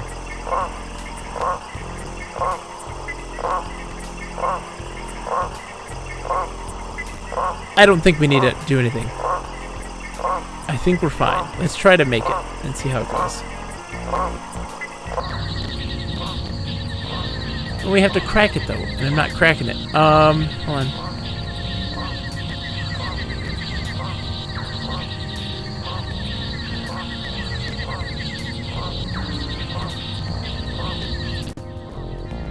Can I empty? I can. Okay, so let's save first.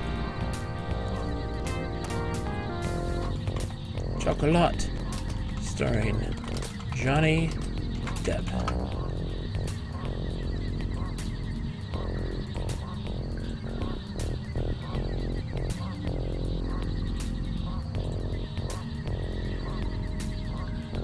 Are you trying to make dirty cacao bean soup? I shouldn't be. Then why are you? Maybe I should just stop then. Okay, so we do have to wash them.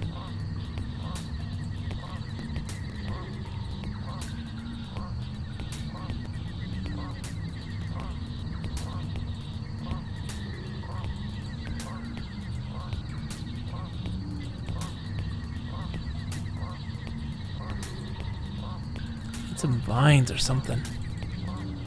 Yeah, we have the well. I'm trying to get the water though, because it's the well's too deep.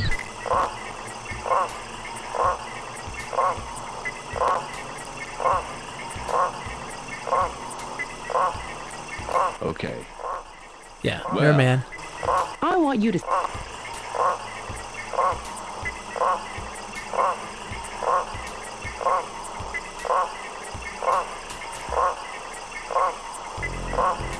How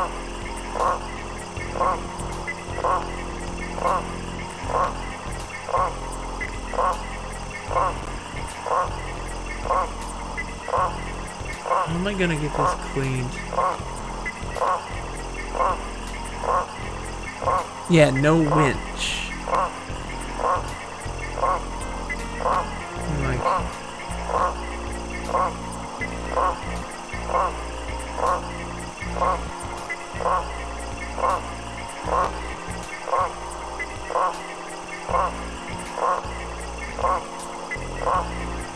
You do have a wrench. A wench. That's right.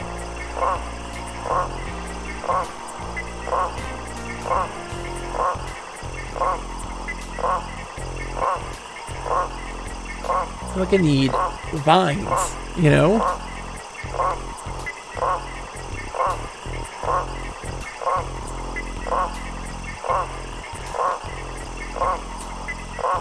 That's the problem. That's the problem, right? You get it stuck in your head that you need vines, and then that's all you can think in your brain. Examine the path closely for trapdoors, salvageable objects hidden by filth, hieroglyphic stones, keys, books, orbs, coins, plants with unusual properties, animals that express an interest in befriending you. Unfortunately, the only trapdoor you find leads to another trapdoor further down the path. Hieroglyphic stones don't tell you anything. You can't find any locks to fit the half dozen keys you find. The books are too rotted to read, the orbs are broken, and the coins are all bent. Other than that, you find nothing at all. Out with it, Jake. Just say...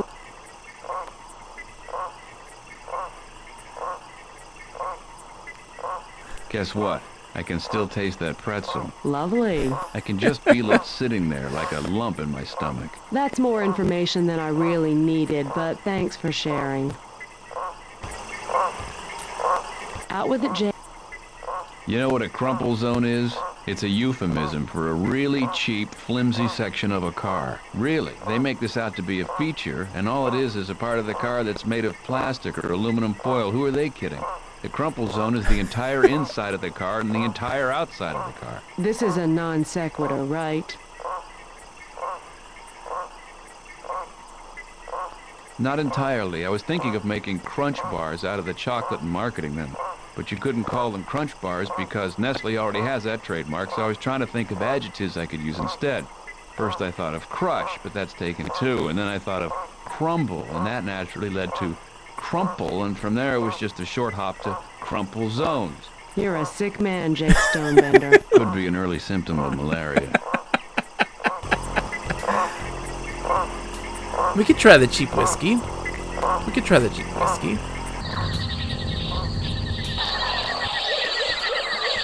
Hold on.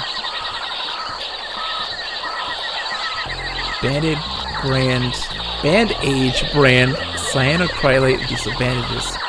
Waterproof, germ-proof, and airtight.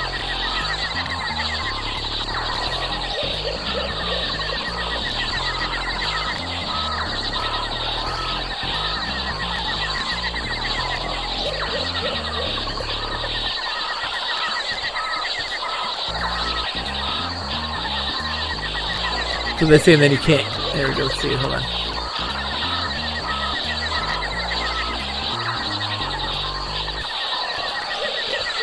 Yeah, we'll try washing it with the whiskey. Why not?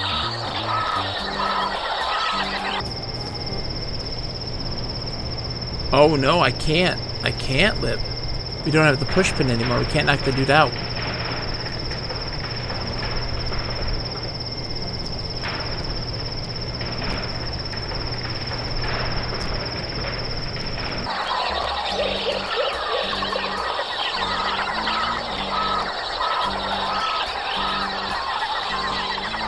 Guess medical kit. Go to the head of the glass.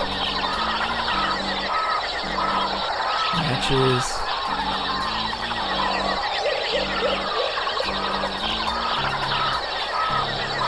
Drink. I dropped because we're probably not good for hours.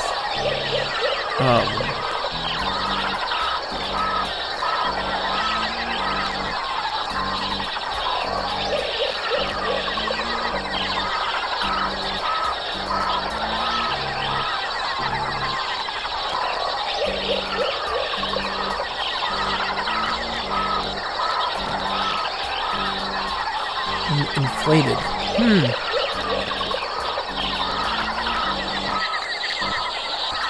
All I can think of is vines in my brain.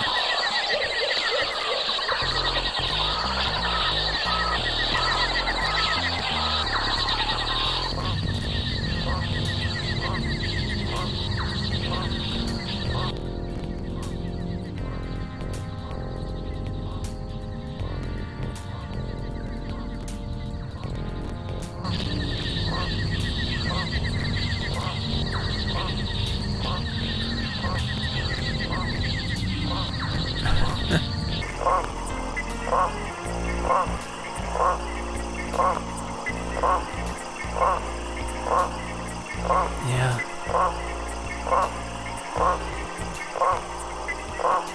Need something.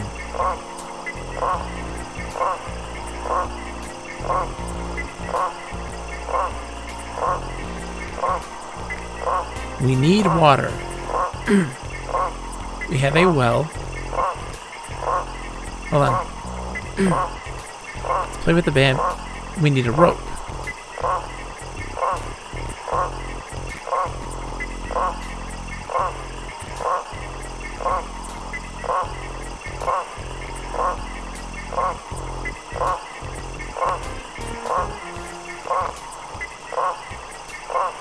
That's the thing, it's like we need a rope.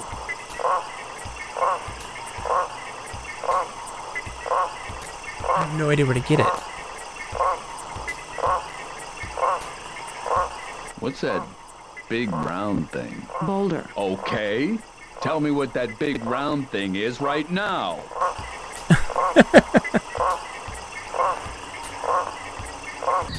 This is killing me. This is killing me. I gotta know. Like, I see vines in... Okay, we'll check the crates. You're like, they're in the crates, man. They're in the crates.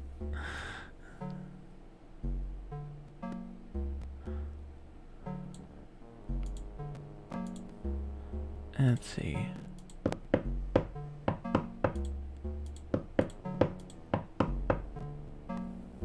Claw hammer will open it. Josie, can you open this crate? What makes you... Well, it's going... Your fingernails. I feel you. Tire iron? The tire iron.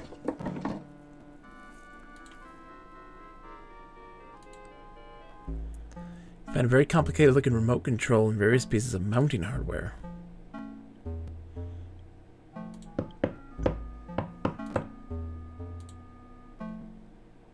Just pry it open again. Okay, just keep prying.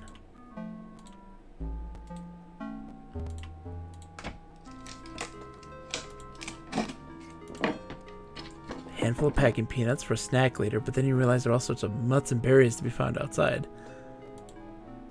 A satellite dish.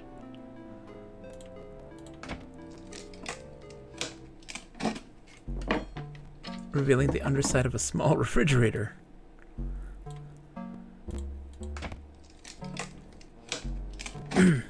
Okay. That's the way you discover that the crate is full of electronic gear. Oh, we got a cable, though. Those are all slip knots. Trust me. Yank the cable to prove the strength of your knots. On your third and hardest yank, the cauldron slips out of the knots and clatters on the floor, making a horrendous racket that hurts your ears. Josie grabs the cable from you and deftly weaves a pattern of small, tight knots that hog ties the cauldron perfectly. Hands it back to you. Oh, yeah, well, if I wanted to show What would I do off- without you, Sakura? What would I do without you right now? We'd be stuck for a lifetime.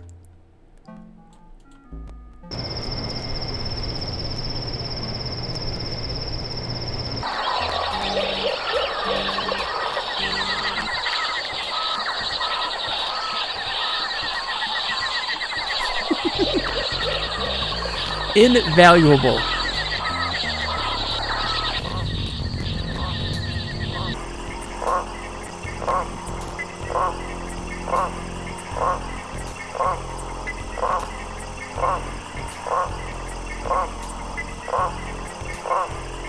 Lower the pot into the stone wall. When you pull it back, you find a cauldron full of water.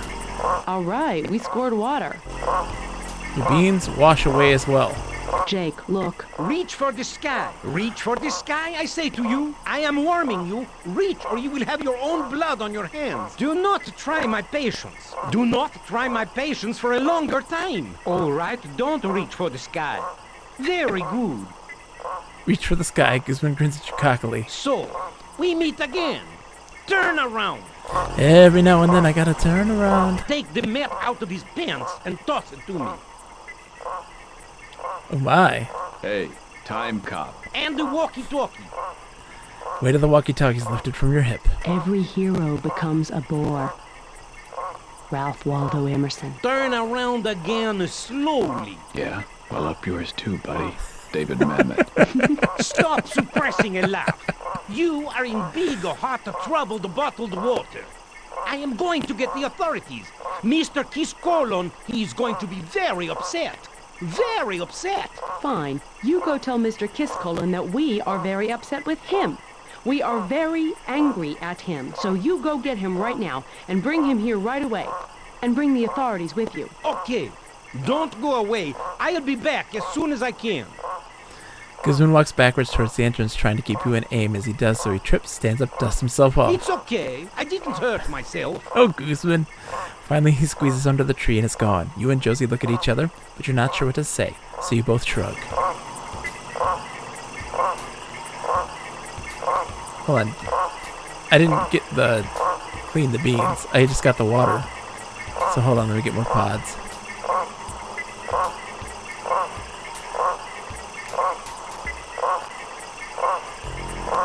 Oh, Guzman.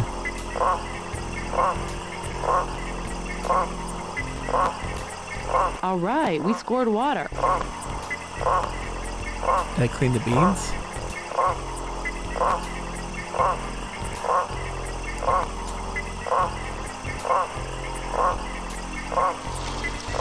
Every last bean is scooped into the cauldron. Your beans now look amazingly clean. Okay, I didn't know the cauldron had water in it. That's why. Okay. So clean now. Yay, let's make some chocolate.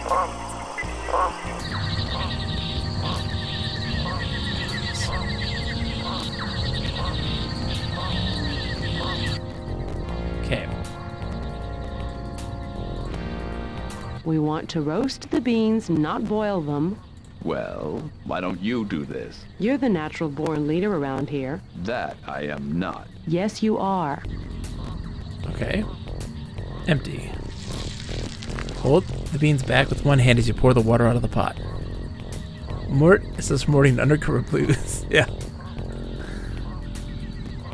Oh. We gotta empty and crush. Oops. Right? We roast and then we crush.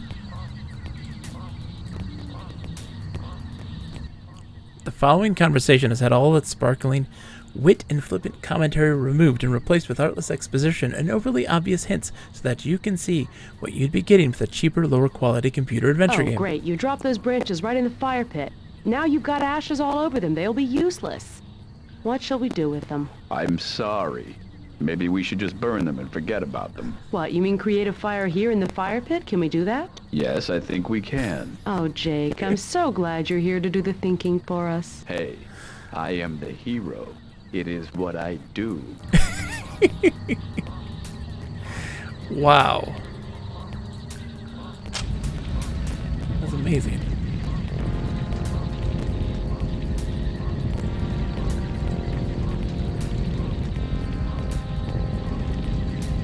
You're in the pot as well. Okay. Chocolat, starring Johnny Depp, part. Oops. Chocolat 2.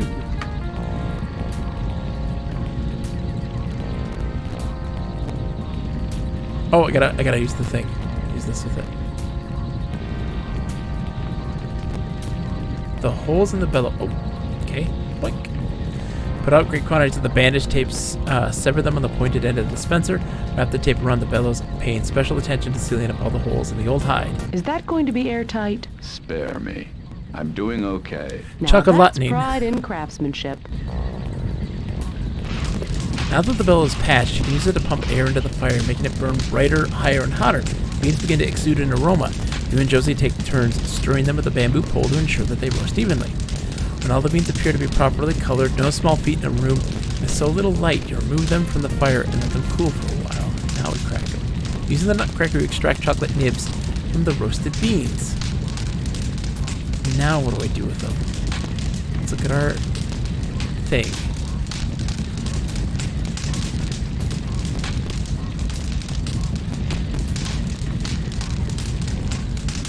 Yep, cool buster. Once molded and cooled, the chocolate is of perfect heating quality. So let's start our centers. Okay.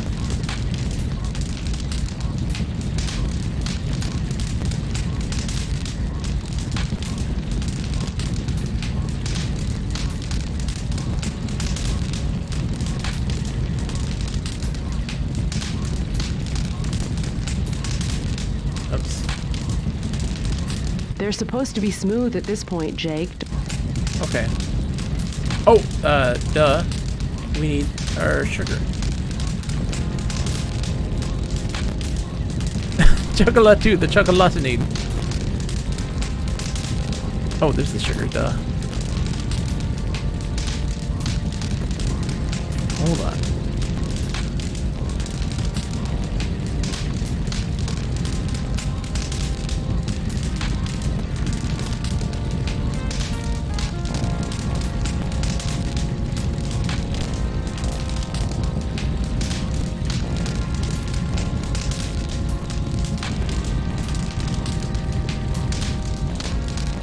Pods washed and roasted, cracked with nibs. Nibs are ground between enormous steel rollers several times to achieve a smooth quality.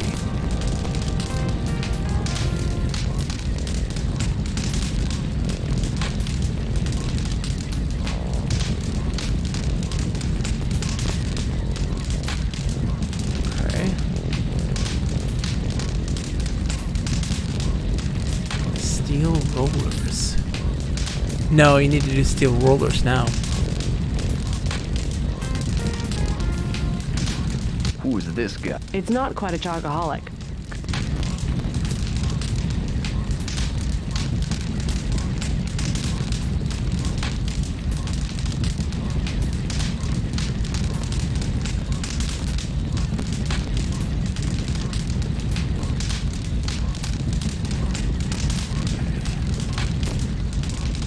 Oops, empty.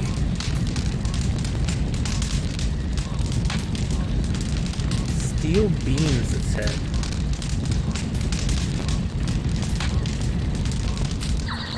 Steel rollers. I guess I gotta go back this way.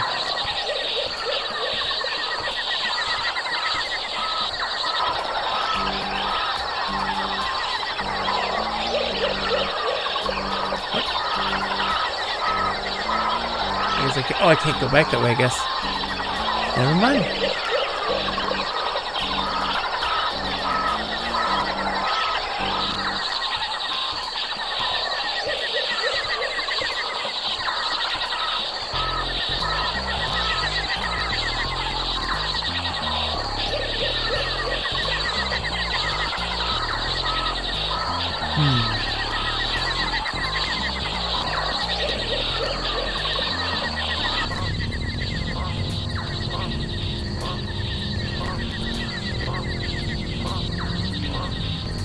Between enormous steel rollers.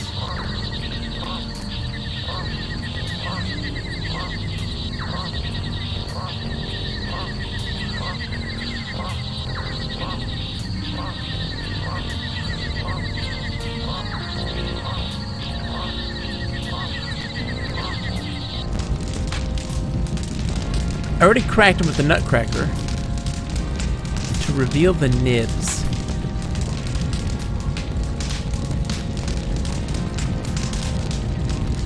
Yeah, they gotta be ground smooth now.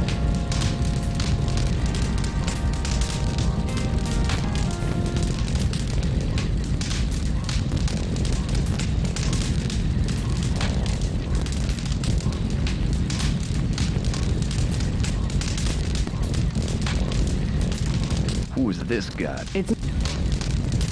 I need a blender, I know, right?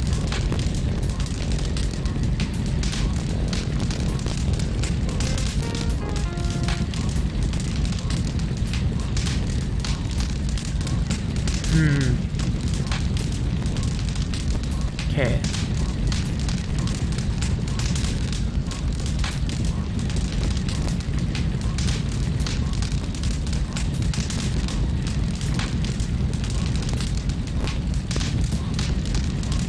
That is matches.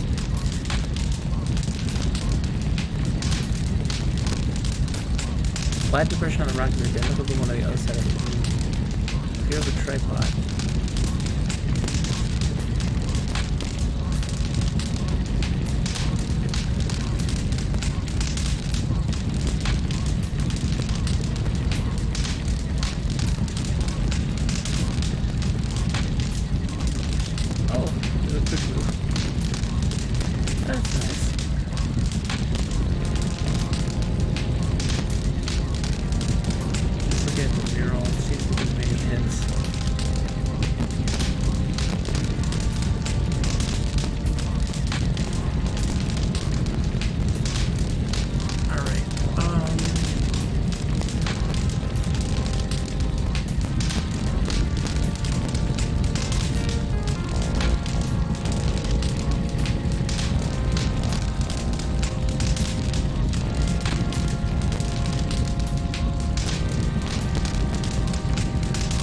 Don't leave the tire in anywhere until you're sure you're done with it.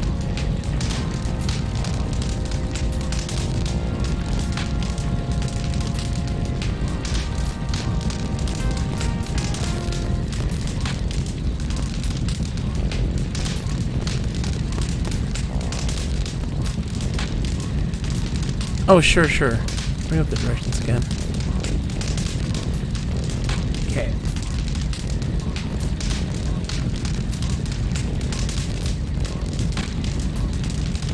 Yeah, the beans are scooped from their pods, washed, roasted, we did. Cracked, did that. The stuff which chocolate is made. The nibs are ground between enormous steel rollers several times to achieve a smooth quality. Chocolate is then sweetened and conched. A milling process with the chocolate is constantly stirred while being heated and some of this cooled. Okay. It's steel beams.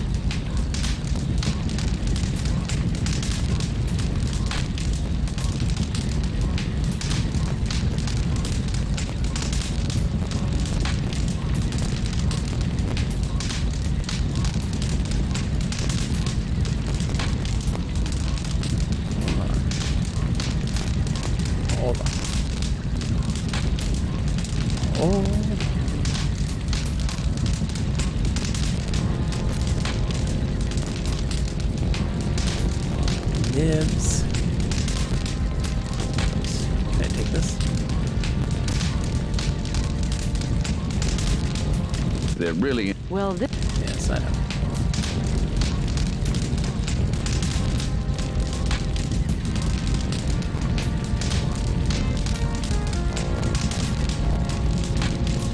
Okay, so we don't use that anymore.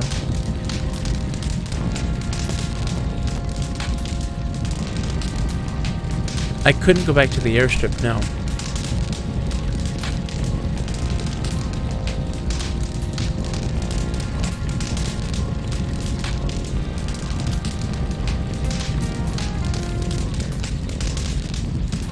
So much crackling right now.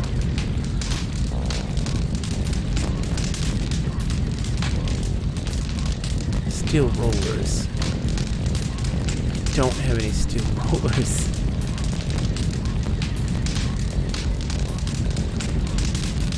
I'm wondering if I painted myself in a corner. Hold on. Thank you! Oh, dude. Signing Stan. Thank you so much for the follow, my friend. Thank you. Hold on. Hold on.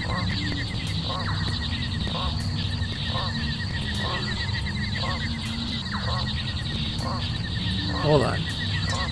The marble slabs.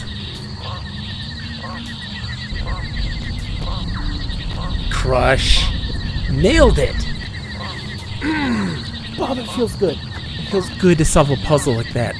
It feels good. Feels good. Entire temple rumbles around you as the image of Quetzalcoatlus. Quetzalcoatlus. Chocoholic. Take. Wait, what did it say? Wait. Wait. I didn't read that. Puzzling makes me feel good.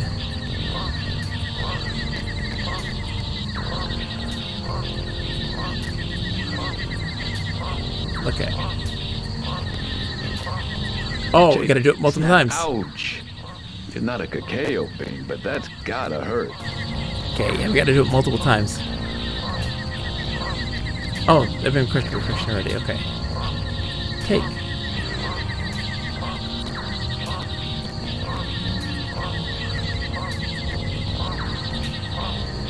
What? Oh no, did I really screw this up? It won't let me take the cauldron though, it's too hot. Oh, extinguish first.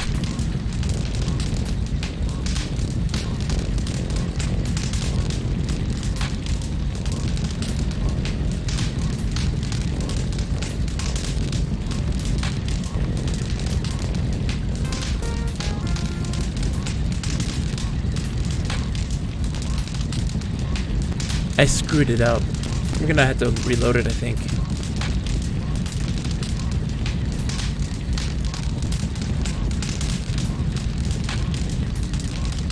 The disassembles for the tripod.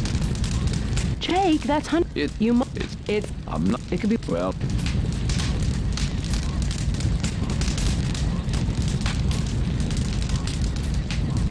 I couldn't put the nibs. I think I screwed it up. So let's just start over here. When we left you, you're in the altar room of Quetzalcoatlus. Okay, so have we cleaned these yet? No, we have not. Okay.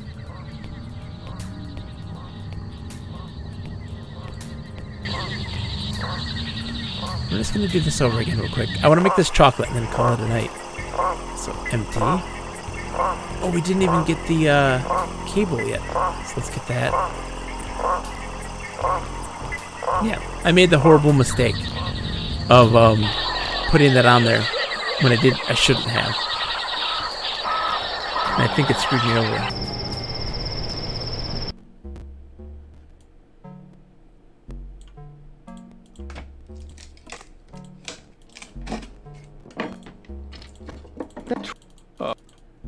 There we go. Oh, it feels good. Feels good. I have to say that this has been a very enjoyable series of puzzles. The only real hiccup that we had was just the truck situation, right? And that wasn't that bad. That wasn't that bad. In the grand scheme of puzzles, not bad at all. Oops.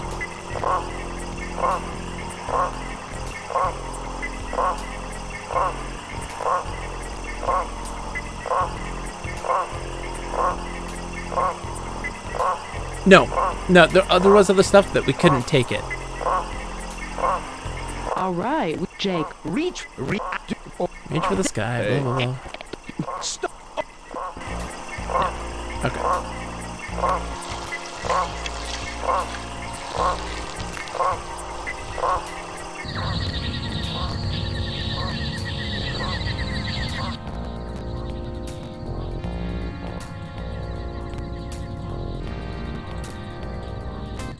Yeah, conversation. Yeah, bland conversation. Woo! Goes on this. Is that now? Oops.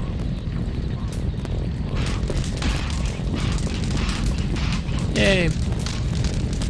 Crack, crack, crack, crack the nuts into the bowl.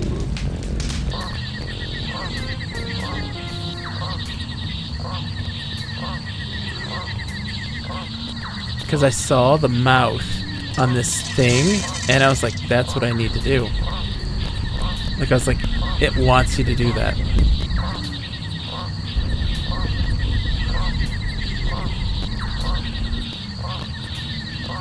Yep. See, I messed it up. We did actually really screw it up before. Don't we have to add some? Wait, thank you. We're making some chocolate, smell boys. that? God, that's incredible. Here, we have to conk them. A mere bag of shell. You keep stirring, and I'll use the bellows to cool the surface of the chocolate. Yes, sir, Mrs. Ghirardelli, sir. After a quarter of an hour of conking, when the aroma of sweet melted chocolate could not be any more heady, you remove the pot from the fire.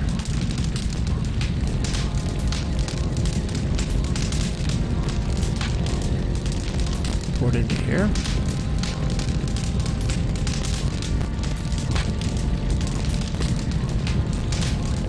Okay.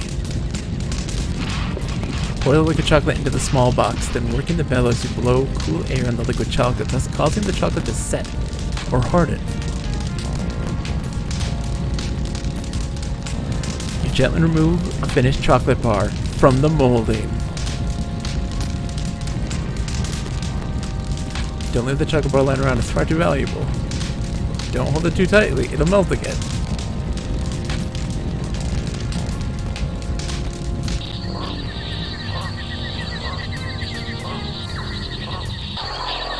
Have to go offer it up. Yep.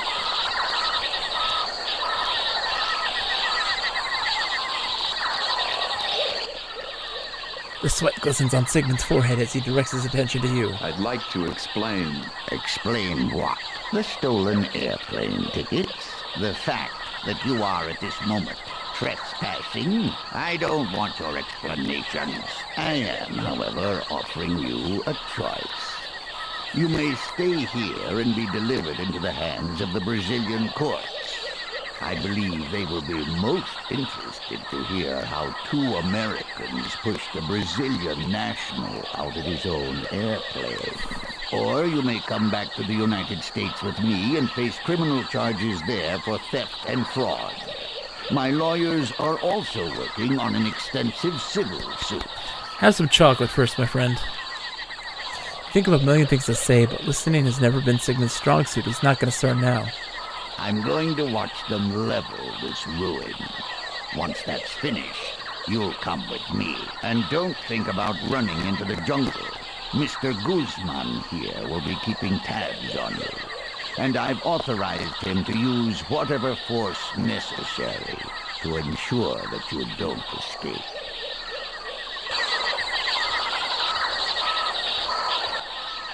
Hand the chocolate bar to Kiskolin. What's this? It's a chocolate bar. Sort of. Made from the trees in that temple. This could be poison. It isn't. I'll eat some if you don't believe me. Sigmund breaks off a piece of the chocolate and gives it to you, smiling nastily. Without hesitation, you pop the piece into your mouth. Sigmund raises an eyebrow. The chocolate is unlike anything you've ever tasted. The crudity of the manufacture has left the texture slightly gritty, but you're virtually unconscious of the flaw. The smell, a small, thick chunk of sweet chocolate begins to melt the moment you close your mouth. It dissolves over your tongue. The flavor is intense with a vaguest suggestion of bitterness, yet with a predominant mellowness that suggests dairy milk chocolate.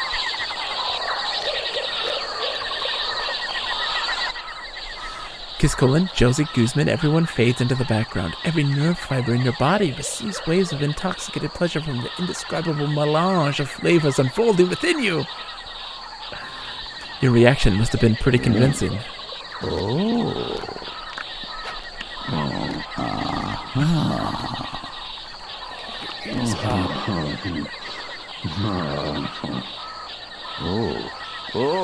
Oh boy, don't look at his groin. Don't look at his groin. Okay, tasty break. Hello. Is this chocolate? That's exactly what it is, and it grows only one place on Earth. And you're about to blow it up and cut it down. Stop. Oh, God. Shut up. Josie makes an appeal to Kiskolin to spare the trees. Something about the chocolate makes him a suddenly easy sell. Not only does he promise not to cut down the trees, but he then vows to cultivate them and sell the pods to the highest bidder. Next thing you know, Josie shakes you. We can go back now. He's okay. We got it. We did it, Jake. Yeah, okay.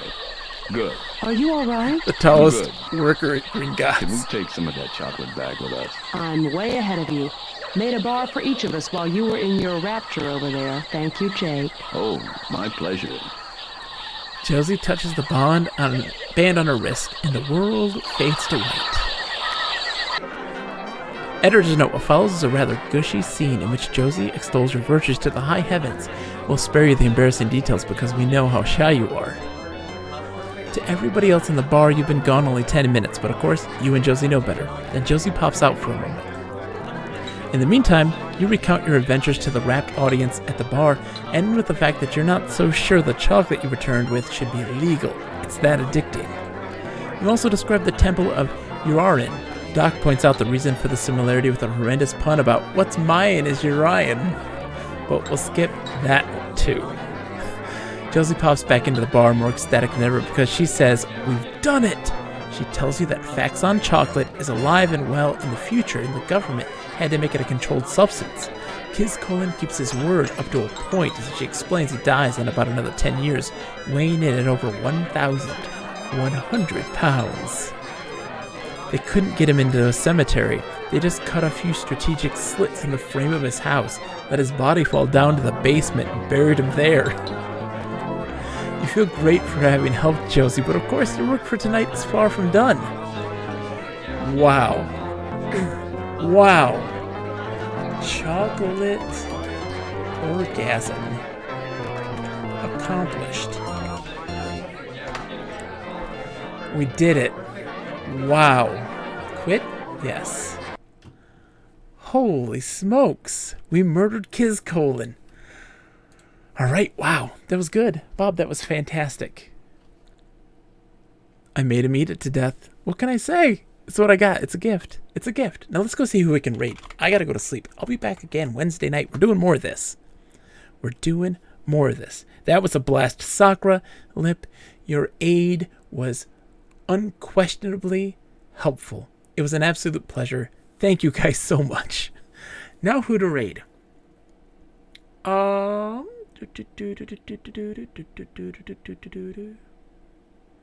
And oh man, Sakura, I'm sorry, my friend. I will be here still, but I will be rooting you on. I'll tell you all about it. Oh dude, Coilbot, thank you, Coilbot. You struck again. Whoever is doing the Coilbot, thank you. Thank you so much. Let's go raid my good friend Redox PDX. She deserves all the love in the world. What are they playing right now? They're playing Gunman's Proof, an SNES translation. Let's go say hi to them. Let's just say chocolate, chocolate, chocolate, chocolate, chocolate as many times as you like. Just spam chocolate. Have a good night, everybody. I'll be back again Wednesday. Take care. Bye.